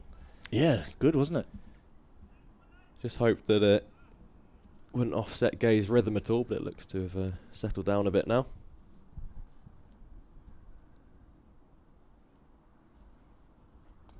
It's clipped away by McKinney, fallen down the leg side, and he'll pick up a single and retain the strike, which I'm sure at the moment Surrey would be quite happy for him to be facing Sai Kishore, who's given him a little bit of trouble. He moves on to 22, Durham 92, 93 for 1. Is it? And Gay's striking it at 119, but it hasn't been an overly aggressive or an overly risky 119. He's just played good shots to slightly loose deliveries, good shots to good deliveries. Just played good cricket. Yeah, I agree. That's probably the only shot he used his feet, didn't he? Came down to the spinner and even hit that with control back over his head for 6. To which the bowler gave him a nice round of applause. That started our back and forth we had for 10 minutes or so, but no longer. Dan Lawrence all the way to the ropes at long on.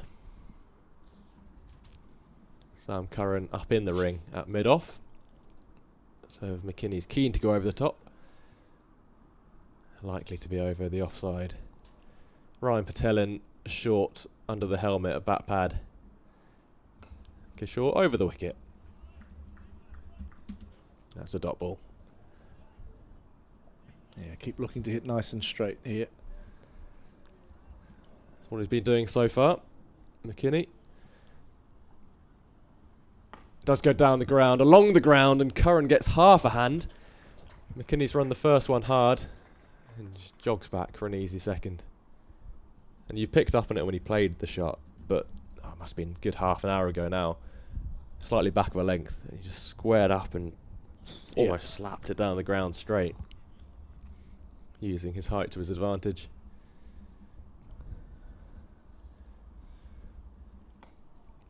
He just hits the balls with his height in different areas. He's a tough man to bowl at when he's on song. He's just looks like he's starting to get to grips with this. He's battled hard so far.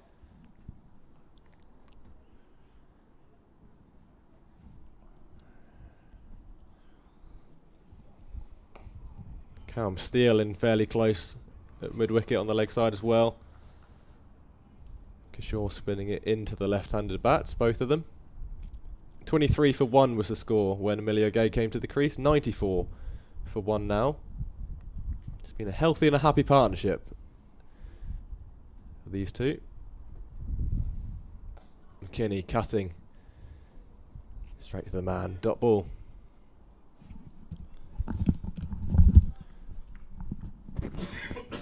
Striking under half the rate of Emilio Gay. These two dovetailing nicely.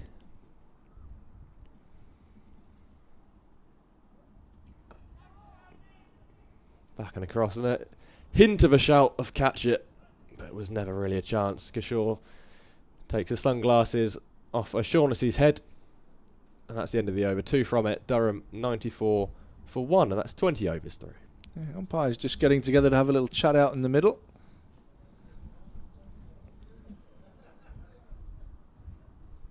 Ben McKinney just calling for some gloves and a drink, which will have to be after the next over. Any guesses on the discussion out in the middle? I don't know, maybe, have you heard anything, I guess, that was untoward, I guess? You think it's still about the back and forth? Yeah, it might have been. Just to check that they're both happy. Well, you don't get away with much these days. With the body cams have got on and they pick up just about everything that's said.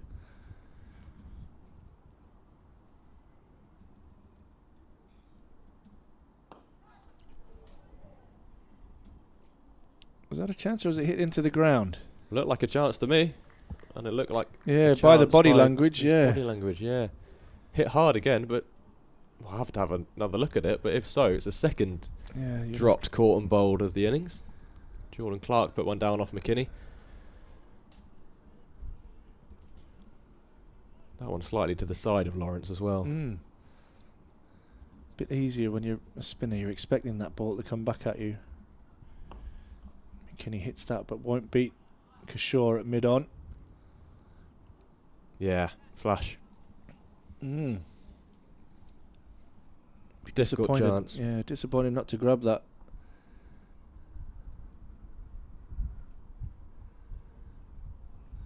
Got 2 hands to it as well. Nice. He went fingers down. It was sort of in between. Yeah. Went with the right technique, I think. You've got to grab that, haven't you? Rory Burns and Ben Folkes, both hands on head. It's driven again to mid-on, slightly upish. By the shouts from Dan Lawrence, I think he thought Emilio Gay was going to catch that. It was nowhere It's near gone nowhere a fielder. near a fielder. It's not really gone in the air either. 95 for 1, Durham.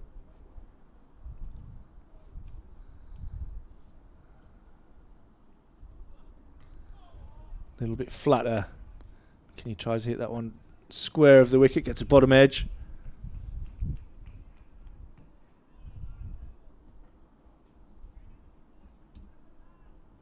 Sorry lads, up and about here, trying to get their second wicket.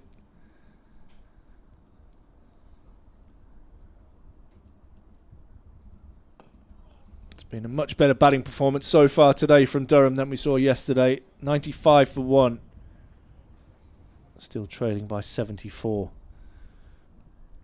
We had a period of maybe 10 or 15 minutes where Durham just upped the rate a bit. Yeah. Probably, mostly at the hands of Emilio Gay. And it's just slowed down a touch now. It's drifting back into more and more dot balls and slightly more pressure, although Durham's still able to pick up a couple of runs and over. The rate still at 4.5. Yeah, the change to spins put the brakes on, hasn't it? There was some early intent from Gay to take the attack to Kishore, but McKinney not as interested. And quite right too, there's still a long way to go in this game. Not yet tea on day 2. It's moved forward, hasn't it? Trying to give Sam a day off later in the week.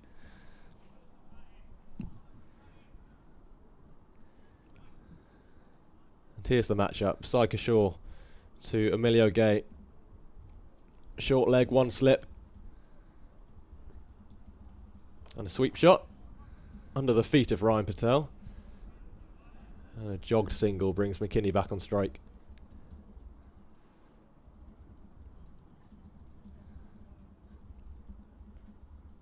So you said McKinney sometimes gets a little stuck early in his innings and hits it slightly aerial. It's an appeal for caught behind. I think Sai Kishore only really appealed as a result of folks going up. And O'Shaughnessy never seemed interested. What's the reasoning for his latest hit back to Dan Lawrence in the air? Just a mistiming? That one. Simple as that? Well, that was Gay, that one. But yeah, I just think he's just a little bit early. Maybe it turned a little bit and got a thick outside edge. Driven away to Sam Curran for no run. I think it was Emilio Gay, wasn't it? Don't know. I had it as McKinney in my head. Have another look. Have a scrub back. And Big heave. Another appeal and another shake of the head from umpire O'Shaughnessy. It was a big slog sweep from McKinney. Yeah, it's a big shot. He's got 2 men out. Emilio Gay, just go down, just have a word. Tell McKinney that there's plenty of time to keep batting.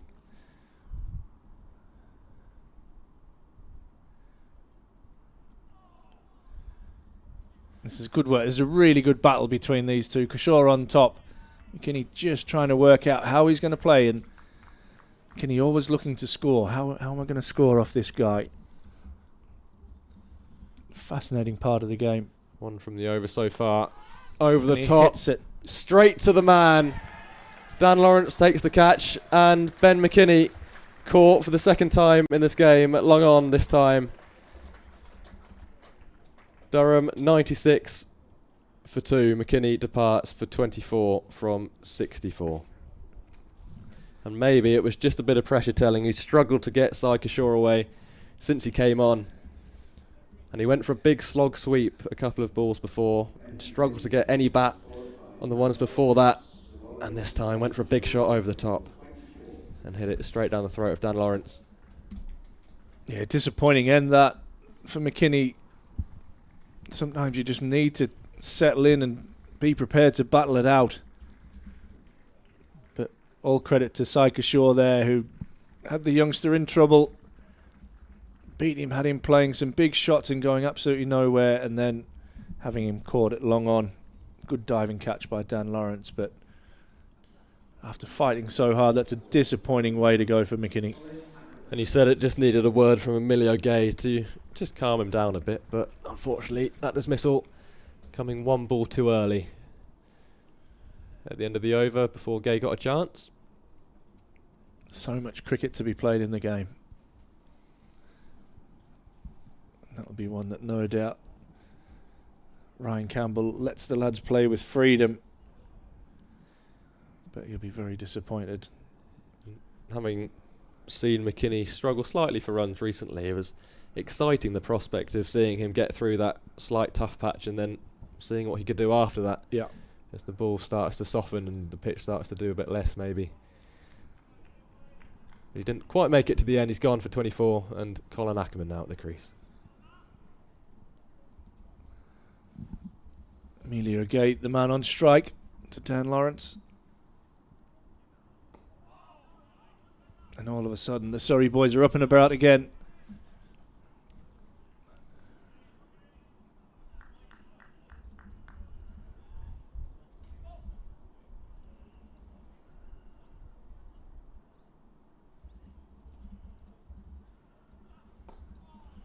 Nicely played by Emilio Gay, punching that one down the ground. With your coaching hat on, Ash, it's on right now, trust me. what do you think if you see a 16-year-old, say, come to a session with an action like Lawrence's? It's a funny one. Bowling is, we talked a bit yesterday, bowling's such a natural action. Is it whatever works for them, or? Yeah, it is, and he was probably one who bowled like that as a youngster, and a coach probably looks at that and goes, no, you can't bowl. That's what you immediately think, well, that's no traditional action, he can't bowl. But actually the outcome of what gets down there and turns is pretty good. So that's what you've got to look at the outcome.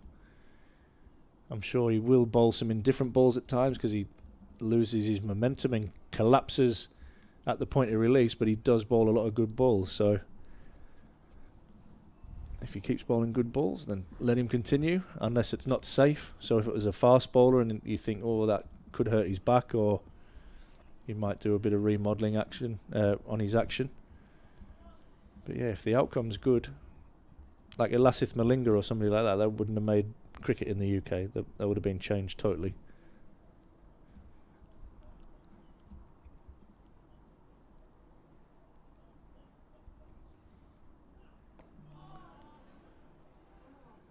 How the face of white ball cricket might have been changed if Lasith Malinga was coached out of that action. Yeah. One of the greats.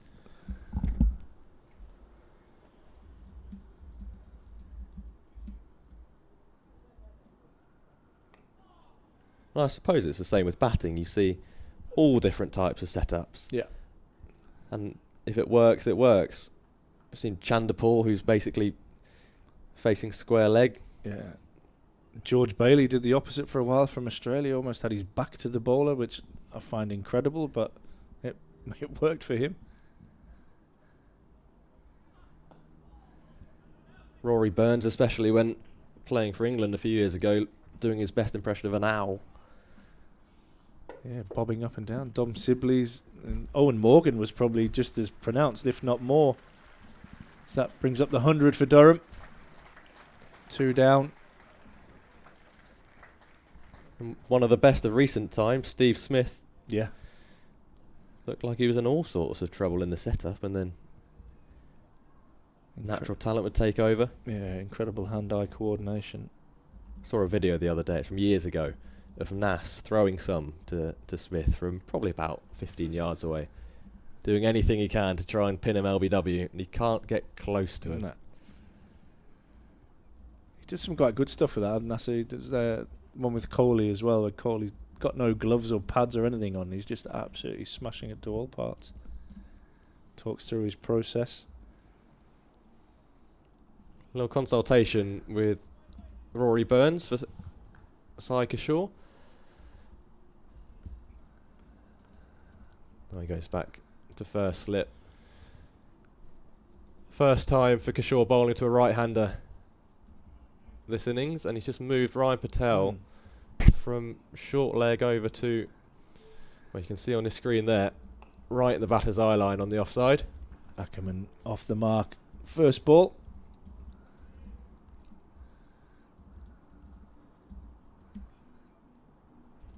Suggest that Kishore to Ackerman.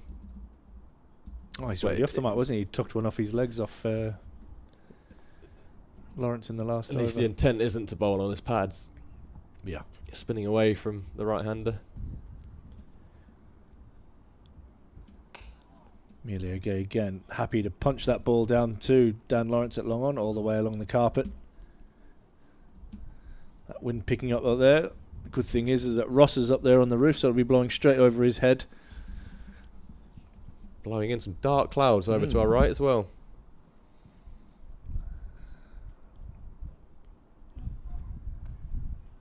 Through and round for Kishore to the right-hander. Ackerman forward in defence. It's lovely to have the window open as well in here. Bit of fresh air, Doesn't mate. happen often. No. I had to do it with Sam in. Driven airily. Slight miscue, but he does get a single for it. Now, Sam was looking for one of his friends down in the crowd, and then was waving at him and realised he couldn't see him through the tinted window. Decided to open it up. No flies on you, Sam. Top man, Sam Dalling. Helmet off for Ryan Patel. Yeah, I like the field change. Emilio Gay's been comfortable hitting the ball to long on, so Ryan Patel comes out of back pad and into that position to try and cut off that easy single and just make Emilio Gay hit a little bit square of the wicket. 2 to come in the over. 3 from it so far. 103 for 2 at Durham. And he does play square of the wicket as he sweeps well.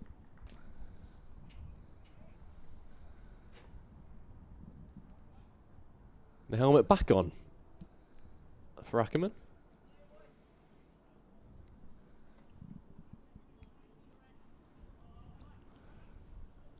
A lot of moving parts for the right-left combination.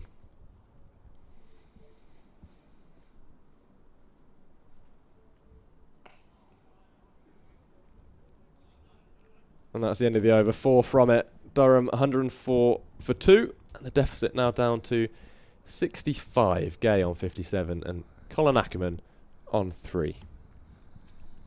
Yes, keep saying it. Big partnerships and big moments in the game. They seem to be coming up all the time. This pair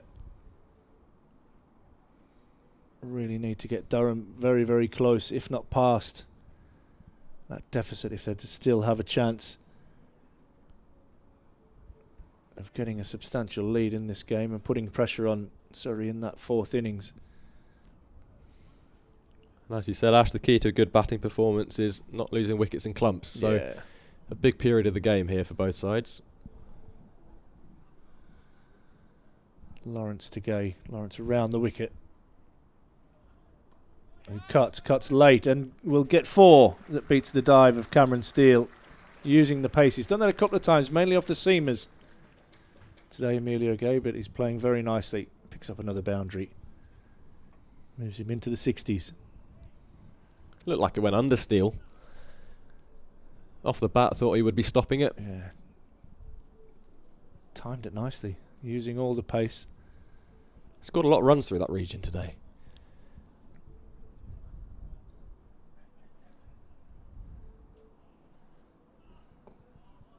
And good line that from Lawrence.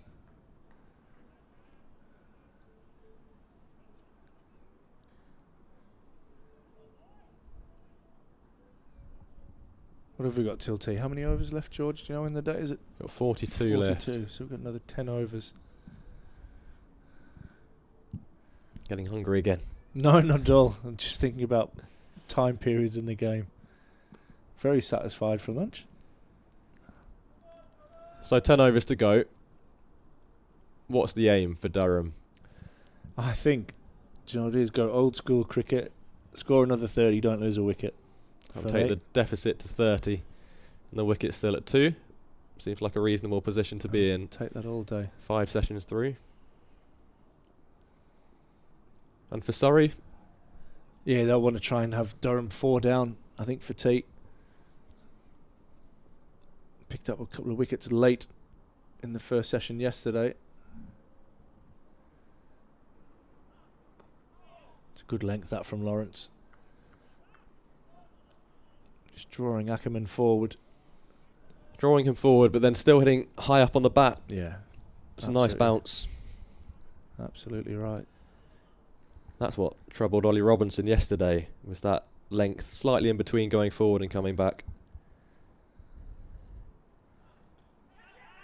That's the length right there. Not a wicket. He's dropped a sitter. As Ryan Patel has absolutely grasped what looks like the simplest of catches. Dan Worrell's on his knees. Hands on hips from just about everybody else on the ground. If anything, it's gone too slowly. Colin Ackerman, I'm just going to have to check a replay of that to make sure that that has Two noises on the microphone. has happened the way we thought it did. Yeah, it looks like it. Inside edge. Absolute sitter. Wow. Bit of luck for Colin Ackerman. picks up a single to finish the over. 110 for 2 now, Durham. Could that be a huge moment in this game? Ackerman just on 3. Well, Dan Lawrence was already celebrating. Gave it a little fist bump. Ben Folkes was walking over to congratulate him. Just a 3rd drop catch of the innings from Surrey. 2 caught and bowled. 1 off Dan Lawrence. 1 off Jordan Clark. And then this one at short leg, Ryan Patel. And with that luck, brings another change in the box. Sam Dalling has got a Pepsi Max caffeine free. Oh, wow. And he's back on the mic. Cycle sure to continue from the Finkel end. Told you, Ash, I was giving up my caffeine. Was I chatting to you about coffee? It was you. It wasn't me. I yeah. confuse. You don't. You're similar. Yeah, Similar characters. We're just workmates, not mates.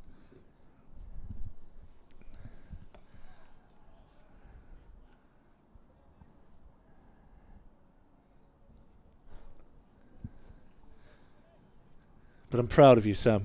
Whatever you decide to do in life, I'm proud of you. Driven nicely by Ackerman. Won't beat Lawrence, and it'll be a single. It's nice to know that, Ash. I was half expecting a Darth Vader voice to come out next. I am your father. Not sure that's how Darth Vader speaks. No, he doesn't. Oh, will that be costly? Will that be costly? You just watched a replay of that one, have you? Oh, I saw it live. I never miss a ball. Yeah. What a guy. See, that's why I'm proud of you. For your truth-telling.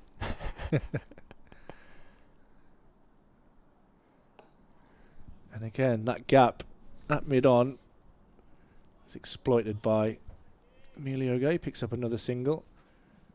Yeah, just 3 Colin Ackerman when that chance lobbed to Ryan Patel, who took a brilliant catch. Maybe he's trying to get out the short leg. Like, I don't want to do this anymore. I'll drop that. Too easy. Sorry, that lads. I want to take I only take screamers, one-handed.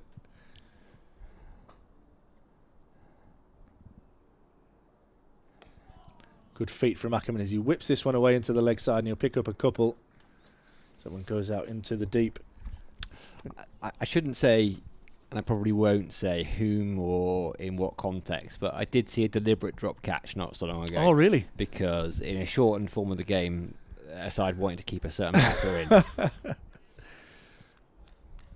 There's a good story about that going back into various cup ties around the North East evening cricket 20 over games. Before T20 was really a thing. And yeah, you had the overseas pros sat waiting to come into bat, and you would drop the opener on purpose. And I've even heard stories of the opening batter running down the pitch and missing the ball on purpose, and the keeper just throwing the ball back to the bowler and saying, well bowled, just to keep the overseas players sitting on his backside. Ends the over 114 for 2. Well, we've got 8 overs till tea, 19 minutes. Spinners on, so we won't be far away. We'll be attached tardy, but rarely, if ever, do you get an on-time tea time. Other than on day 4, when it's set in, I say set in stone, but it's not really. Not literally, anyway. Lawrence around the wicket. No one in control room. We can do what we want. The studio is ours. Which for you probably means putting some more branded products on the screen in front of the camera. And I've been very good this year, actually. I've not done it once. Is that because the sponsors have walked away? No, I've got a new laptop. Turn 50 and they walked away. Yeah, probably. That was it.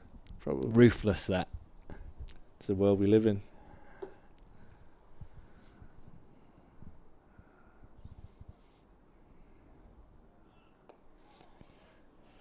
Game moves on to 64. I think a lot of Durham hopes, if not all of Durham hopes, rest on a big partnership here. Yeah. To have any chance. And it's a tall order, given we've got, 2 days, so 192 overs, plus another 40. It's a long time, basically. 232 and a bit overs. A lot of cricket. A little bit of rain. Potentially that might help Durham. Tomorrow afternoon, is that due? Yeah, there's a bit of weather knocking around. No, it never rains here, that's the problem. Right, slip in for Ackerman and Ryan Patel, who's, despite his best efforts, is still in at short leg. It's been a fascinating period, this, hasn't it? I think the whole game has been, on. Yeah, it has, you're right. But you're right, this section of the game where Amelia Gay and McKinney were just starting to get on top of that Surrey attack. And then these two have really bowled well in tandem. Should have had multiple wickets, not just the one. Oof. Hitting hard. Hitting hard, hit hard.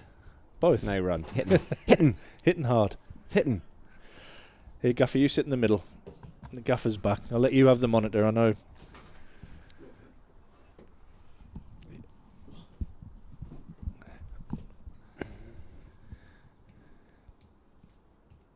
Oh, a bit of extra bounce there. Did kick up. Yeah, it's a single. What I have enjoyed about Ash as well is it's like we talked a little bit earlier on about Surrey being comfortable batting, right? There was not a lot. The bowling was serving them quite nicely. They weren't being asked many questions. And Surrey have gone, okay, these two throwing batters are comfortable. What we're going to do, we're going to change two things. We're going to bring a couple of spinners on. But it's also, I felt a little bit like they've made a conscious effort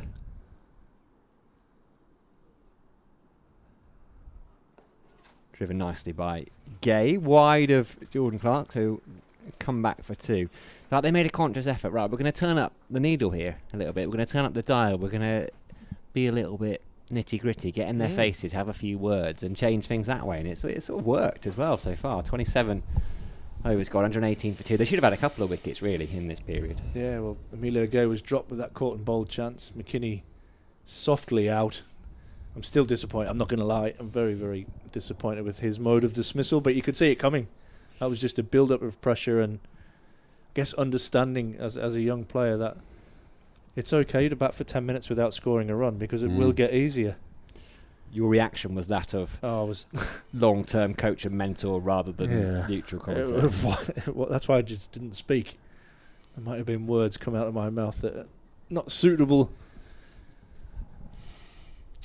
Sure to continue. The jukebox is going in my head. I had "Don't Speak, No Doubt" immediately. Great song, one of my favourites. Don't speak. One of my favourites. Did you get your biscuits? Not really. There were two. There were two in a little packet. It was a yes or a no question. Not really. Not really. There were two. They were there physically, but not in spirit. Well, there's some more Jaffa cakes in there, mate. I've seen them. You declared those two healthy, did you? Well, they are, aren't they, Jaffa cakes?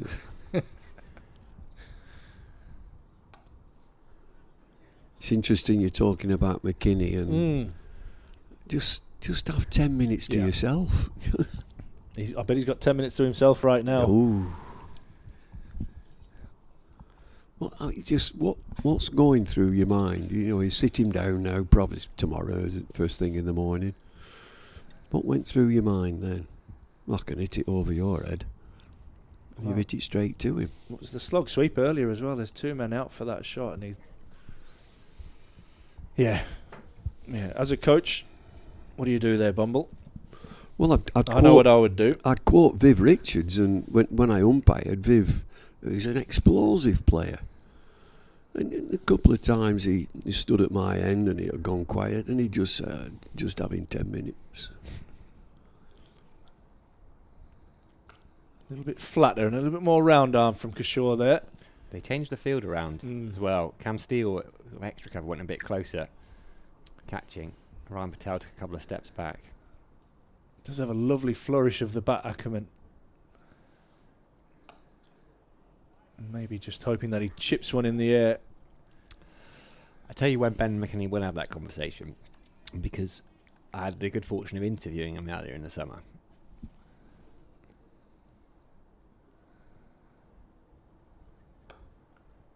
And his dad is a very good club cricketer, umpire as well. Yeah. But I'm surprised I haven't got a message off him yet. He's also a bit end of the over, 118 for two. He's also a bit of a cricket badger, and Ben says that basically over dinner or any opportunity he gets, he's still coaching him through everything, talking him through all his dismissals, all the shots he played, and he picks up Ben's bats and grabs hold of them in his shadow batting. And I said to Ben, have you not mentioned the fact that you've already got a couple more first-class hundreds and told him you probably don't need him anymore? I said, yeah, I've tried to, but it doesn't work. It won't work. So I'm sure Dad will be into his ear. In fact, I'd be surprised if Neil's still watching the stream after. He's normally here, to be fair. Doesn't move, does he? Superstitious. Yeah, there's a few like that. Holly Armitage's dad constantly does laps when she's batting. Can't stay still. Watching from various gaps in between the stands. Soft hands from Game. You got 24 McKinney, so he's got over the new ball. He's got over Dan Worrell, one of the best bowlers in county cricket, and spoons one up to mid-on.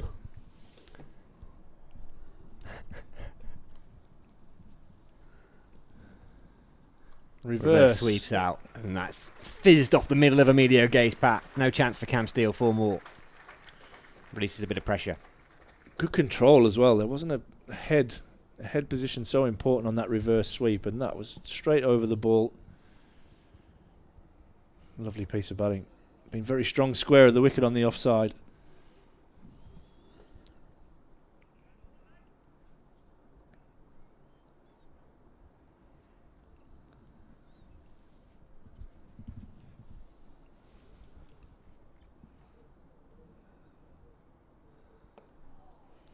And that's what he's done really well. And just being patient, just happy to keep knocking that ball down to long on.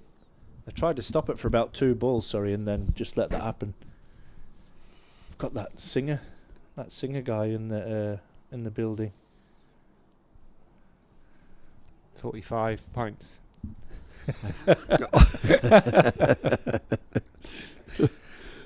Sorry, I saw the confusion on your face there.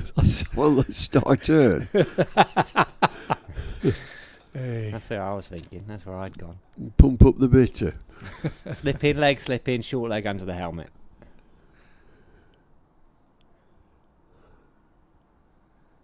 Uses his feet, Ackerman. A little bit of extra bounce. Had to push that one down.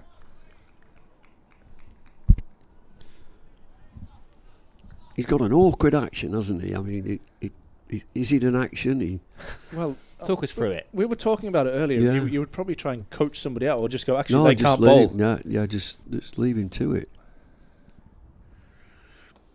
He seems to bowl, when his front foot lands, he's on his heel. He collapses, doesn't he, with Yeah. that back leg. How many's Gay now? He's 71. He's playing well. He's Playing well. beautifully. I was just saying, if a kid came to club cricket with an action like that, you'd probably just say he can't bowl. Well, unless he really spins it. I mean, look at Paul Adams at South Africa. It's so difficult. And then Malinga as a quick bowler for Sri Lanka.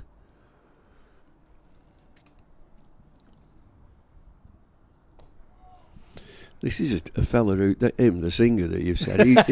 He's a man with some influence at this club. Oh, isn't he just? Well, there's no biscuits. There's no biscuits anywhere. And the over 124 for 2. 124 for 2. He's going to be left arm spin. And this is a constant conversation, isn't it, between the bowler and the captain. They're always fiddling about with the field. And it'll be round on that drive, on a drive, right-handed batter driving into the offside. It looks as if they might have two little extra cover catches, short extra cover. No, mid-off is inside the circle now. So the challenge, you've got to check. You want it him over the top, you can do. They've dropped that long on Dan Lawrence back for Emilio Gay after he'd come down the wicket early on. If you're wondering who, we're talking about Phil Collins, just the Durham chairman who's in the commentary booth with us. Not the Phil Collins, but our Phil Collins. Oh, good delivery. Just starting to bowl a little bit more round arm by the look of it, Kishore. Just trying to use the angle from around the wicket. There's an odd ball spinning now. Yeah. There's a couple just bounced a little bit as well. Which is what you would expect as the pitch starts to wear a little bit. It's hard and bouncy. The chairman he'll know Star Turn and that wonderful cover version that he did of Whitney Houston's "I Will Always Love You." I'll sing it for you at the end of this over in the style of Star Turn. Ackerman picks up a single. Just rotate the strike. I think that's good between this pair. Just get the left and right hand combination working. And the turn the turn, he wears a gold lame suit.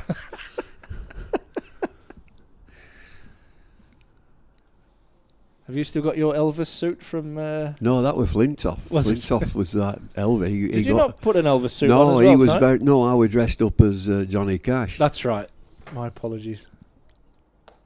Shot. That's the place. Just keep hitting it there. Like young McKinney thinking I can hit it into the village. Just keep hitting mid-on the floor. One. Your fours will come natural. Just hit your fours. I like to see a left-arm spinner run between the stumps and the umpire. Through. This is good. I like this. You get a good turn, a good body turn. So this now would be coached out of them. They would be taught to run in a straight line. Really? Yeah. Well, I've been with Tufnell this week on our podcast, and he says that this is the way. Yeah. Get more body turn. And he was talking about Dawson, of course. He's another that just runs straight. Yeah. End of the over, it's 126 for 2. That's the modern way, straight lines. All straight lines. Here we are, start turn. Sam's got it on. And I will always love you. And he's at Whitley Bay Social Club. the turn. We probably can't play him because of copyright. Can we? No, he won't mind. We get thrown off the stream every now and then for copyright if there's music in the background of the YouTube take it T20s. down. Yeah, they just go bang. I'm sure your singing it'll be just fine.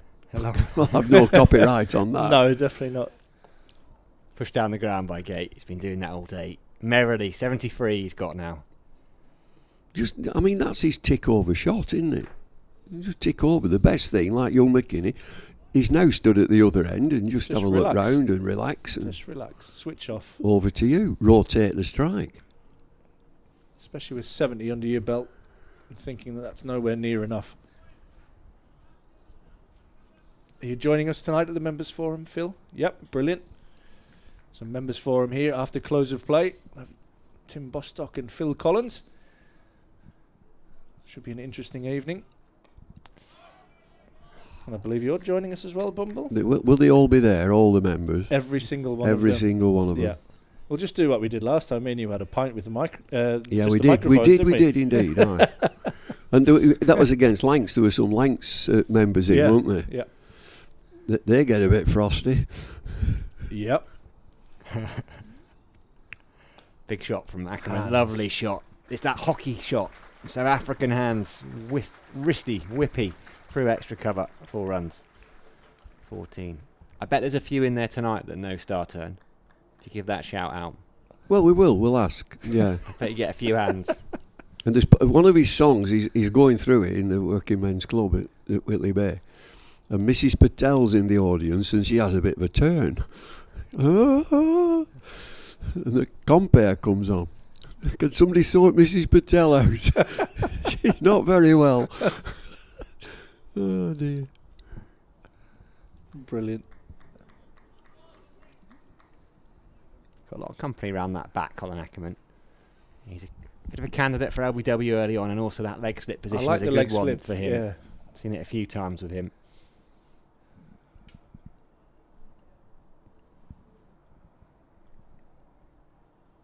Quicker one, shorter one, long up pull. Oh, Gets away with it. I tell you what, you don't want to be at bat pad when you see the batter shape up like that. It is your worst nightmare.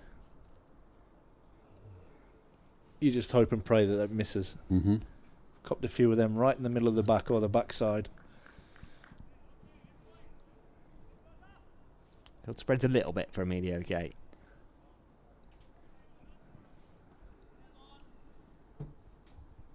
Long on. Mid off, just hanging back a bit.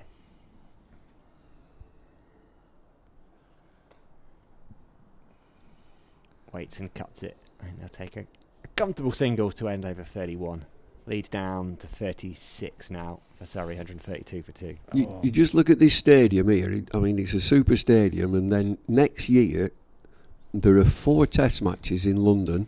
There isn't a test match north of Trent Bridge. No, it's crazy, isn't And it? you know, you're looking at the north of England as a hotbed of cricket, absolute hotbed, with clubs and leagues, and with so many junior cricketers.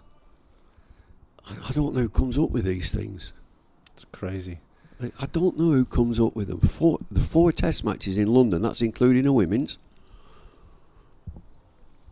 Phoebe Turner destroying Somerset at the moment. Sam, you'll be pleased to hear. Delighted. Somerset were off to a pretty decent start, and now 95 for 4. Phoebe Turner has 3 of those wickets. She has 3 for 22.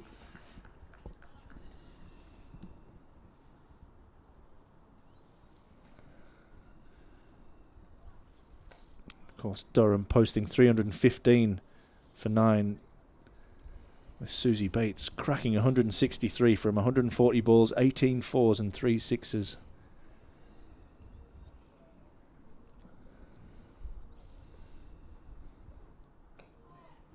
Brilliant single. Really good cricket. And that is where, if McKinney's watching this now, he'd be just thinking, yeah, that's all I had to do was really just to defend one into cover and I'm off strike. So, I mean, the harsh word to him is, look, just use your brains. We know you can bat. You've got talent. You know, what have you got upstairs?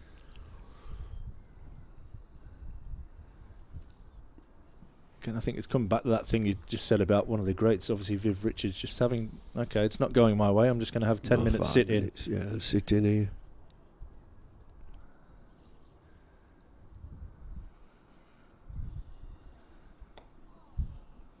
Ackerman defends into the leg side, 134 for 2.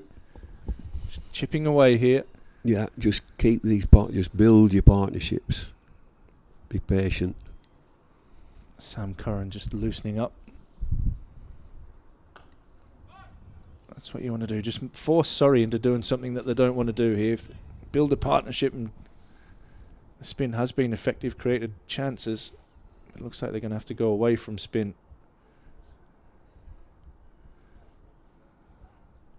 Short. Cut. Didn't bounce as much as Ackerman was expecting. He's got fast hands through there as well, Ackerman, but can't beat Dan Worrell at backward point. Just 1 from the over. 134 for 2. Went a bit West Country there, Ash. Did. That was in Nadriu. That 75 for Gay. Well, we got Ackerman on 15. And again, these test matches in London, I was in a pub in London. A pint of bitter. How much? That really How much? I'm going to go... 11.50. Go on. Stop it. Go on. I'm going to go... Go on. What, higher? Go on. Stop it. £13. Go on. Nah, I'm done. Come I'm on. out. I'm not drinking. Come on. Keep going. Nah. 15.50. Keep going. No. Keep going. 17. Keep going. Blooming heck, it can't be 20. Keep going. Where were you drinking? Buckingham Palace. Yes, well, I'll tell you after. How far are we travelling on this stream? Well, we're down to London at the moment, aren't we? With Surrey being our opposition. Right. Just get yourself into Borough Market in the rake. right. Go on, keep Is that going. the Oyster Bar? Keep going. 22.50. Keep going. No, come on. No, I'm done. I'm out. My wallet's starting to twitch I in my left folded. pocket. 24. Blackjack. 24. Yeah, For 1 pint. yeah. It was. I What were you think it drinking? was 8.5. It's coming from America, like at one of them IPAs, Ah, American okay. IPAs. You're a fan of those. You like those, though, don't you? No, 24 quid. I It is a changeable, and you were right. Sam Curran, what have we got? 3 overs before tea. Sam Curran's going to bowl a couple of them. Oh, my days. I remember when I was working for Sky at the time, and I think we paid about £7 or £8 a pint, and a guy Ian Ward or somebody, I picked it up. I said, "What are you doing?" I said, "No, you sit there and look at it for an hour." I said, "You don't drink it. You've got to look at it." Oh, lovely from Emilio Gay. Over pitch from Sam Curran. There's a chase on out there. It's a long boundary, and they're going to come back for a couple. Just the 2. He's a Londoner, though. He'll be used to those prices, not like us. Wardy, yeah, he's round. Is he Guildford way around there? Oh, it's expensive down there. Wisley. Yeah, sounds about right. It's Is even in it- is Cheshire, it Cheshire's expensive now, though. Yeah, it is. Well, footballers, isn't it? North of a fiver for a coffee in the little shop that's opened up in our village. Yeah. Are you in Cheshire? Cheshire, near Tarpley. Oh yeah, Lovely, nice there. lovely. Nice round there. Oh yeah. Driven. Just the one. Field spread a bit for Emilio Gate. A deep square leg, a long leg, deep backward point. It's all going to change now because the right hander's back on strike. But maybe the short ball was possible. Yeah, never thought I'd end up in Cheshire. I had no ties to the area. Met a lady. A bit of internet dating, right? So you can set on the app. You can set your distance, how far they are from you. And being in London, I'm partially lazy, right? So, and also if you're in London, right? If you're in North London, you don't want to be dating someone in Wimbledon because that's 2.5 hours to get down there on about 4 different tubes. 2 slips in, they're quite wide. So you managed to go 3.5 hours north instead. So I set it for a mile, and she was less than that, half a mile up the road, beautiful. And a couple of months in, she gets out this folder, just very organised, my lovely wife Becky. She gets out this folder and starts turning. She goes, "Oh, by the way, I'm buying a house up in Cheshire. This is the plans. This is all what we're doing up." And I thought, you'll never get me up there. But it's actually beautiful. We walk out, take the dogs out, 100 yards up the road, straight into a field. It's glorious. It's a lovely life. Couple of mid-wickets now. What, in the field or? In the field out there.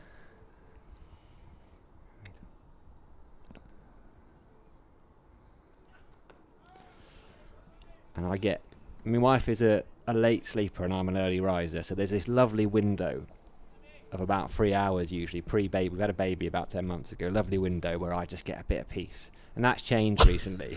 She talked a lot. She does, yeah. And she knows it. She wouldn't mind me saying. And it sounds a bit manipulative, right? But I could decide when she got up by taking her a morning coffee. I bring her a coffee every day. So if I needed a bit more peace, I'd just take her a coffee a little bit later. Pulled. Stopped by Sibley.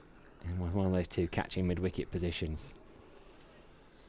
And now the baby's sleeping a bit later, but I'm still trained to get up at 5:30, 6. So I get me hours peace. And she thinks I'm super dad because I look after the baby for 3 hours. But actually what I do, strap the baby on my front, go out into the fields, put a podcast in, drink a coffee. Like it's a glorious life. Not sure I could bring a kid up in London.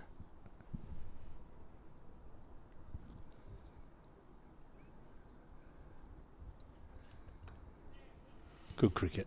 Single to end the over. 33 gone. 5 off that from Curran. That deficit down to 30 now. Durham have chipped away at it nicely in this session. I think they've played well. And you don't need to look at the board. Just play. I keep coming back to McKinney's dismissal. That's poor. He shouldn't be doing that sort of thing because you just bat. Don't look at the board. You can be really selfish. Just play and bat. Runs will come. If you stay out there, runs will come quite naturally. There's no demons in this pitch. None at all. You get rid of Dan Worrell. It's a Kookaburra ball. It's going older and getting softer.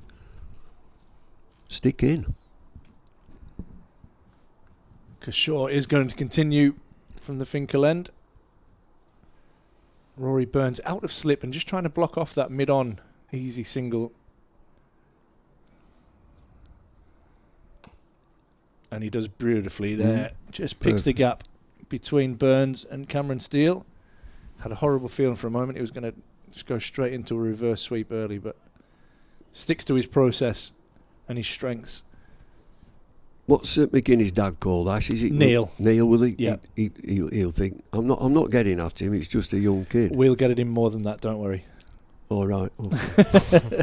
No, it's just constructive. It's sit down. You walk round the ground with him and look. And you might give him a belt, might you? You might give him a. He'll know as well. Won't he? He'll know. Right, if he doesn't know, then we have got problems. No, right? talk to me. If he doesn't know himself. Yeah. Oh, yeah. 100%. 100%. It might just be spend 20 minutes on your own, contemplating everything about your batting. Oh, and that has kicked up a little bit, maybe just catching the edge of a foot mark. What's he called? That spoof bloke on the internet or whatever. Terry Tubbs. Talk to me. Terry Tibbs. Terry Tibbs. Talk to me. Wolsey's ours, isn't he? Terry Tibbs. Oh, you're taking me back to my university days. That I love Foreign Jacket. That spent was a good so 3 months just only talking as Terry Tibbs and Brian Bedondes. Remember him, the art guy? Triptych. Is it Dom Jolly? Yeah.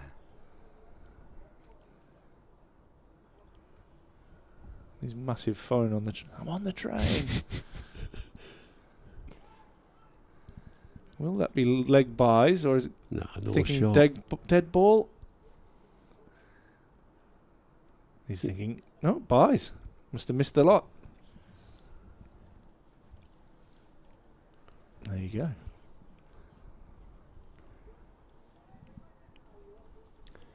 Just coming up to the tea break now, and this is, again, talk about crucial periods in the game. This is where Durham, just before lunch, it probably all started to go wrong. They lost 2 wickets right on lunch yesterday. Really important few overs. Ooh. Fully. Full toss, sorry. It's a fully. Sam picked me up. There you go.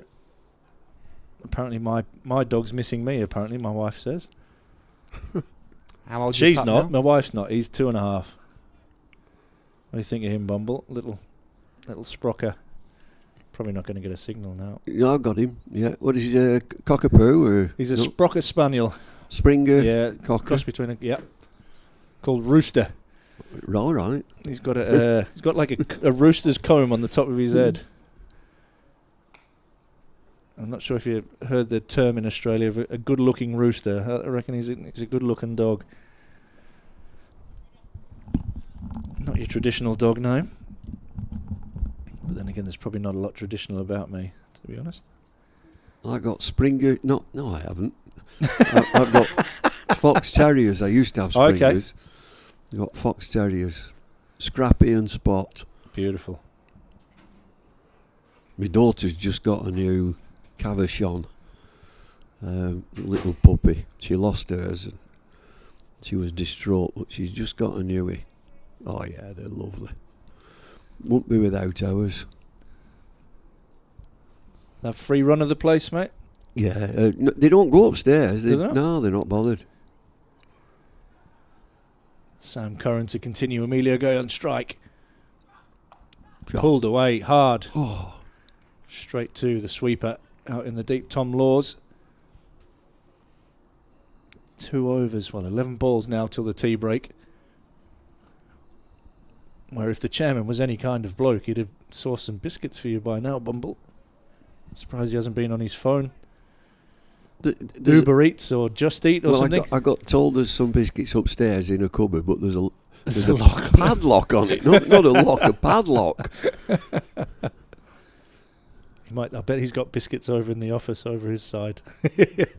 Can take you for a wander round. I don't think Beefy'd be bothered with biscuits in his cabinet. No, it might be a red. Promoting his own brands, probably. Have a glass of red wine while getting your feet vibrated. Nicely driven, but won't be a run.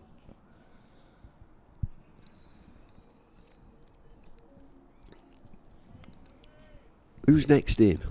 Be Ollie Robinson. Right.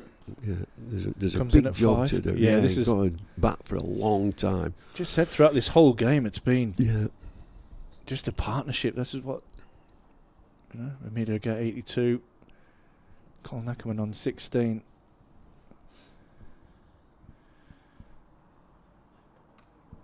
Late cut. Kishore doing the fielding. 143 for 2.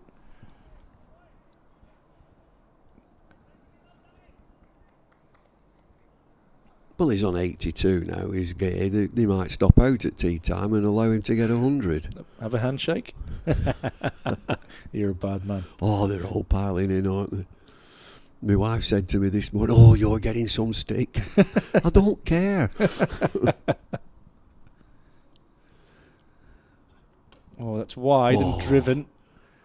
Won't beat Cameron Steele. 26 behind Durham. What was your take on the handshake? Will you just get on with it, or would you have walked off? And I thought they should have come off, really. I think it should be. It isn't, but left in. It's a stalemate in the game. England, in this case, were pushing to win the game. He's conceded, I can't win the game. Mm-hmm. There's nothing in the game. Take the bails off and go home. I'm sure our Indian fans don't agree with that. No, they don't. Not one of them. It's good from Curran, but it's good from Ackerman as well. Solid in defence. What if it was if you were batting and you were 10 away from your first Test 100? What, 90 not out? Well played. The lad was 80. 80. So you want us to bowl at you now, do you? Well, you want us to? There's nothing in the game. We just tried for 2 days. There's nothing in. I don't think I can win. I'd like to say that's the end of it. Can we go and have a... No, I want to get 100. And who do you want to bowl at you? And that was Stokes' point, wasn't it? It was literally, well, you've done your job. Yeah. It's about the team, not yourself. Curran tries that last one from around the wicket. And we're going off. Oh, we are going off now for tea. Even better from a Durham point of view. 143 for 2. Trailing by 26. Emilio Gay, star of the show in that session, 82 from 76 balls, 9 fours, 1 6. Colin Ackerman, 16 from 44. A partnership of 47. A crucial partnership. 47. Much more needed to come after tea. And we'll be back in around 15 minutes to take you through the evening session.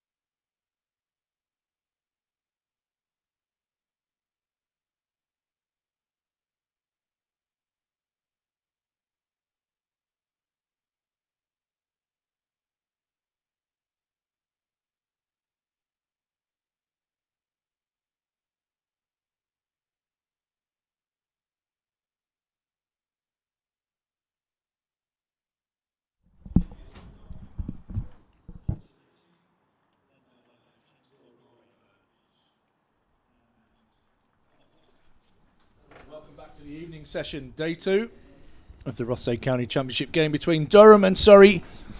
Durham fighting back here, 143 for 2. Against Surrey, who have been on top for most of the game. Really good period just before the tea break between Ackerman and Emilio Gay. Emilio Gay on 82, Colin Ackerman on 16. With me, Ash Thorpe, George Gompertz, and David Lloyd, who my wife went, I'd just spoken to her at tea, and she went, he's called David Lloyd, you know. And I went, I was aware of that, and I think he knows as well. With David Lloyd alongside us. What do Durham need to do to keep advancing and trying to get back into this game? Partnerships, just keep building partnerships. I thought they played pretty well, and Gay 82 from 76, that's been an attractive knock. So you build your partnerships and keep the opposition quiet, don't look at the board. And this last session here, you know, we all talk about winning sessions, don't we? This is an important session. Durham need to win this session. I think this half an hour even, straight after tea. And if you're Surrey, we can see that Kishore is going to start. Do you go with Dan Worrell from the other end, bring your two best bowlers on to try and get that breakthrough? If you can. Yeah. It's going to be Emilio Gay to resume, as Bumble says, on 82. Played very well, better than a run of ball. Good counter punch from him.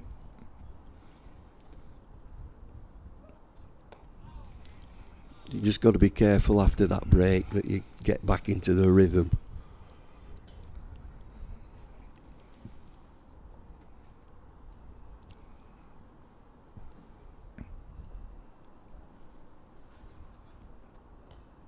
Full toss, whipped away. That'll help him get back in the rhythm. He'll probably pick up a couple as he whips that away. Dan Worrell doing the fielding out in the deep. Emilio Gay hustles back. Well, you were pretty spot on, Ash.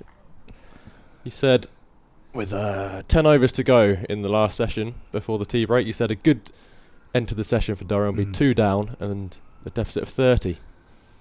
That's exactly what they've done. Broken clocks. Right, twice a day. Means we've got one more to look forward to. Excellent. Don't waste it. I won't. I have to think carefully on that one now.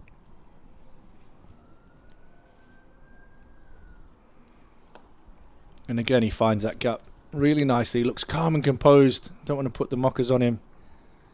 It's been a wonderful innings from him so far. Brings up the 50 partnership between these two. Who's these lads walking round? That's Graham Onions as one. Will Gidman in the middle. Will Gidman, who is he the batting coach, he or fielding coach? All of the above. Guru. Yeah. And who's the batter? There's another Will Rhodes. Oh, of course it is, yeah. Is he playing in this game? He's not. I think you'd be disappointed the fact that he's not.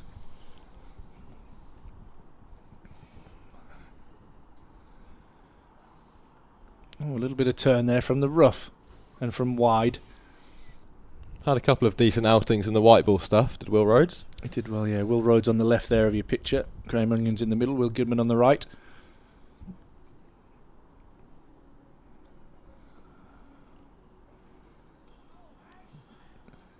A little bit fraught with danger, that cut shot. The one that just slides back in, but navigates it safely. 146 now for 2, Durham. And the key for Durham is to get that partnership on the board plenty more times throughout the next day and a half. You talk about scoreboard pressure, and you just don't look at the board. Yeah. You're just batting session after session and keep talking to each other and a bit of encouragement and stay calm. You've got to stay calm. Well, it is going to be Dan Worrell from the Lumley end. So again, I mean, this is an event in this session, isn't it? This is the best bowler, one of the best bowlers in county cricket. Championship winner many times. You've got to see him off. Don't block him off. Just see him off. Play well. Will be Emilio Gay on strike. 85 to his name, striking over 100. You know, we all like to be captains, and we're sat here as summarisers and commentators. You bring your best bowler back on, he's only giving one slip. Dom Sibley out the cordon and into mid-wicket. Rory Burns stationed at second slip. Worrell coming round the wicket. And Gay onto the front foot. Defends them back for a dot ball. And that's probably the mindset that Surrey are in at the moment, feeling that they've got, 5 out in the... 3 out on the boundary in run-saving positions. What's your field here, Bumble? I would have at least either 2 slips in a gully or 3 slips, and have a ring saving 1 to give him a signal we're trying to get you out. Gay forward again, defends again. Because I'm only going to bowl him for 5 overs, 30 deliveries. He's my best bowler.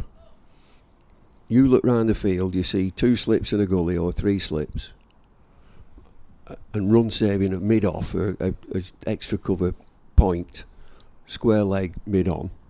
So you've got to work hard for your single. We're going to keep you on strike, and I'm going to try and get you out. So you've got to be careful. As it is now, he's got 1 slip. So I'm thinking in my mind, he's going to bowl dead straight and try and hit my pads.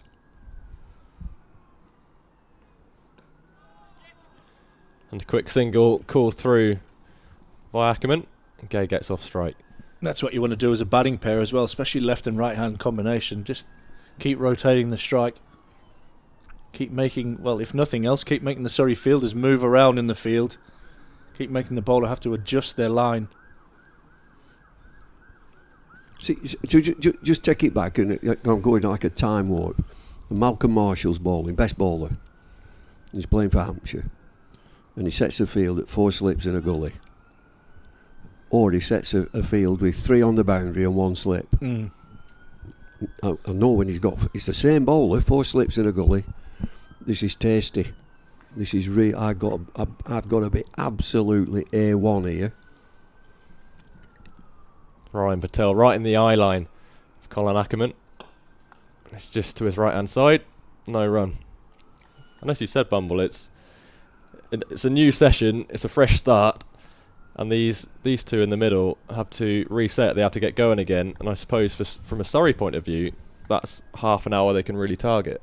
Yeah, and the mischief in me that I hope, this lad batting now, Ackerman, gets a thick outside edge and it goes through 3rd slip for 4.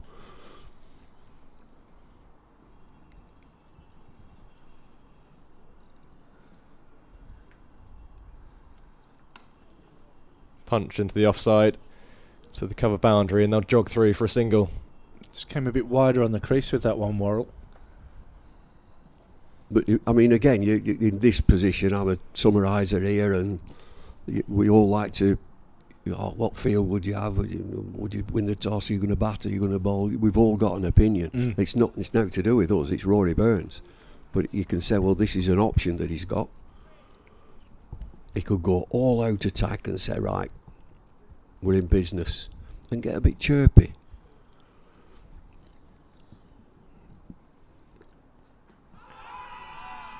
Hit on the pad, big appeal, but umpire Middlebrook shakes his head. And Emilio Gay slightly limps off at the end of the over, 2 from it. Durham 148 for 2. It's that one that hits you right on the knee when it's braced, I reckon. But yeah, the ball's got to straighten a lot to trap Emilio Gay in front there, otherwise it's going to be missing leg. I'm sure that's something as an umpire that you'd have looked at as well. That bounce. A bowler around the wicket. Yeah, around the wicket. What's his angle? Where's it hit him? Is it above the knee roll? Is it going over the top? Is it clipping?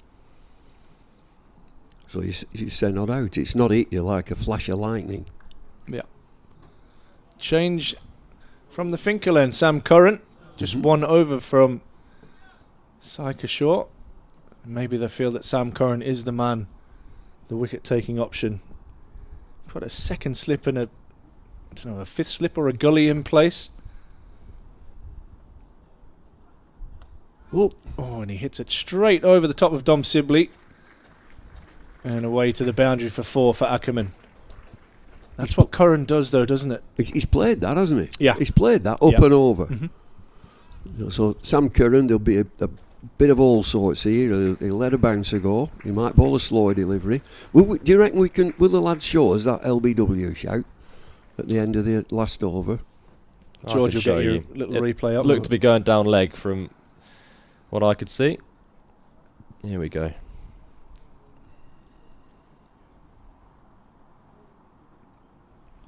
Yeah, it's missing and it's high. That's short and wide and cut away again by Ackerman. And he'll get back-to-back boundaries.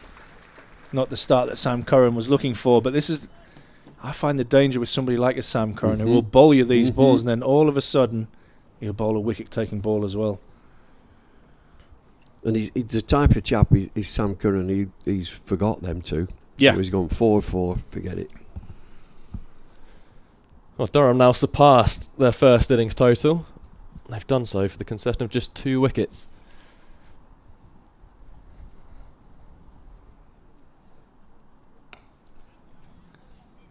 Solid from Ackerman.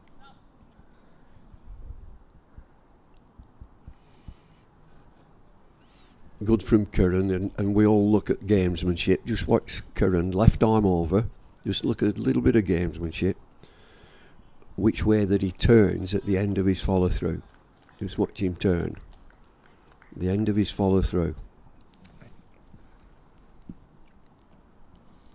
I think I might know the answer to this.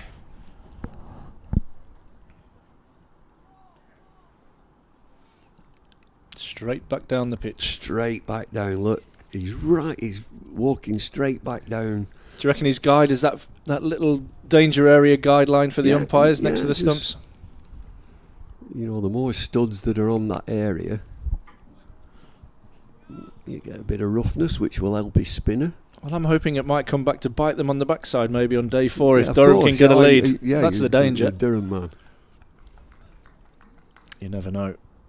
Trailed by just 13 now, Durham. There you are. Watch that turn now. Well, that looks even straighter there. And now the umpire's going to have a look. No, he's not. He's just fiddling with the... There he is. He's going to have a little look down. He's just having a walk down there. Go on. Between entering the wicket and leaving the wicket, not once does he step off it. That's right, and he's follow through. He turns back into the wicket. He walks back on the wicket as well.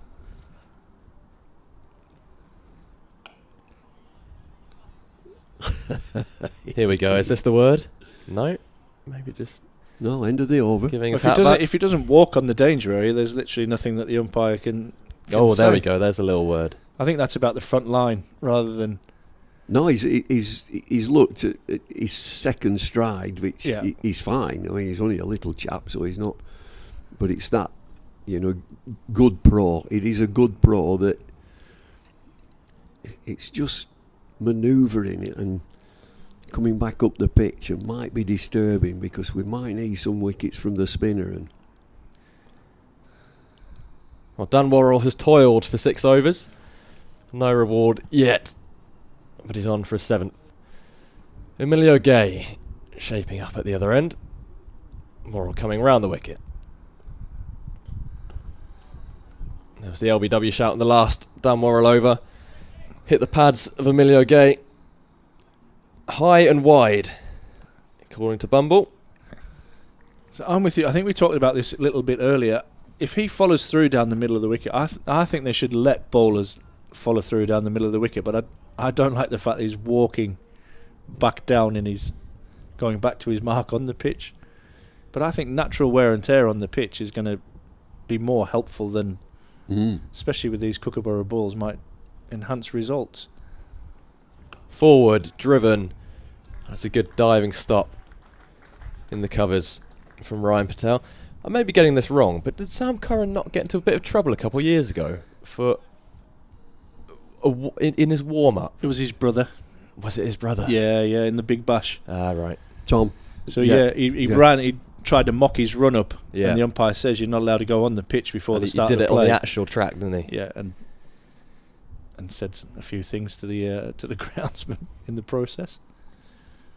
Get out of the way were some of the words. Driven slightly slicey, but it's going to go away to third man, and he'll pick up 2 runs down to Syker Short.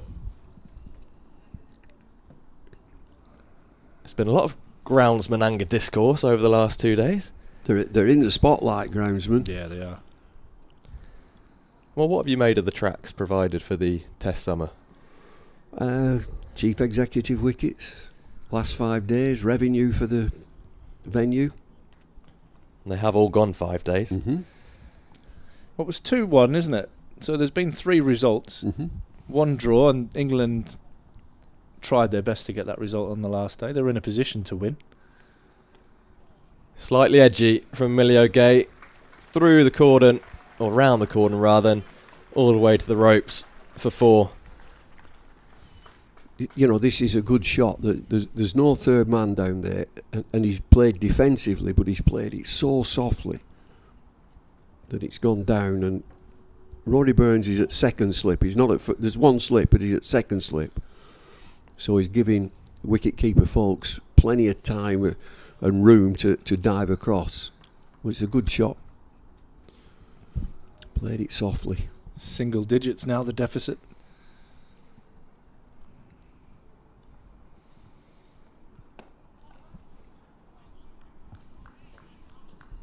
Looks like Worrell's just trying to drag him across the stumps and then ball 1 at the stumps, trying to trap Emilio Gay there or make him fall over. 92 now to Gay, the deficit at 7. 162 for 2. Durham following their first innings, total of 153. Surrey in reply, 322.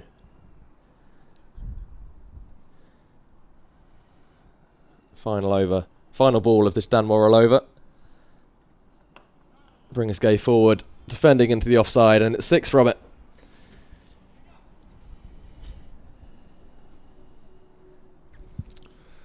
Very similar name, hasn't he? Emilio Gay, to that song. It was Orchestral Manoeuvres in the Dark, wasn't it? Enola Gay. Right. Enola Gay. OMD. Orchestral OMD, yeah. Manoeuvres in the Dark. I think ELO were up in the northeast over the weekend. What's he called? Jeff Lynne. Mm-hmm. Yeah.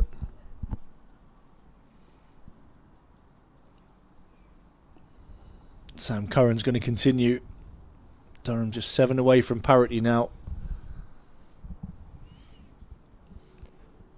What do you think is defendable on this track, Ash? Oh, wow. What a question.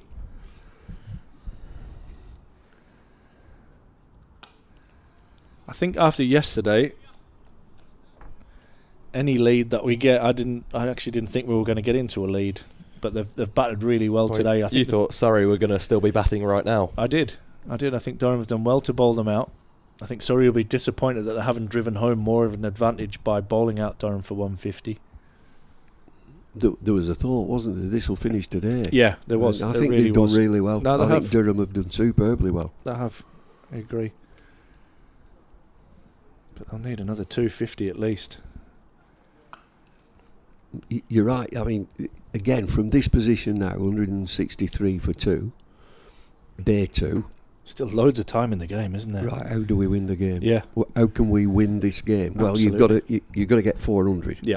You back 400, and then you've got a lead of 250, something like that. And hopefully that pitch, with it being so hard and dry, deteriorates. Yeah. But at least give yourself that chance. Yeah, I think 250. Batting on 4th day. And if they're slightly against the clock, you know that you've got to go at 3.5 or 4 and over, something like that, and you might be able to stitch one end up. And how do we win the game from here? And Ryan Campbell will ask that question on an hourly basis. Yeah. How do we win this game? Even with being bowled out for 150, how do we win this game? So we can't change that. How do we move forward? Oh, that's a peach. And that's what we talk about. Sam Curran looks so innocuous and then bowls an absolute beauty, cutting Emilio Gay in half. Good work from Ben Folkes behind the stumps. Well, that last delivery there, if it's a huge 250 lead. Yeah. Now, if he can bowl a ball like that, which cuts him in half, and the keeper's diving away, and there's bounce. Is there going to be more of that? This ball's into its 40th over as well. Just checking that as well. Yeah, you're right. Still got a bit of life in it.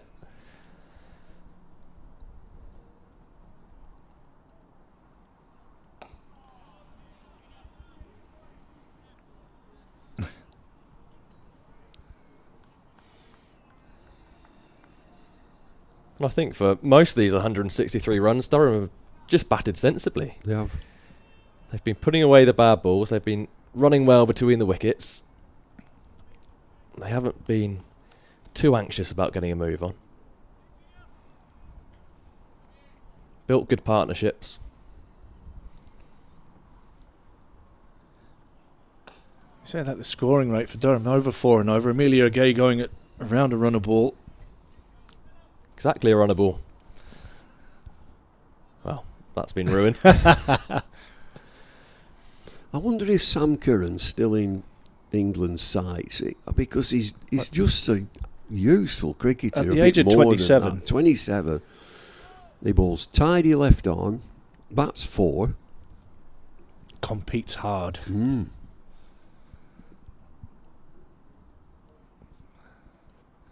Going for the Yorker and driven. Ooh. Risky single, but Dan Lawrence not quite able to get down and throw the ball.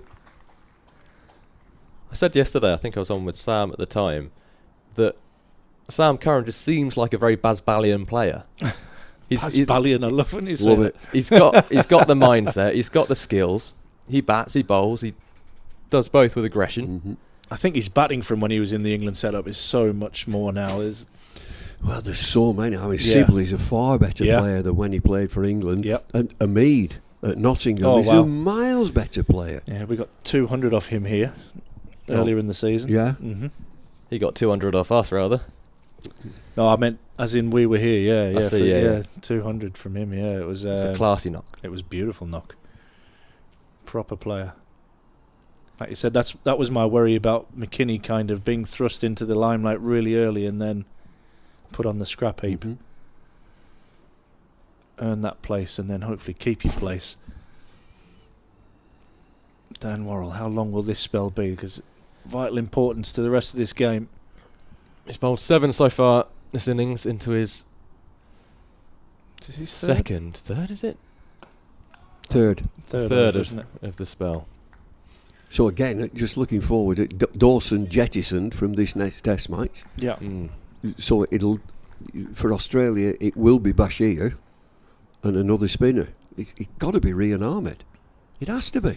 Or will they look at Bethel? That's Yeah. that. You talked about it earlier. Bethel will go anyway as a batter who can bowl a bit of useful. And so if they put them in compartments, we're taking 2 spinners, 2 specialists. But Rian Ahmed gets hundreds. Yeah, Batty's here, look at him. Yeah. And you've always got golden armed Joe Root with some tweakers as well. Mm-hmm. Forward goes Gain, just opens up the face of the bat. That's a really, really cultured shot down to third man.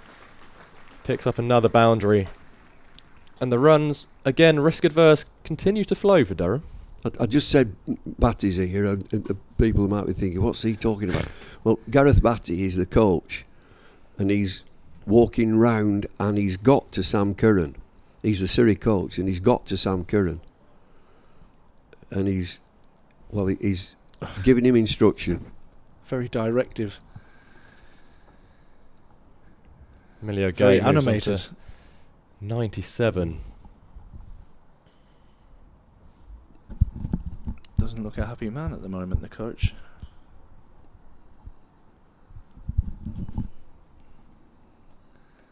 Worrell into Gay, forward and defends.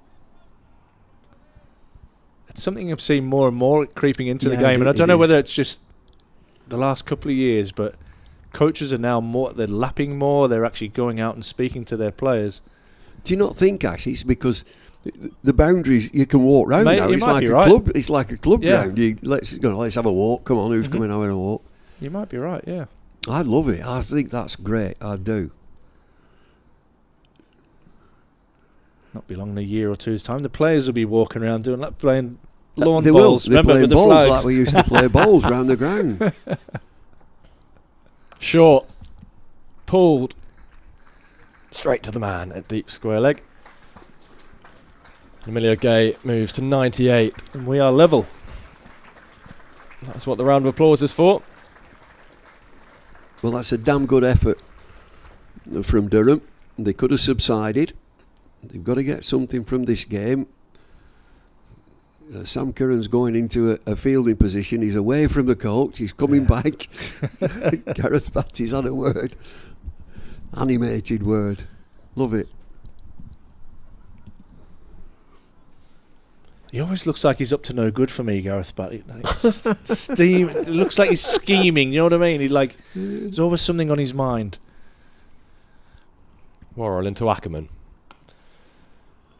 Rocks back and punches out to Sibley. He was when I was England under 19s coach. He's one of my players, Gareth, and we were at Bulawayo. We're just leaving early. It was 6 o'clock flight. 6 o'clock leave. Probably 8 o'clock flight, 9 o'clock flight. The manager of the hotel came out. He said, "Oh, there's a couple of bills haven't been paid." I said, "Oh, well, just read the names out and they'll come and pay the bills." He said, "Prince Monolulu and Elvis Presley." Which one was he? Right. So I said, "Turn the engine off," to the driver. I said, "Right, would Prince Monolulu and Elvis Presley come and settle the bills?" So he gets up. That's the end of the over. It's 169 for 2. I said, "And which one are you?" He said, "I'm both of them." At least he's honest. Well, in one way. Brilliant stuff. Yeah, he just looks like he's always thinking, always scheming. You know when you see some people and they look relaxed, and I never see him look relaxed. He's gone round there with purposeful gait, hasn't he? He's gone round and now he's Sam Curran, who he's been directing the messages to. He's talking to the captain. So now they're setting the field, and it's a long conversation. Is this? And he's watching it all. I tell you who, Gareth doesn't want to hang around here on 98. Emilio Gay will be just quite happy to keep this game moving forward. Just a few tweaks in the field there. Going a little bit squarer. And now going back to exactly where he was. See Sam Curran trying to direct. Gareth Batty's down here still. He's still at it. Not happy. Yeah, chuntering on. It's almost like a kid's game, isn't it? Where you're going cricket. He's now moving. He's put it. The coach is moving extra cover. He's told him to get in. Having a word with the crowd now. Emilio Gay, that looked like was going down leg side. Go on, call him out, Bumble. He's definitely having a bit of chew with the crowd now. Yeah, This is brilliant. If we've got the camera on him now. He's still trying to move the field. Not a happy camper right now. I'm not going to shout anything. I'm telling you. I was just going to shout to him, "Can you sit down, please?" But no, I'm keeping quiet. Yeah. He might come up looking for you. Yeah. Good work from the camera crew as well, capturing that. Emilio Gay on 98. Solid in defence. You know, the crowd have been at him now. Oh, He's yeah. been shouting back at the crowd. Like, I'm not saying anything. Come on. No. Here's your chance. No. He's steaming. He's moving extra cover. He's got his arms properly folded Yes, now yeah. in a grumpy pose. He's in high dudgeon here. He's a rumphing like you've never seen. A rumph. Brilliant.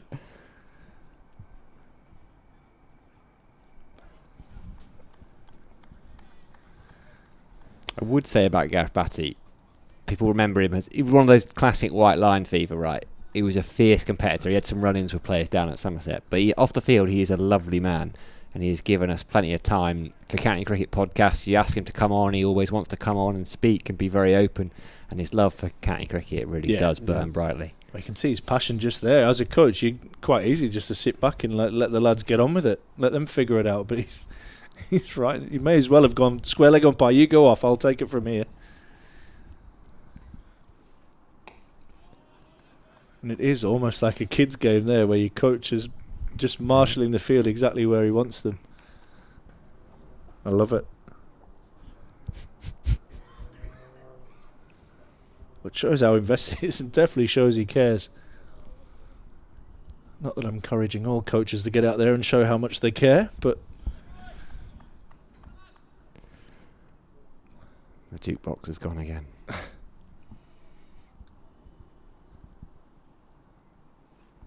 Driven, thinking about a single to Jordan Clark. Bit of Stevie Wonder in the head.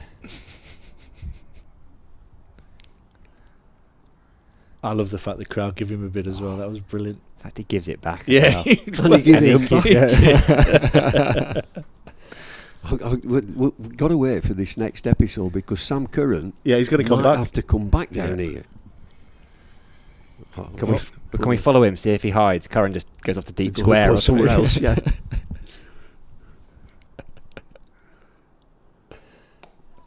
And solid in defence. Being this is maiden kicking off. over. He's just at the end of the over. Sam Curran's just got the ball and thrown it on the floor and walked off. And this is where, as Sam Curran walks out, he knows that Butty is waiting for him. He's going to go a bit wider. Yeah. If he carries on that trajectory, he's going to be about 20 yards to Gareth Batty's right. Well, to be fair, it is where his drinks bottle and whatever else he's got down, maybe a little towel, is down there. It's like, should I just...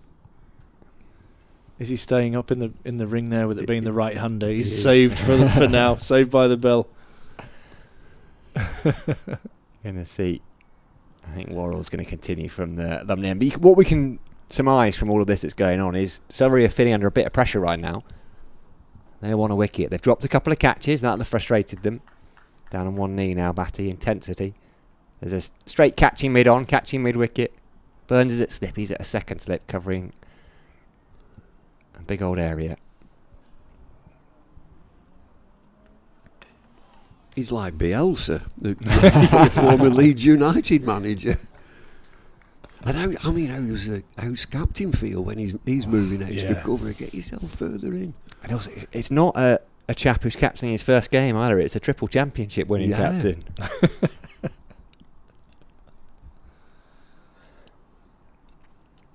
They were at least former teammates, so Rory Burns will know all too well what Gareth Barry is like. He can be fiery, Gareth. He can be fiery.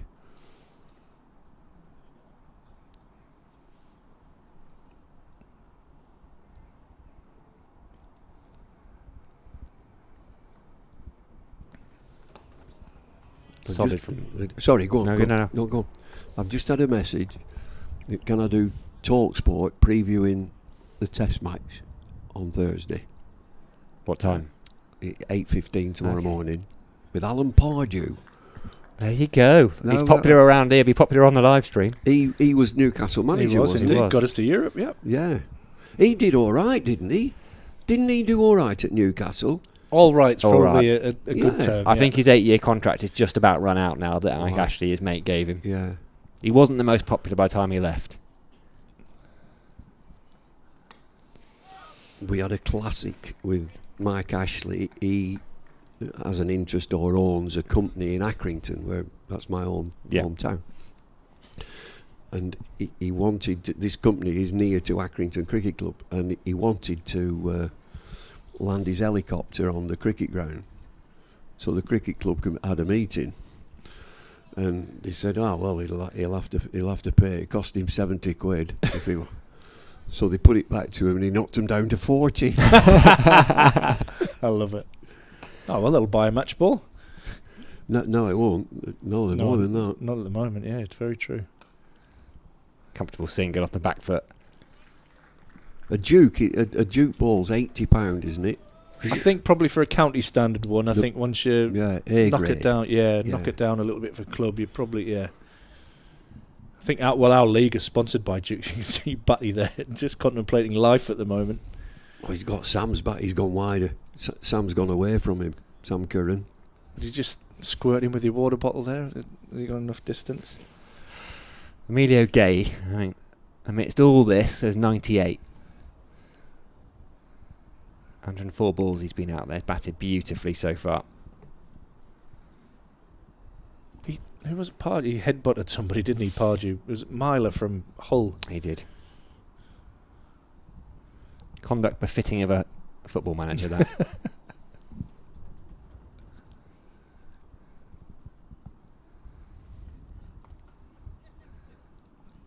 Moved to 99 with that single. Rory Burns shy. Could have been overthrows. Yeah, it was the kind of conduct I might have expected at Newcastle Blue Star last night. I went to watch some Northern League Division 2. Did I go last night? Heavy favourite. Division 1. Heavy favourite. Still reeling from their playoff final defeat last year. They're favourites for the league. They were 2 down after 10 minutes.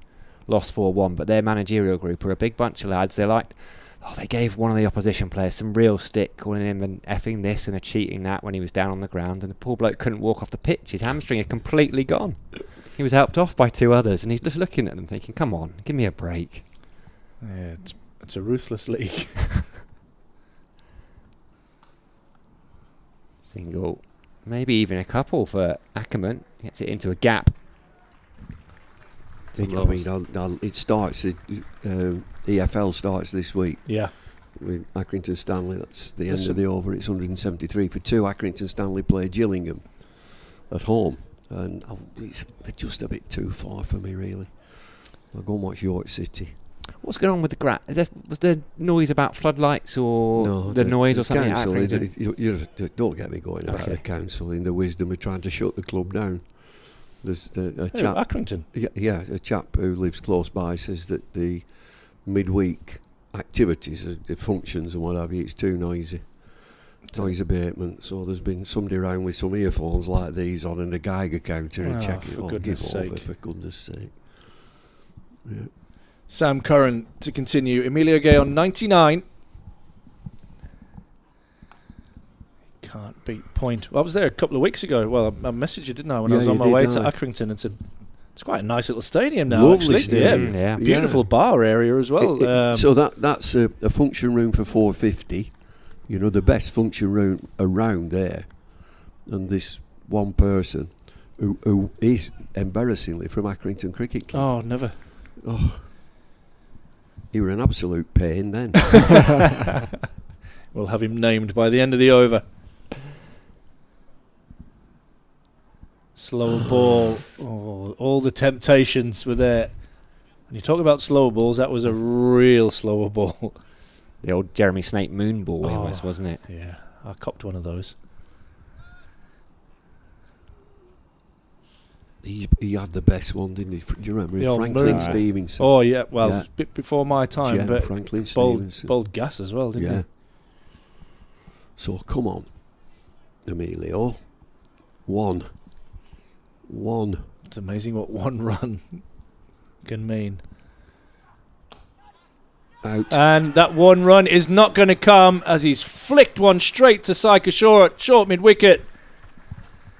Emilio Gay falls for 99, and more importantly for that, in the context of the game, that is a huge wicket as Surrey pick up their 3rd. Well, what a shame. He's played so well.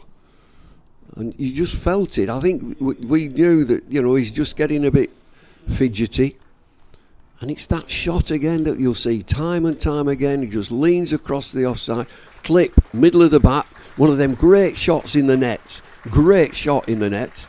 But there's actually a fielder there. He's chipped it straight to him, off the middle of the bat, round about knee high. But make no mistake, he's played well, but he'll be so disappointed. 99.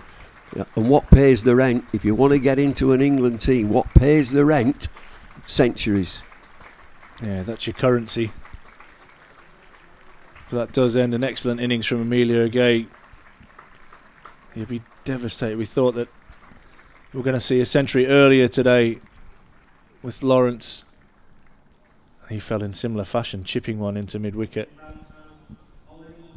Ollie Robinson, the man tasked now with trying to increase this lead, which sits at just 4. And we just mentioned there he was stuck a little bit, Emilio Gay. You could feel a bit of tension building. You could. And Surrey get the breakthrough. And that one run, it's incredible. There was no real pressure in the whole game, but going from 99 to 100 just throws crazy things in your head. I just in my mind, I think 98, fine. And then you get to 99 and there's something in your mind. And he just started getting fidgety. But it's a breakthrough for Surrey. 173 for 3. Ackerman is on 29, so Robinson is the new batter. And so Rory Burns can now just think about attacking. A couple of slips in. Who's the first slip? That must be Sibley, is it? Yeah, Sibley and Burns. Yeah. Sounds like a law firm, doesn't it? Do you work for them, Sibley and Burns? Sibley, Burns and Folks. That's what you need. You need a third name. Yeah. Accountants or law firm. The Vicar of Sibley. Curran to Ollie Robinson.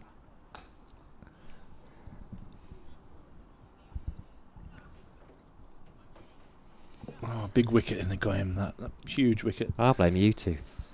You were getting tetchy. Oh, Earlier on, you were all chilled out. Oh, take 10, sit on your back, take 10. I'm blaming Gareth Batty. And then you were all after, take the one, get the one. He's just... He's marched changed the off. game there, hasn't he? He's got marched his off. wicket now and walked off, yeah.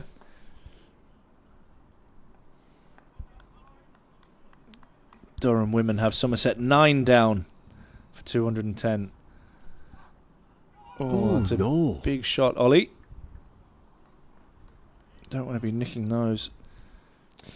Yeah, big win for them, that, which is what it's looking like being. Long old trip. They were here about the same time as us yesterday morning, 9 o'clock, ready to load onto that coach. Second trip to Somerset as well. They've done a T20 down there. Yeah. At least they're going to come back with a couple of victories by the looks of it. I did wind Danny Hazel up saying another trip to Taunton. She looked thrilled at the prospect. But she'll be very happy on the bus on the way back home.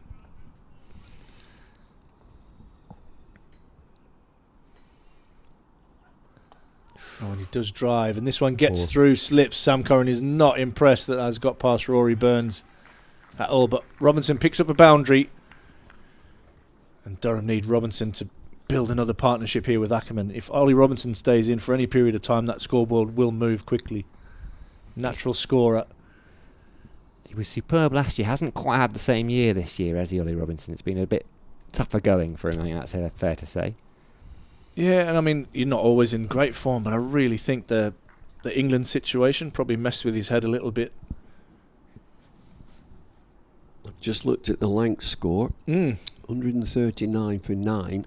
Mason Crane, 10 overs, 5 for 18. Oh, she's turning. Might not be a draw at least. That's 130 behind. Big problem.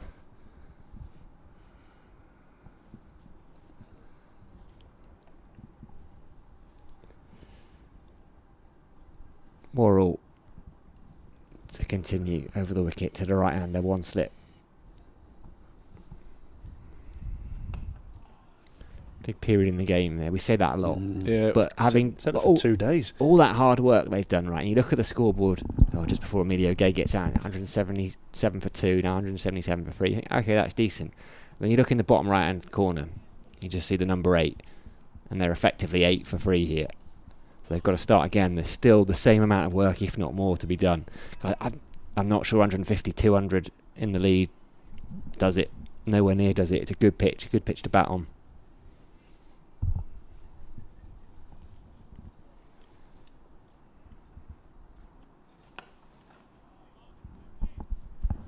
We haven't been around the grounds actually much, have we? Should we have a look? No, have a look there. Well, how's it at the top? It's Surrey and Notts, aren't they? They're a point sort of apart. locked in, yeah. Point apart. Somerset not far behind that either.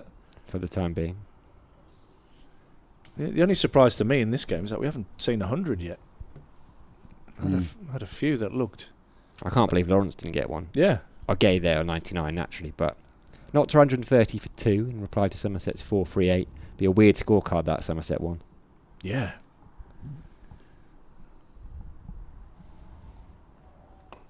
Flicked.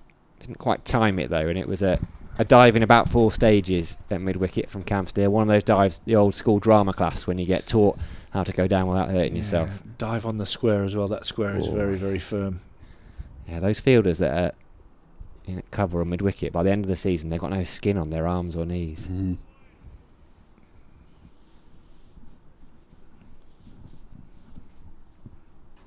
Hampshire 293 they made down at New Road. 63 for 2 in reply, Worcestershire. Jake Libby's in the runs again. He's always in the runs. Nice player.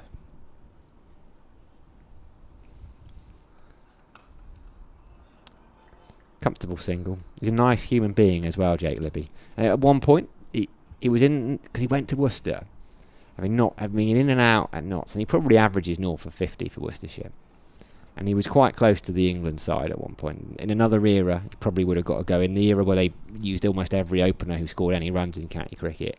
I think James Taylor had a couple of conversations with him. Who was the coach then? Who preceded McCullum? Silverwood. There was a few knocking around, wasn't there? I should know. Peter Moores, maybe? Yeah. No, was that after Moores? Were we talking about when he was at Nottinghamshire, or what are you talking about? When he was on his run. That'd be Pete Moores. Yeah, I think Moores. Look, he's running in with it in his left hand and then just changes right at the end. Driven. Is that normal? Or I don't know whether it's just because of maybe just the angle of his run up and just that run in and just the ball. I don't know. It's very individual, isn't it? There's not many do that. Do you know the tale of his run up? I don't know how widely known it is. The angled run up. Go on. The running around a tree, had a tree in his back garden that he had to run around as a kid. It's a brilliant story. Yeah, I just never know how widely it is, and that's why he has that stooping angle.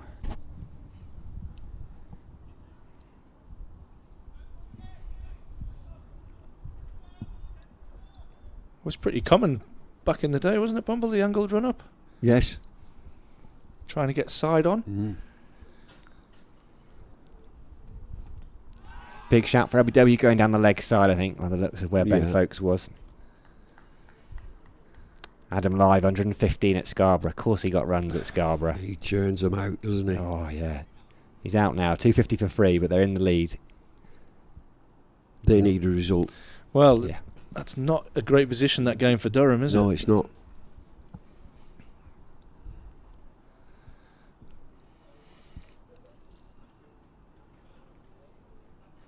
Wonder if that's the end of Worrell in this spell. He's put a good spell in, hasn't he? He's at 5 or 6 that he's bowled. He's gone 5. Yeah, well, there'll be a conversation between him. Well, it's Sibley at the minute, and Rory Burns will come into it, so he's got to make a decision. Does he carry on? They'll have a spell.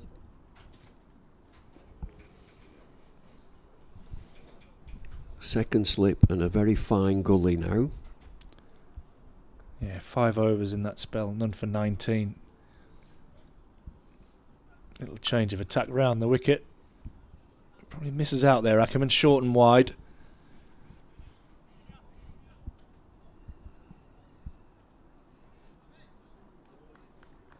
Round the wicket, having a go.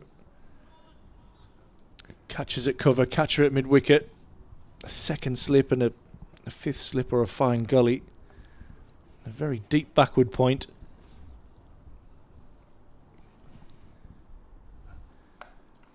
Punched nicely off the back foot. He'll pick up a single.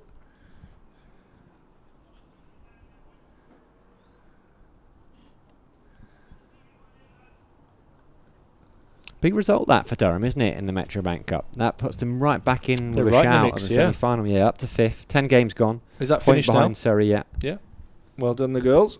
Lank's having a cracking season. Emma Lamb's having the season of her life, isn't she? Yeah.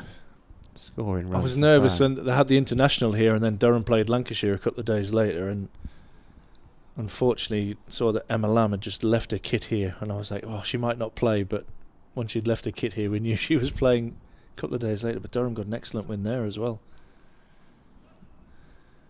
Does she play for Durham? No, Emma Lamb's at Lancashire girl. All right, yeah. Yeah. So they had the international here and then we played them 2 days Right, later, but yeah. she just left all her kit. No point in taking it.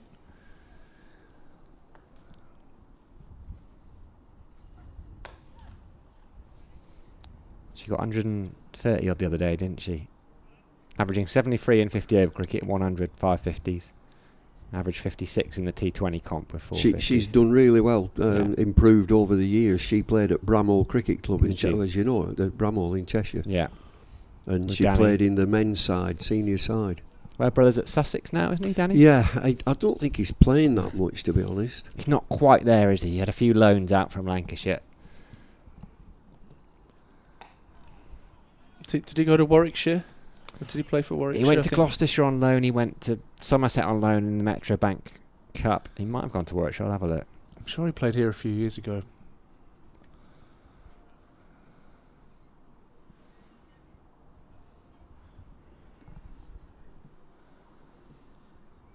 No, I don't think Warwickshire's No. in the list. Lancs, Gloucestershire, Somerset, Sussex, and Cheshire. Oh, there you go. And come round the wicket to Ollie Robinson.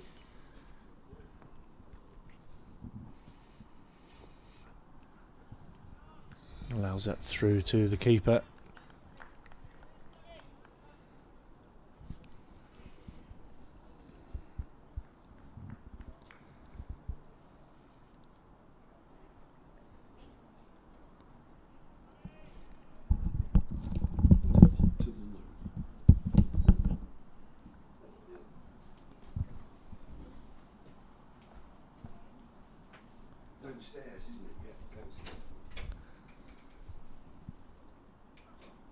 This one's driven beautifully through the covers by Ollie Robinson.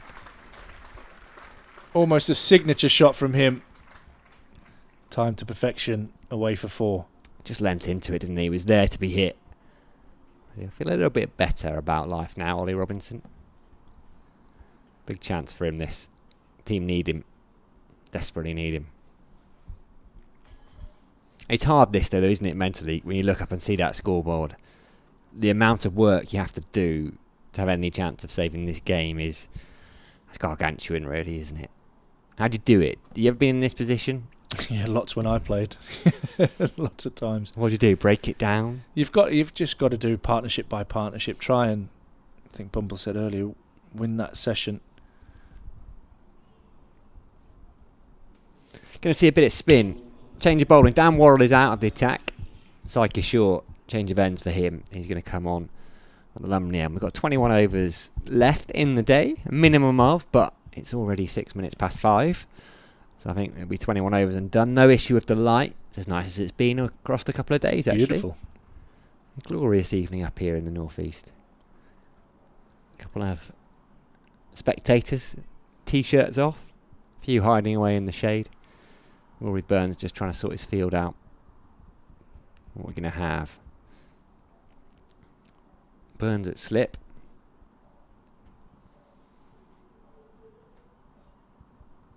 Ackerman's pretty settled now, 31 from 72. What did he get in the first dig? 46? Or did he get 50? Ackerman, 51? 51. Yeah. Oh, it was a Matthew Lamb that played in the game. Ah, was he the keeper? I do remember the name. Didn't play very much. But I don't think he was just a right-hand middle order. Yeah, I do remember the name. Player. But Mark Wood played in that game. Probably one of the last games he played for Durham. Bowled rockets.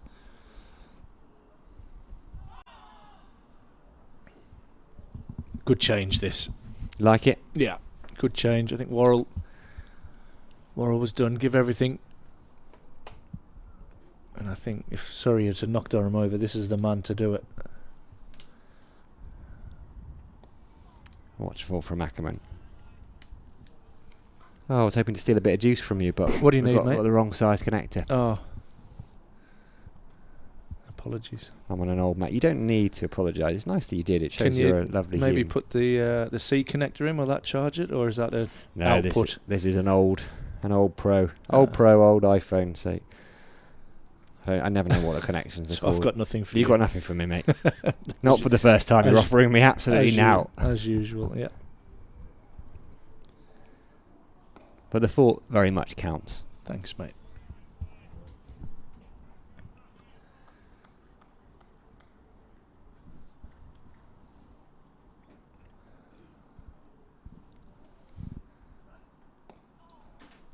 Nice and controlled from Kishore. Oh, joining those dots. There we go. Ross has saved me. Who needs Thorpe when you got Glendenning is what they always say in the northeast. Yeah.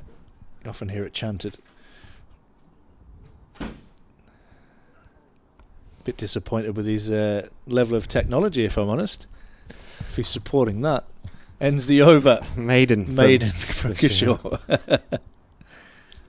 Well, I like to think he's just prepared for all situations. Yeah, that's probably true. Yeah. Yeah, be nice to Ross. 12 overs, 1 for 28 for Short. Picked up the wicket of Ben McKinney earlier in the day. Durham lead by 16. 7 wickets in hand. You never live by the be nice to Ross mantra when he's upstairs in the cold and you're ribbing him for being outside. Yeah, sometimes. It varies. He's lucky though, because the only one that wind goes over his head. Poor Stevie, 6'3" Stevie, he cops all the wind. It's a lovely view up there on the top It's deck. incredible. I went up there and had a wander yesterday. It was nice. I just lacked a seat. And I'm a bit of a wanderer. I like to move around, and I was scared that I was going to either knock something off and hit somebody down below, or I'm not really great with heights either, if I'm honest. You're not? No. How do you find flying?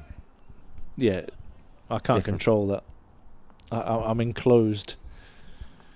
But yeah, up there, I think I took one step at a stage. I was like, ooh. Clark into the attack, defended by Ollie Robinson. Double change for the table-topping Surrey.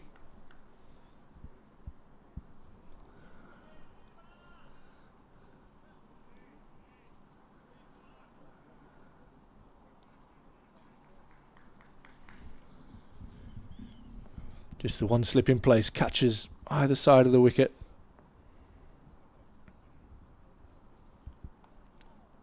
Guided nicely down to third man by Ollie Robinson, in who pick up 4.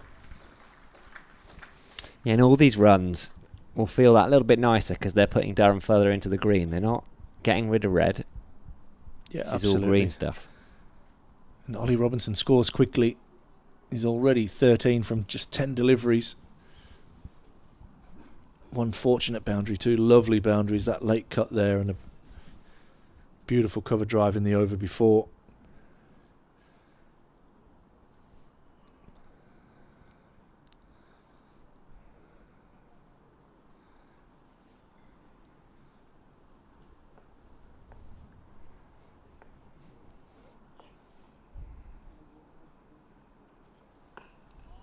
Solidly in behind that one.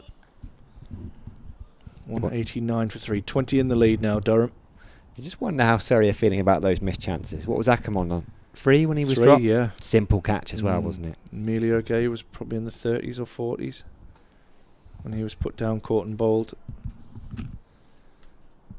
That's what that cost him 50 to 60. It's already cost him about 28 on Ackerman. Colin Ackerman one, wow.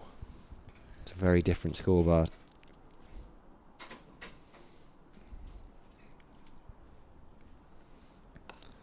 Tucked away nicely off his hip by Ollie Robinson. They'll settle for the single.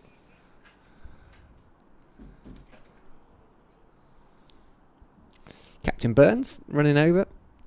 A man with a plan, perhaps.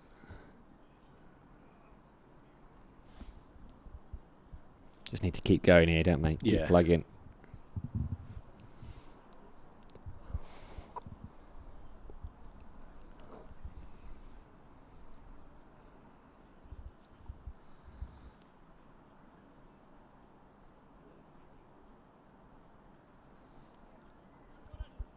"19 overs remaining after this. Can Durham get through the rest of the day unscathed? Put themselves in a position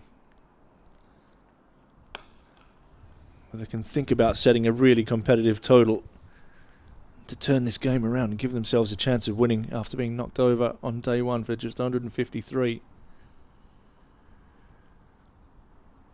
Surrey's reply of 322 all out. They'll be disappointed. They'll feel that they've left, or given Durham a sniff, really, by only getting 322.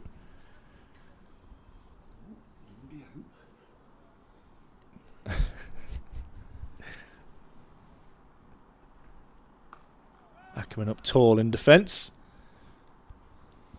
And just stand up tall. I love the fact that you just turn things into songs and Just had a good one yesterday, Bumble. Familiar with Roxette? The band Roxette? Bit of an 80s Euro kind of band. No. Had a big hit with It Must Have Been Love. Yes. So I said, it must have been Glove for a ball down the leg side. Yeah. The only problem was the next line of the song is, but it's over now. But we're only two balls in. That was Roxette, was it? It was Roxette, yeah. Were they a one-hit wonder, I should think? I had a couple of ones. A couple of songs. Maybe one album that kind of hit the scenes, and then... Kishore continuing. Bit of left arm spin. Left arm round and through. Getting a bit of turn. Robinson 14 from 12. Big smile on his face. That big bandana of Kishore.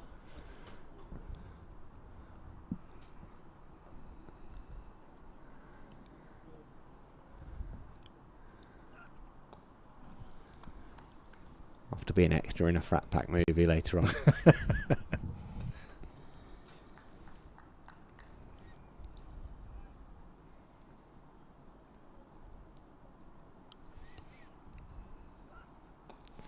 Still one slipping, but otherwise the field is not spread. But they're sort of back at the edge of the ring. And no other close catches there. Ryan Patel, I think, has just removed his cap. Going to stick it down his trousers. His trousers. And come in under at short leg. No, he's not. He's going to come in at silly mid off.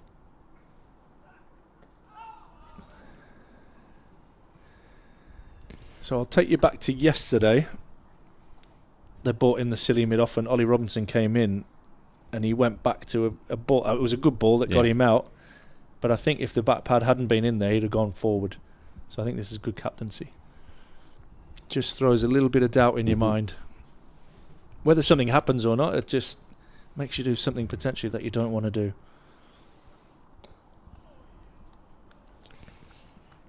A little bit similar to what Bumble was referring to earlier with that mindset of having a couple of slips in place, though. Actually, we're trying to get you out here rather than just sitting in.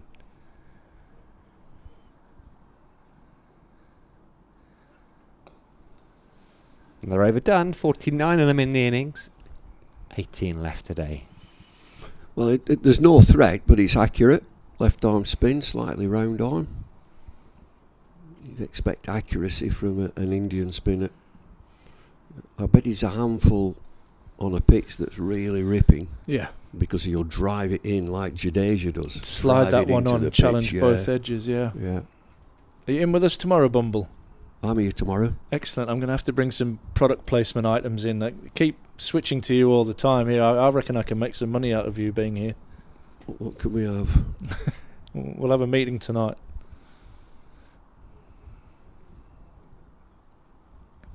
Well, if we get some of that 24 quid a pint lager in, we might get a few freebies. We might save you a bit of cash. IPA. IPA. It was an IPA, was that? What is it? You're a Hazy Jane man, is that right? Mm. That's strong stuff. It is. There's Hazy Jane, opaque Hazy Jane, and triple Hazy Jane. Oof. Jordan Clark to continue. Robinson in defence.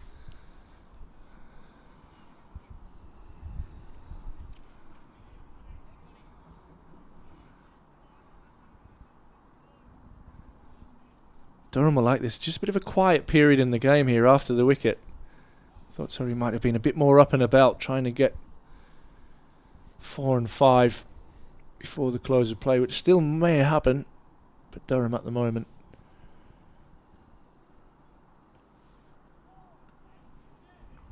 Building a lead here. I can't see it. He has it. Jordan Clark. He's got an Alice band on his head. He has, of course, he has. Yeah.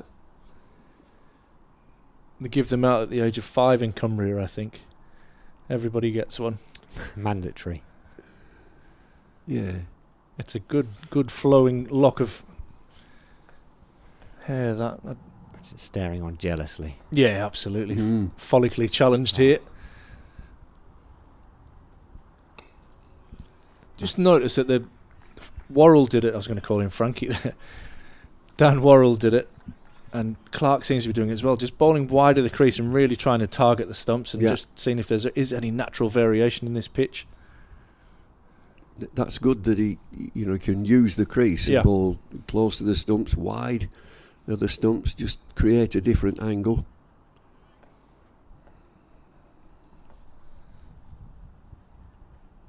Very wide on the crease again there.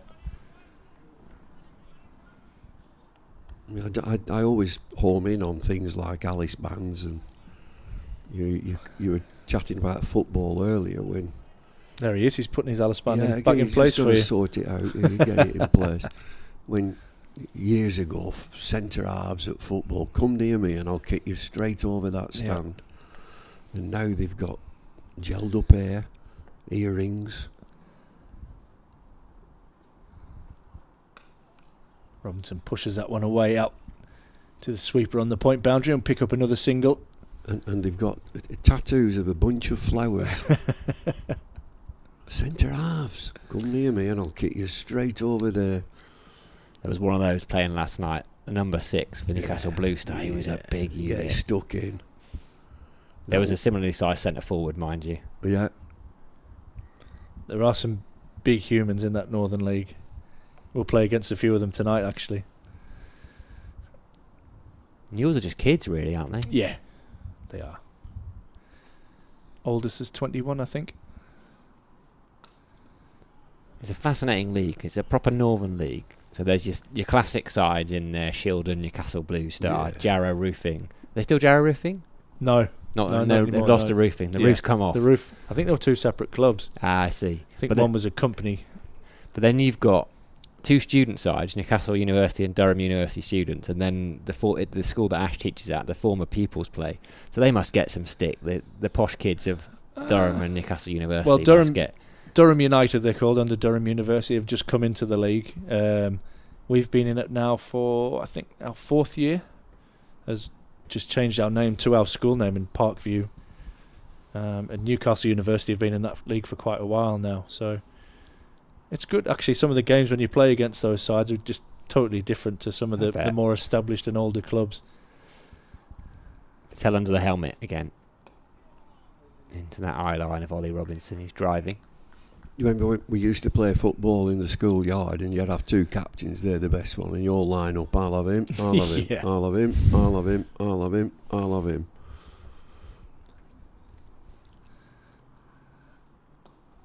There'll be 2 lads left at the end.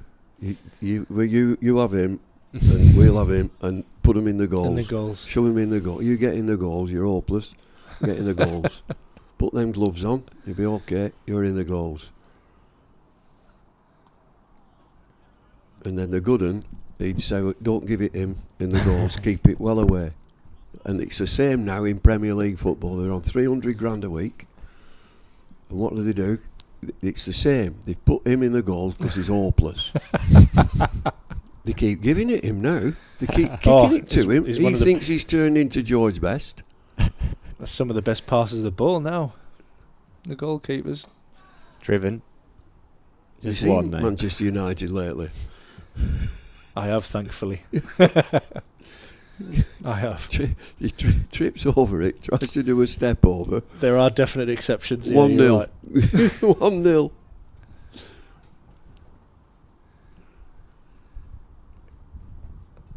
England's goalkeeper from just up the road here. Driven into the offside.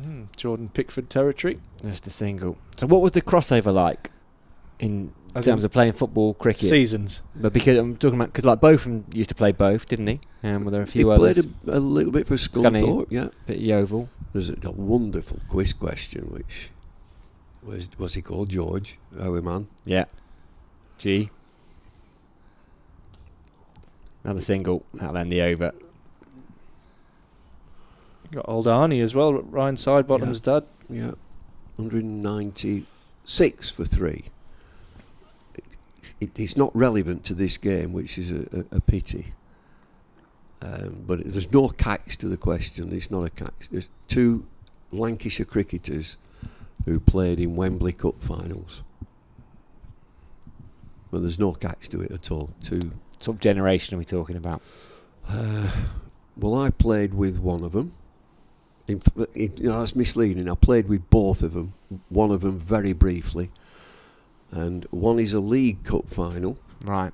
and the other is an FA Cup final, and the FA Cup final is in the 50s, and it was a absolute gun Manchester City team with Bert Troutman was in the goals, and it was against Birmingham, 3-1 win.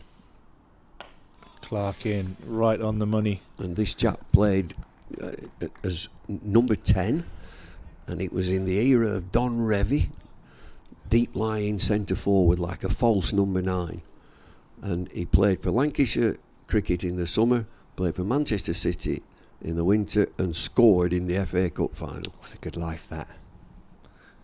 Wow. You couldn't do that now. Like I say, our season started last week.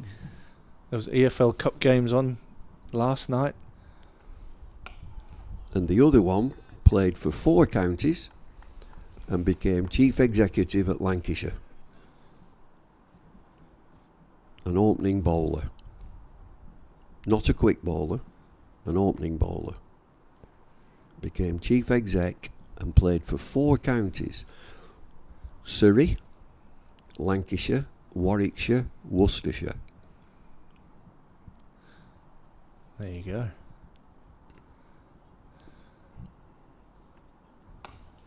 I think that might be beyond me. I'm not sure I'm going to get that. I'm nowhere near. Aston Villa. He got transferred from Tranmere Rovers for £35,000, which was the 3rd highest ever for a goalkeeper. Goalkeeper, of course he was a goalkeeper. A few of them. Joe Hart was a good cricketer, wasn't he?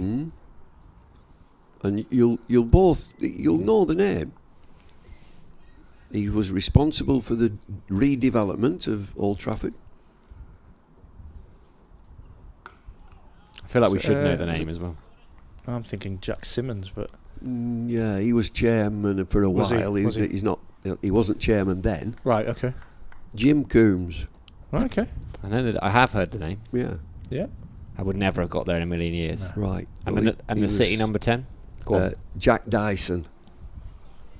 And Jack, I played it, and he was a feisty character. I played cricket second 11 with him a bit. He smoked like a factory chimney.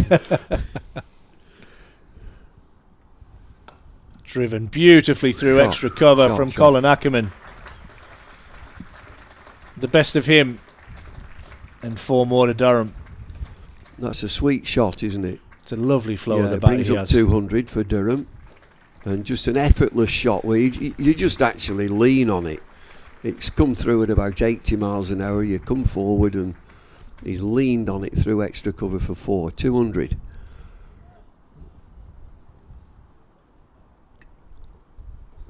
Moves Ackerman to 37. 34 run bonus from that drop catch. Simple drop catch.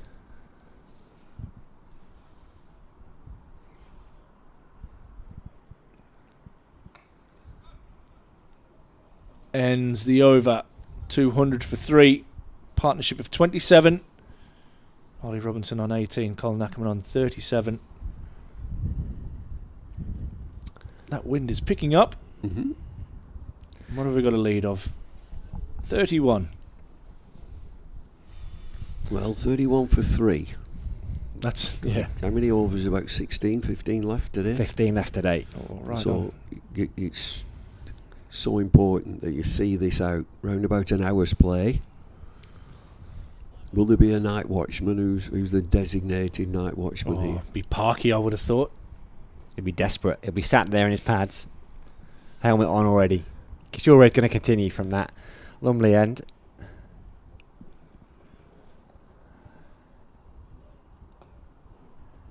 Thoughts on the night watchman, Bumble? Doesn't really work, does it? When did you used to have that? 20 minutes. Yeah, 20 minutes, okay.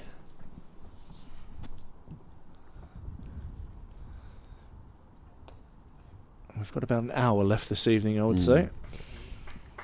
Just one for Robinson. They found that gap. There's a big gap between cover and backward point. They're happy to take the singles for the time being, Durham. Abi. if you're Surrey, could you not bring that fielder in? Is it a bit negative? Well, they've been like that the whole game, really. They've had pretty similar fields, no matter how in trouble Durham were. I think probably maybe a little bit to the annoyance of the coach who came out there and changed that up a little bit. Well, and also, I don't know, maybe it slowed the game down a little bit. You know, Emilio Gay was in the late 90s and he sees something else to distract him, something going on, everyone's looking over.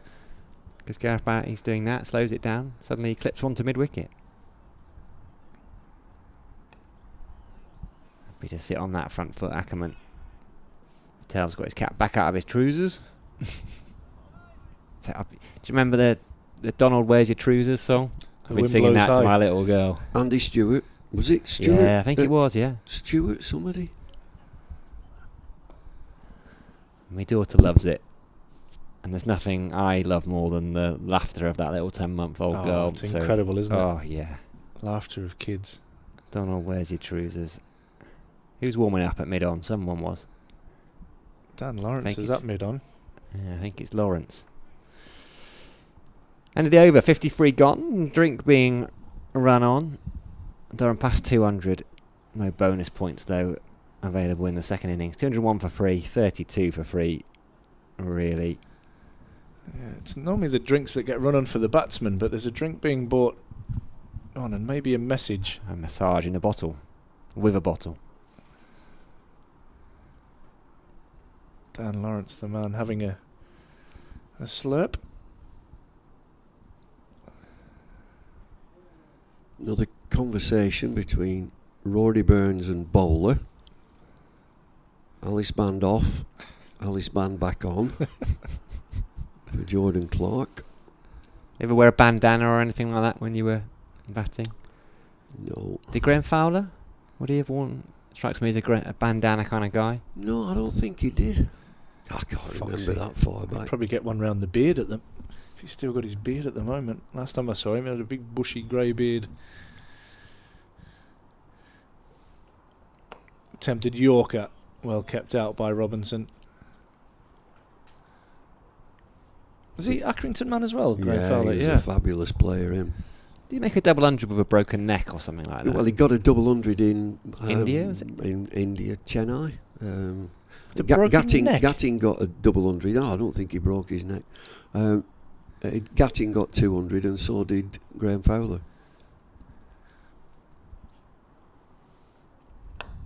Clipped away, thinking of a single, and they'll get more than that. In fact, they'll get 4. Oh. So that one goes straight through the legs of Sam Curran, and Durham get 4 free ones.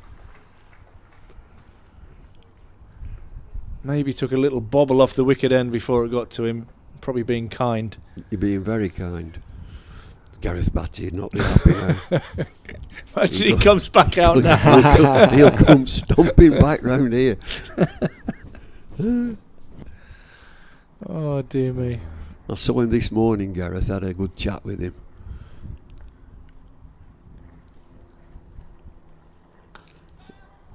Just a single. Rotating the strike. He was chatting with Middlebrook, the umpire. Yeah. James Middlebrook. James. Yeah. And he just going back at both the fathers. 2 Yorkie lads, aren't they? Yeah, both the fathers, Ralph Middlebrook and George Batty, used to bowl all day at Geoffrey Boycott. Right. All day. Break for lunch and come back and bowl again.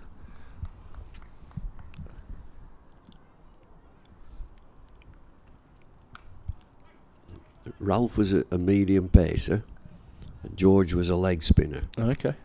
And I'm not kidding you, all day. Indoor or outdoor.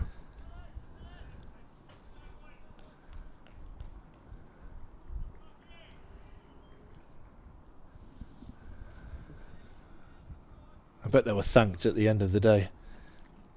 They were all good pals, all the 3 of them. I can imagine if they spend all day together. Clipped away nicely, but good fielding. That mid wicket from Cam Steele. chat with Boyks last week because of Scarborough. I'm going with him to one of these 50 over matches, Metro Bank. Yep. At Scarborough, and he said that, this is the date. It was in August. Short run. Short run. Just a few paces. And at the end of the over, it's 206 for 3. And I said, I can make that because it's August is pretty quiet because it's the 100. Yep. Well, that kicked him off. Well, what sort of cricket's that? Never heard out like it. I've never seen out like that. All the phone away, their expletives coming out. He said, stick of rhubarb. I'll tell you what they'll be doing. They'll be playing 10 overs before long. I said, they're already playing 10. You what? Yeah, there's leagues set up the lot, isn't there? T10. There's one of them. There's a few issues with payments in various ones, and there's starting to come out that players are saying, well, actually, they're not getting paid at all, or it's being paid very late. I think it's the max 60 or something over in the Cayman Islands has sort of not quite delivered what it promised, and there's a few of them, and it's very difficult. Then I think we're going to see a change of bowling. I mean, it's going to be Dan Lawrence. The message came out with the bottle. Dan Lawrence was already warming up. Kishore's come out of the attack, left arm spin replaced by Dan Lawrence's quirky off spin. Bit of sting in that comment, mate. What's that? Message in a bottle? Yeah. Got to get the local. I tell you what, have you ever seen Sting's musical, The Last Ship? No. Absolutely fantastic. It did very well over in New York. Right. The last what? The Last Ship. Ship? It's about the shipyards in... Yes. Yeah. Ship. They took it to London. With a P, not a T. That would be an interesting Book of Mormon style musical. I would also watch that. Oh, tries to turn it around the corner, but a turn. Tries to catch it. I'm sorry. Leg by, no bat on it. Well, what did you think I said, Bumble? I didn't just hear you correctly. I wondered what you'd said. I thought I was only half listening about Sting. We're in the northeast. It's past 5:30. You're allowed to say those kind of things. He's up there again. Rory Burns is busy as a captain. He had a chat before when Dan Byrne. You know where he's from? Your audience. You know your audience. Dan Lawrence came into the attack and he's just run up and had another chat with him. I wonder if slip in, short leg slip. I don't know if Bumble's a big listener of Pretty Green Eyes of dance techno. He's from Blythe. No, he might not have got that reference.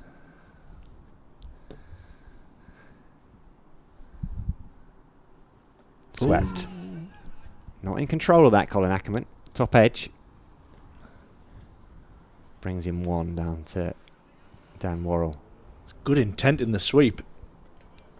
Not sure that's something you want to see when your legs slip that.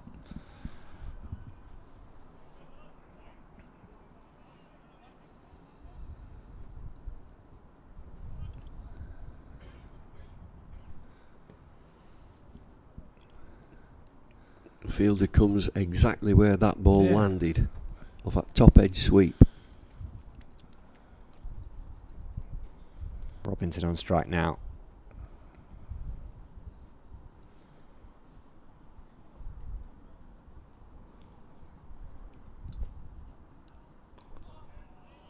He will get bounce, won't he, Lawrence? Big and tall. Could probably get a bit more bounce.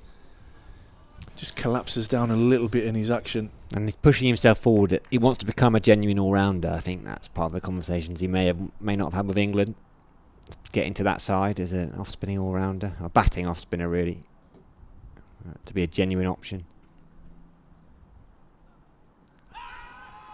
Big shout for LBW. Interesting, he just seemed to hold that one at the top of his action. Yeah, he there does was have a little delay, doesn't delay, he? wasn't there? I think Robinson's got outside the line there.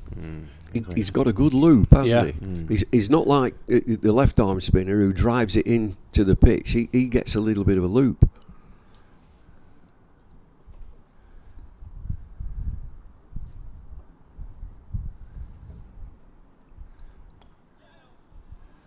It's lovely to watch. It's just like his batting, really.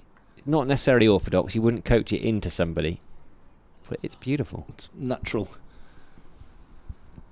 I think he'd be a tough bowler to sweep as well with his height and bounce. And the over 55 gone, 209 for free. Umpires just having a long distance conversation. Spin from both ends as Durham's lead hits 40. They're still chatting, the umpires. How was umpiring? 'Cause, I mean, we talked about having, sometimes being in the field for 800 odd scores, but umpires are on their feet all day. How did you keep your concentration during it? Well, you've just got to do it. It's built into you that, your business end is at the standing end, and I'm not saying you switch off at square leg. You said that earlier. It's easier at square leg. But, then games when all the fielders are around the bat and it's dusty and it's hot, it'll be quite demanding. 12 overs remaining in the day. Saika Shaw replacing Jordan Clark. Left arm round the wicket.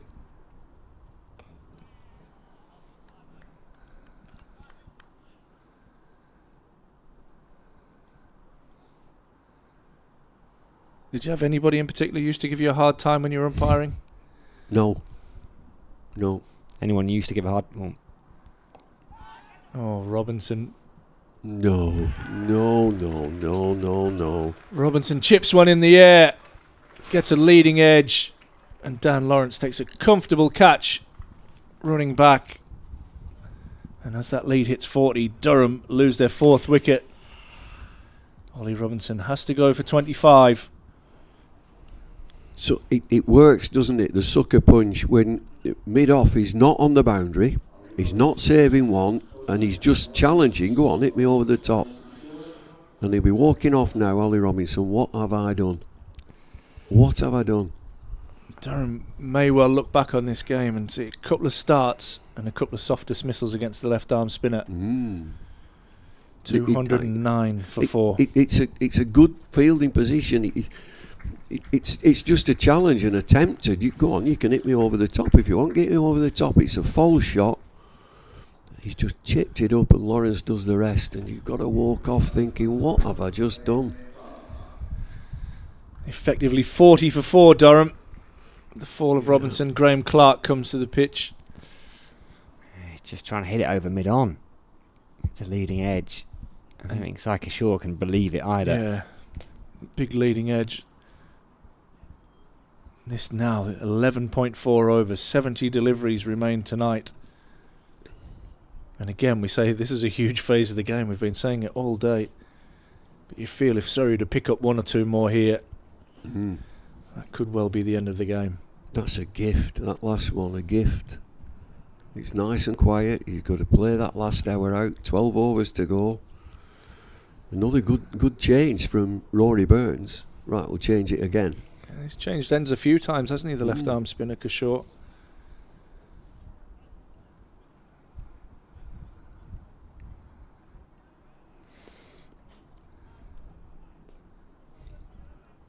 Ryan Patel straight back in under the helmet. Silly mid-off.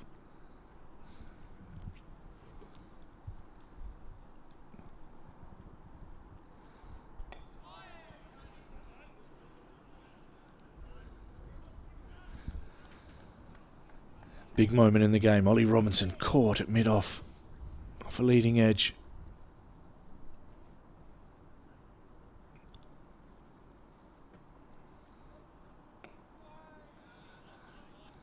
Very close in on the offside there, Patel. Probably has his foot nestled right up against the pitch. If he probably goes an inch or two to his right, it'll be a no ball.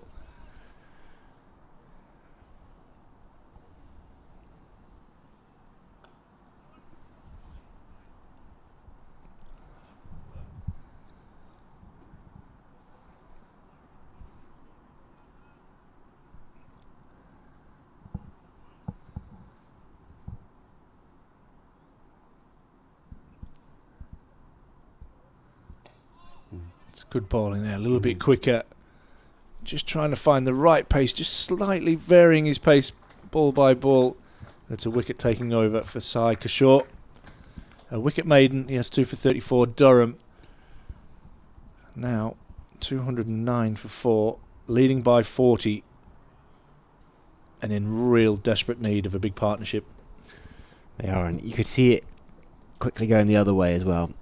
The last thing Durham want, the thing that Surrey want the most, is pick up a couple more, have them 6 down by close, 11 overs left. It could easily happen, and then Durham be a very difficult evening for them. 50, 60 for 6 coming back tomorrow. It's already an uphill task, massively uphill, very steep.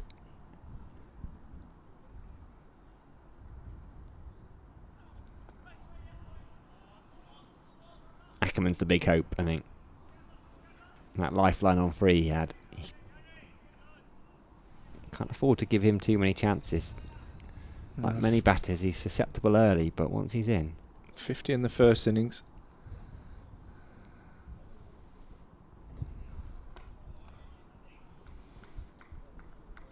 Bit flattered that from Lawrence. Almost brought the arm around from a slightly lower angle. I think with his action you're going to get all sorts. And that's probably one of the hardest things about having to face him, is just getting the rhythm of his rhythm, which is interesting. Sweeps it well, that. Nice shot from Colin Ackerman. 4 from the moment it left the bat. Deep square, had no chance. Moved into the 40s. Well, there's all sorts going on with this action, isn't there? It's mesmerising from the moment he sets off. I said earlier that I thought he landed on his heels. He doesn't actually. He drops down on his front knee. He has a little skip somehow. There's a little skip somewhere along the way. It's almost off the wrong foot, but it isn't.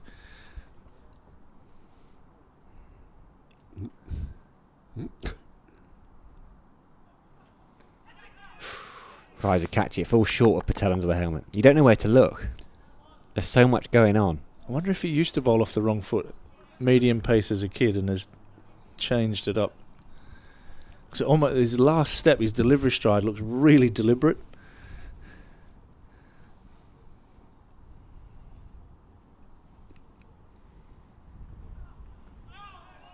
Many pros bowl off the wrong foot? No. Luke Proctor did, do you remember? Yeah. Luke Proctor, and now he's changed it. Yeah. He's changed it during his career. Did Chantry off the wrong foot? It's all to do with Proctor's. Mike Proctor. Yeah, he did as well, yeah. Max Walker back in the day. Yeah, Tangles.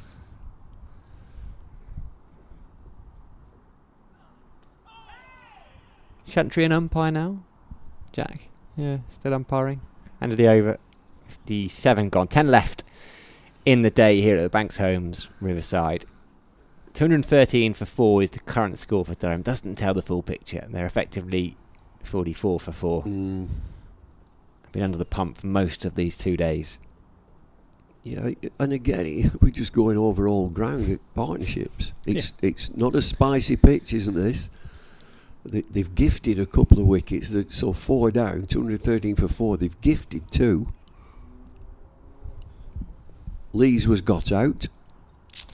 Emilio Gay will probably be disappointed with his chip to mid-wicket as well. Yeah.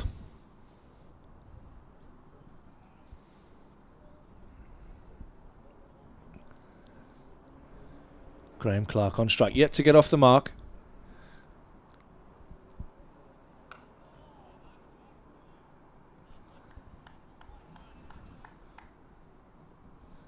.44 in the lead.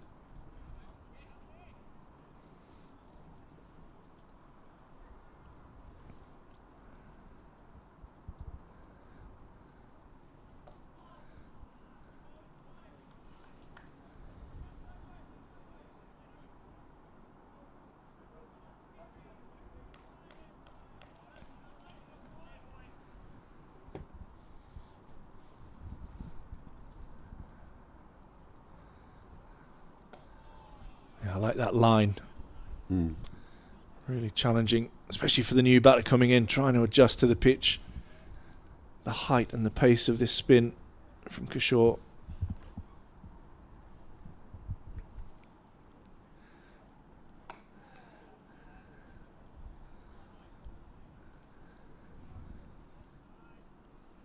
Just wondering if you could bowl just a little bit slower. Mm-hmm. A little bit slower. Use his height, get a bit more bounce. There you go, a little bit slower there. Quite happy to contain and continue to build the pressure. 5 dots. Getting through their overs quickly as well.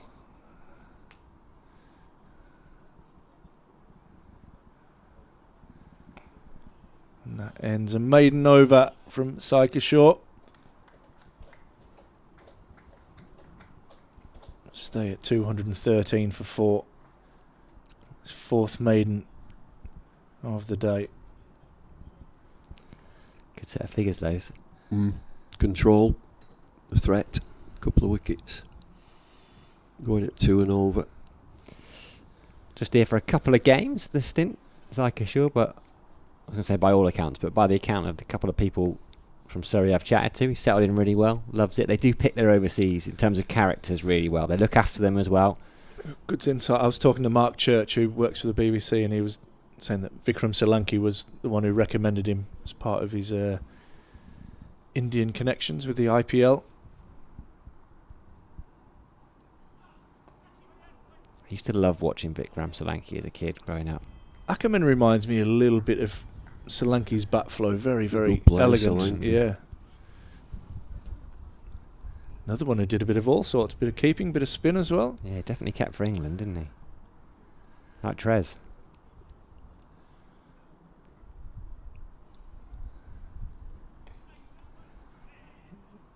Good from Ackerman. He was busy at the crease there. Took an initial shimmy down it. Put Lawrence off his length and then just tucks it off his hips. I think you're right. You've got to try and be proactive. The 2 catches, if you keep blocking, the catches will, certainly at short leg, will be confident and moving in, thinking there's a catch coming.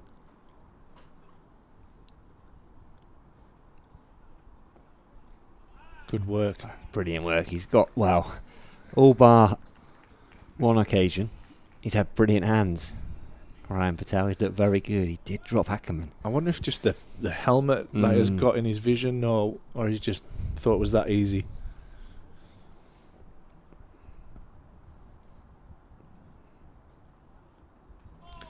Floats that one up outside off stump, bit of drift. Good work from Ben Folkes. You'd expect nothing less. Yet to score, Clark. Been out there a dozen.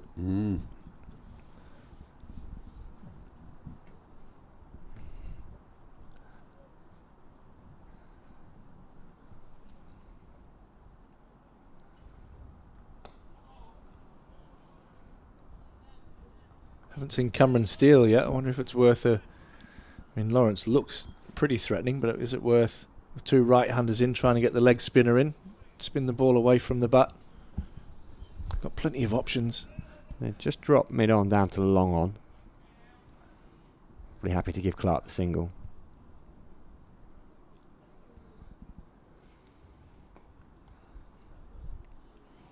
Doesn't get it. End of the over. Just 1 from it.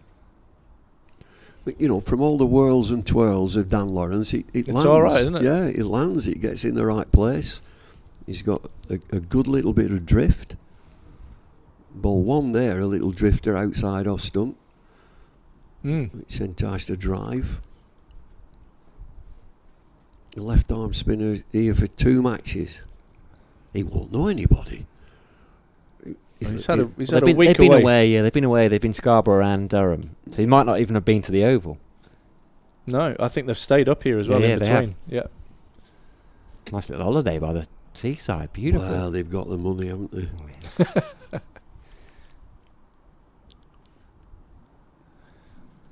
Sure to continue. I'm sure, and I can't verify this, but I saw someone on social media pointing out the fact that he was wearing an old shirt with new badges, new sponsor line over. So they've had so many players, they've run out of this year's shirt, was the suggestion. Shorter run up. Skids on. The Scottish left armour does that. Is he the big lad? Mark Watt? What? Yeah. What? Had a bit of blast. He'll suddenly just turn and go. Ackerman. He's pulled away Stepping there. away and there. The umpire's allowing that. Good work.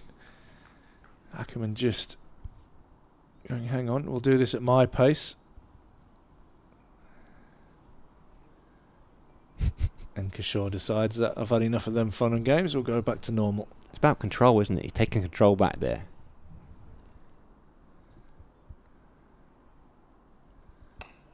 Driven nicely. Bit like you in the morning with your coffee if you want your missus to get up. Yeah. Taking control. Similar situations. It's a nice thing I do. You're a lovely guy, Sam. Oh, that's good. A little bit slower. Drawing Ackerman in to the defensive shot. Good bowling. Really good cricket at the moment. 7 overs left in the day. And another maiden over for Sai Kishore. His 5th. He's a fun cricketer, isn't he? He's obviously a bit of a character. We've seen him smiling, laughing, plenty of energy, but he's also a wily bowler and a competitive type as well. He's got a bit of everything. I can see why Vikram Solanki might have said, yeah. Just having a look. Trying to grab his age. He'd be a handful if it started spinning with the accuracy and the pace. Let's have a look and see how much first-class cricket he's played. He's played one T20 for India and plenty in the IPL. 28 years old. Yeah. I'm pleased he's gone with Sai as his first name for my benefit. Another meeting of the umpires. I think they're having a quick look at the ball, which allows Ryan Patel and Ben Foakes and Rory Burns to have another chat. Glamorgan 33 for 2. Lancashire subsided 130 something all out. 2 down. Glamorgan 2 to Jimmy Anderson. What is he now? 42? 42. Don't mention it. Don't Okay. like it. Okay. Don't like it. Don't mention his age. No, you can't change it, can you? Bit of faulty towers. Don't mention. I mentioned it once. Got away with it.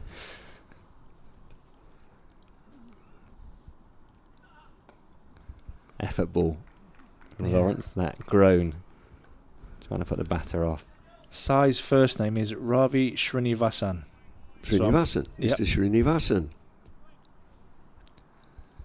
So I'm pleased he's gone with Sai.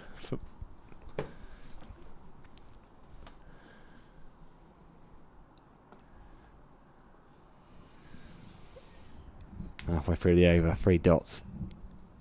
My laptop's died. I can't tell you how much first-class cricket he's played.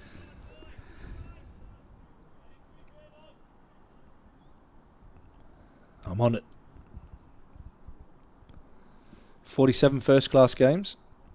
60 List A. 85 T20s. Oh. Uppish. Ash Thorpe has hands on head. I don't know what you're worried about. It's a boundary. I thought he hit it straight to Sam Curran. That catching mid-wicket. Graham Clark off the mark with that 4. That's pressure, though. That is just a pressure shot. Lots of dots. How many balls is he facing? Is that the 16th to get off the mark? 18th. 18th, sorry. That is just pressure. Under pressure. Down on me.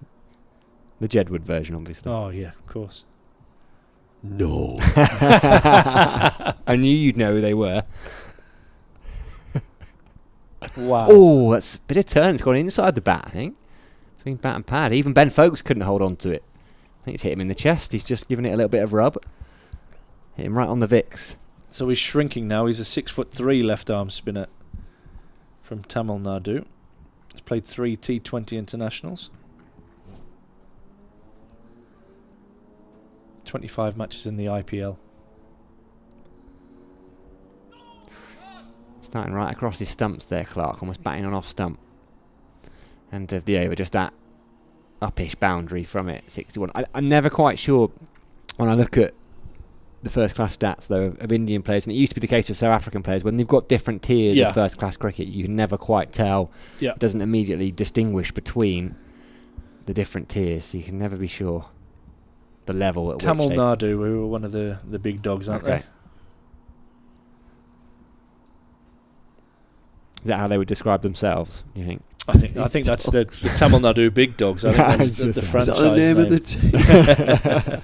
team? I read this morning that Lancashire and Yorkshire have signed off with the 100 money. Yeah, 70%, wasn't it, Lancashire? 70 and the whole shebang. Whole lot for the Yorkies. Is it? Mm.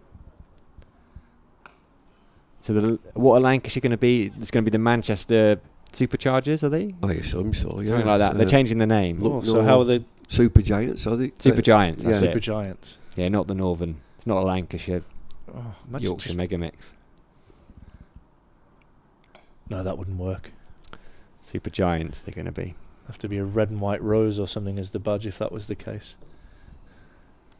Alternate petals. They got Flintoff over there as coach, so they've already. True. Young Rocky's going to play, isn't he? He is. He's currently playing for one of those select counties 11. I think they're playing Yeah. Pakistan 8. Pakistan Shaheens. Shaheens, yes. Luke Benkenstein has made a century. Casey Aldridge is playing in that game. Mitch Stanley. Oh, yeah. He bowls it all right, him. When he's fit. Or lobbed up and missed out. No. Missed out. That's what happens though with a lot of dots, doesn't it? You miss out on the free one. He's changing it almost every ball, isn't it? It's like Kishore. He came around the umpire there rather than through.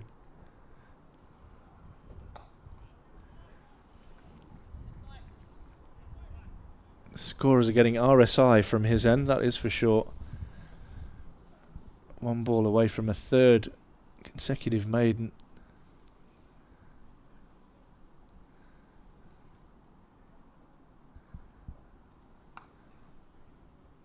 And you can join the dots.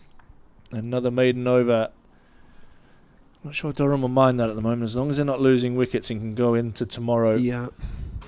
Just 4 down. Yeah, get into tomorrow. How many overs are left? Is it 5 or 6? 5, I something think. like that. Just disappeared from the scoreboard there. And another, he's very proactive, Rory Burns. Chats again with ball spinners. 5 overs still to be bowled. And it's a long chat, is this, with Dan Lawrence and Kishore. And then he brings the helmet back. Rory Burns in a, that must be his trademark white floppy. He must wear that all the time. They get precious about the hats.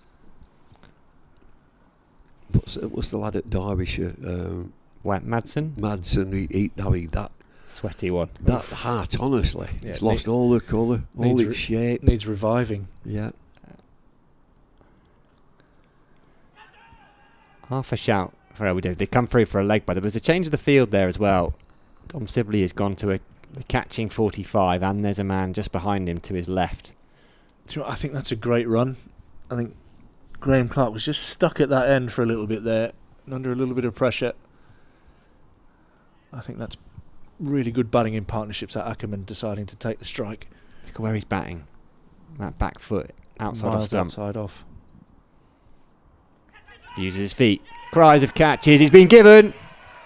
It's turned out not to be a very good single because Colin Ackerman, the following ball, has been caught by Ryan Patel at short leg off the bowling of Dan Lawrence. Sorry about that. Durham have lost their Grab a replay. 5th wicket. Ackerman has to go. Given a life by Ryan Patel on 3. Not so lucky on 43. He stood there and had a little glance back at the umpire there. Well, Colin he doesn't think he's hit that. He definitely doesn't think he's hit that because he turned away and then heard the glee of the Surrey fielders and then turned back. I think he slammed his bat into his pad. I don't know, it was very close to the glove. My initial thought watching it live was they're going to appeal and Yeah. Oh, yeah. he hasn't hit that. It didn't look like No. he hit it. I'm not convinced. But tough decisions, those, and I think you were referring to those earlier in your job as an umpire, that the ones that are players around the bat and pad close together, the bat, there's noise. There's definitely 2 noises, but I'm not sure that there was bat involved. Cody Youssef coming out.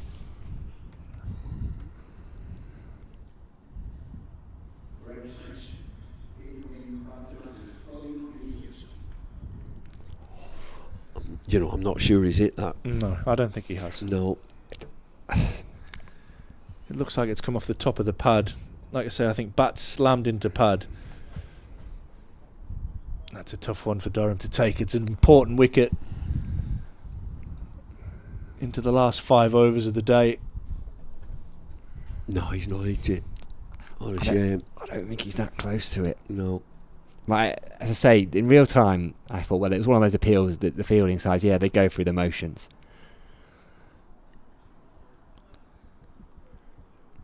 But he has been given, he is out, and Durham are 219 for 5, or, in the context of the game, 50 for 5.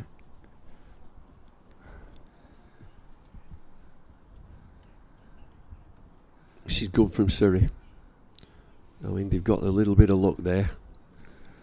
But I think they've been on the front foot. They've been energetic. Captain's been good. He's been really good as Rory Burns. So's the coach. They've got a bit of help from Gareth. We'll see him first thing in the morning. He might have calmed down by tomorrow morning. And he'll be a bit happier now. Yeah. I reckon those drop catches got him ticking. What have we got? They've also, since these two spinners have come on, bowled in tandem, they barely scored a run. Yeah, there's been pressure. nothing, has there? They've just sat in there, and it may have been better to try and take the game towards Surrey with clever play, not with erratic play. You've got to think clever and positive and push the field back.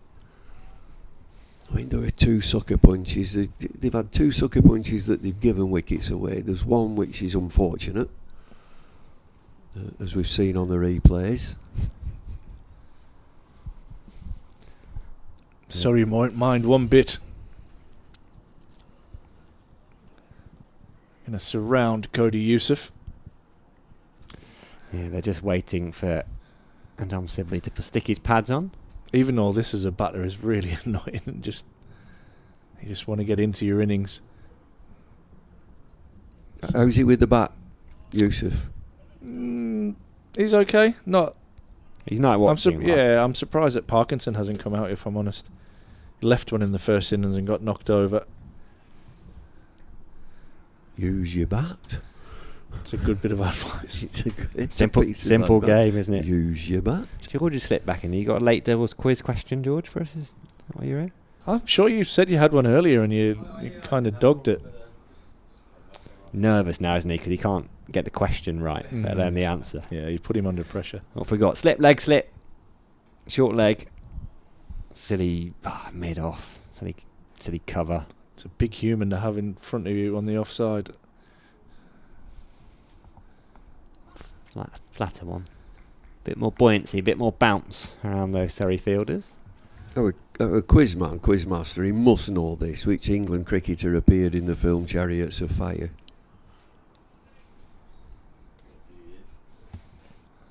He's only about 12.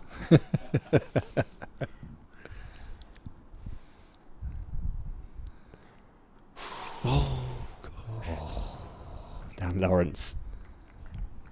He's got quite long hair, actually. He keeps having to brush it out of his eyes. It's a curse.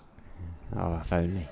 I keep saying to Ash, I want to interview Ben Stokes, and the only reason is to talk about his hair transplant. I want to know whether he recommends it or not. He'll be watching this. He'll be asleep. He said he slept for 4 days after the last one. He's got 6 months off now, though, hasn't he? Now that he's got to get his shoulder done. What, missing the Ashes? Yeah, missing the Ashes. You keep saying.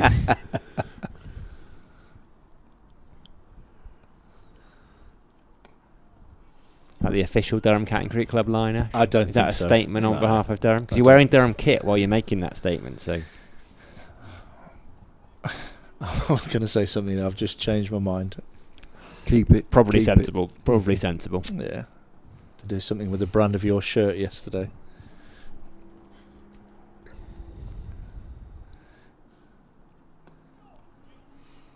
They'll be calmed, aren't they? Absolutely be calmed. There's not a thought of a score. Don't score. They're just blocking. Dangerous. Which England cricketer appeared in the film Chariots of Fire? Derek Pringle. And he was an extra as, was he called Liddle, was running round the quadrangle. and they needed extras. And he's like 6'6", and as he's running, and you can see Pringle stood at the back, and I think he got either 25 quid for being an extra. Nice. And he was at uni. He was at uni at the time. Take the lot. Yeah. It's a bit wrong to say who appeared in the Chariot Safari, but he was there on screen. There you go.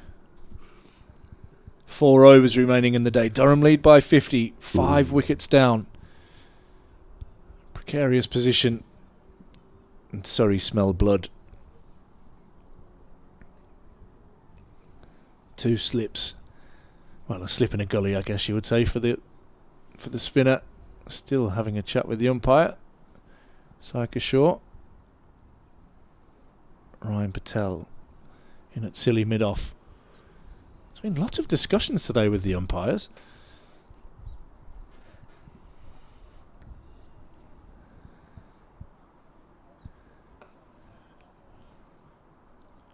Graham Clark 4 from 22.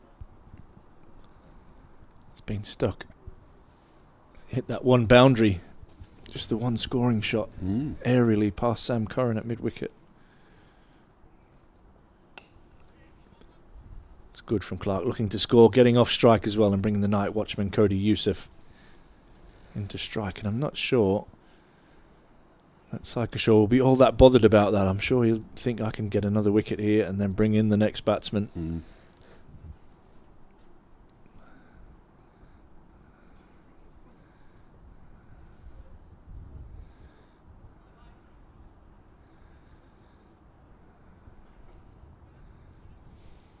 It'll probably be Emilio Gay being interviewed after the day's play. 1 run away from a century.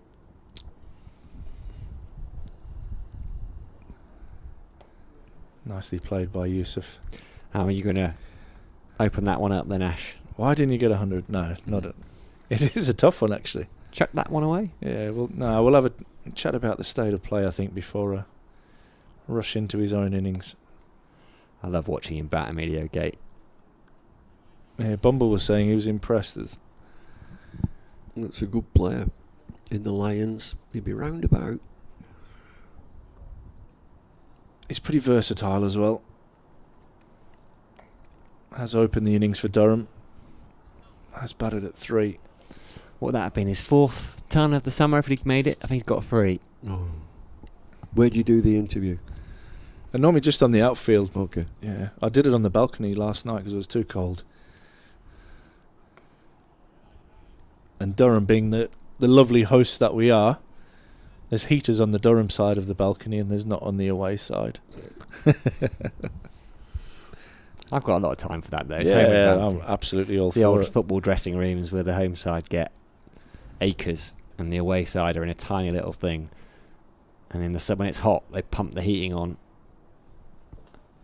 Suffocate them. Sorry, are suffocating Durham right now. They are. Oh, great link. Thank you. And what's beautiful is it's pretty decent timing as well. What are we? Not quite 6:15, 3 overs left. Good day's play.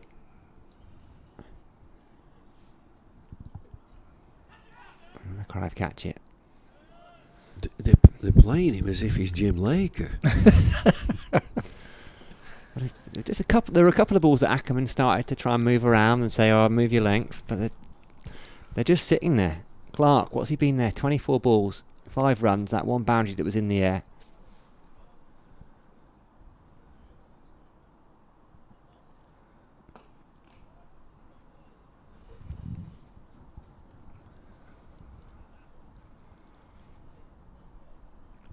We've got our agenda through for tonight's members forum.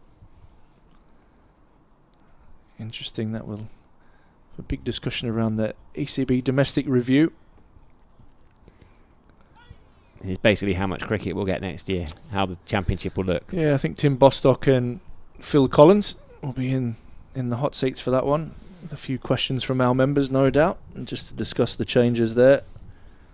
How would you do it, Bumble? What would your ideal championship be? Yeah, it's a debate. I'd like to, really get my teeth into it. As we try to appease everybody. I'm a bit old school that I'd start with the county championship. I think that's important. I know it doesn't bring money in, but it breeds cricketers. You build up your cricket from county championship. Don't neglect the county championship.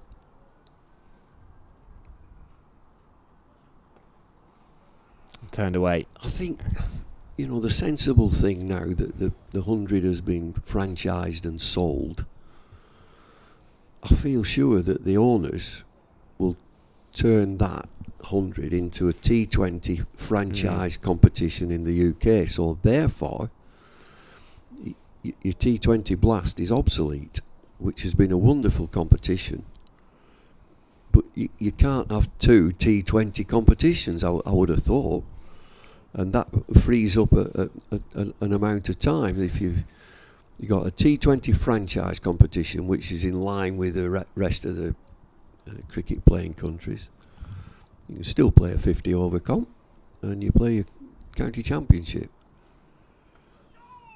So you've got something for everybody. End of the over, 221 for 5.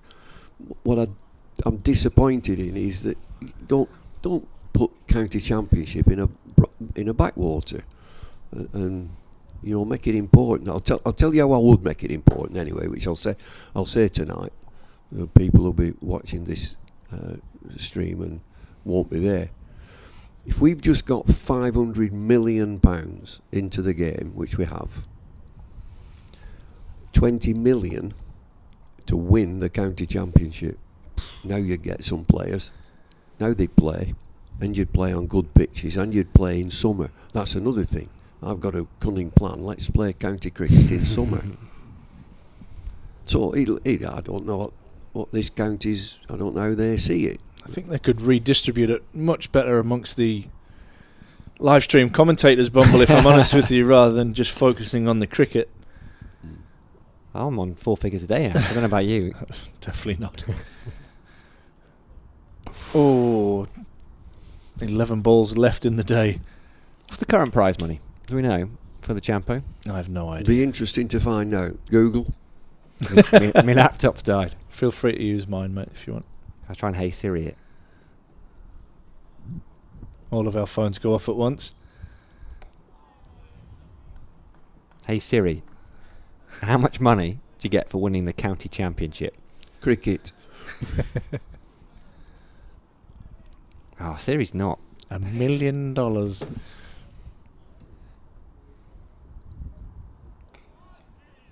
Good from Clark.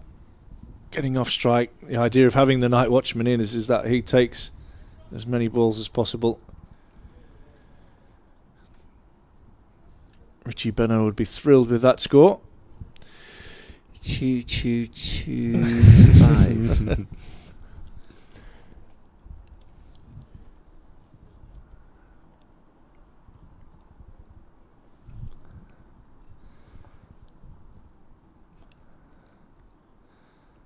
Flatter and quicker, and well negotiated by Cody Youssef. 2 balls remaining in the over.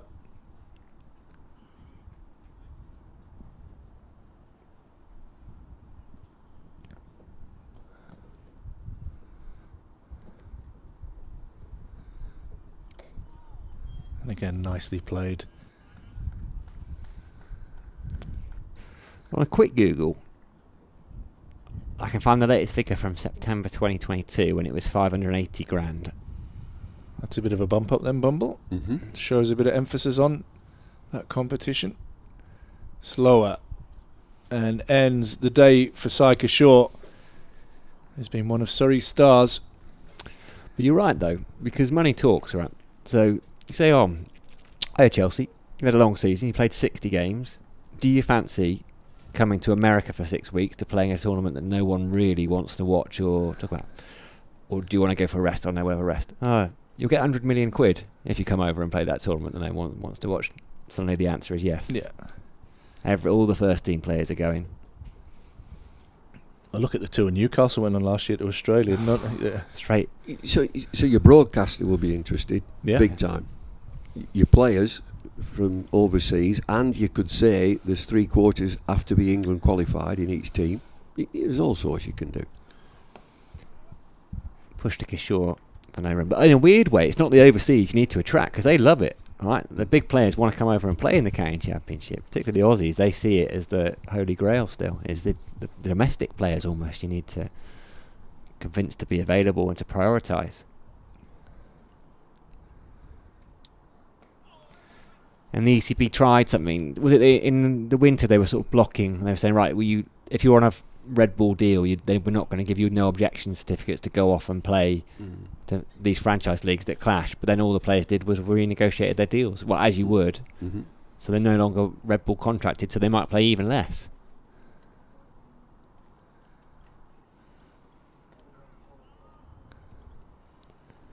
See, the players are professionals. It pays. It does the mortgages. Absolutely. The families and so on. Is this the last over? It is indeed. Yeah, it's quite cloudy. And we're going to survive until tomorrow. And it's going to be tough.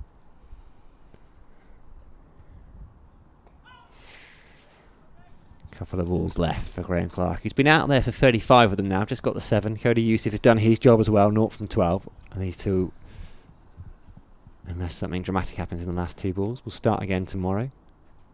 53 for 5, Durham, effectively.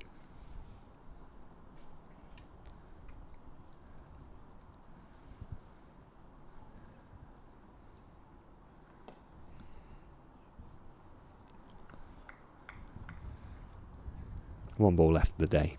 Been a good day as well. Been 2 great days of cricket. Not necessarily from a Durham point of view, but they've been action-packed.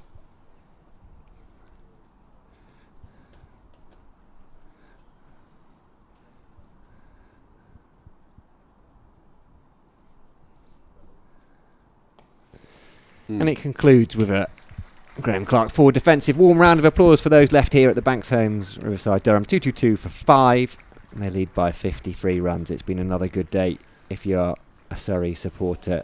Psyche Shaw's been the pick of the bowlers. 21 overs, 6 maidens, 2 for 36. Surrey finishing with 3-2-2. Dan Lawrence wasn't able to kick on and make a century. 88. He fell for 82 for Jordan Clark. Emilio Gay batted beautifully. Finished on 99. Ash, thoughts and feelings at the end of the day? Yeah, I think probably a day of missed opportunities for both sides. I think Surrey will be disappointed they didn't get beyond 322, and Durham will be bitterly disappointed to be 5 down at the end of the day's play. They've done well to get to 222, but I think they'll look back with a bit of regret on a couple of the dismissals today. Overall, they're in the lead. They'll need to go big tomorrow. No matter what happens, you can't look back. You need to look forward. Ryan Campbell will be asking that question, how do we get in a position to win this game? And it simply runs on the board. It means partnerships.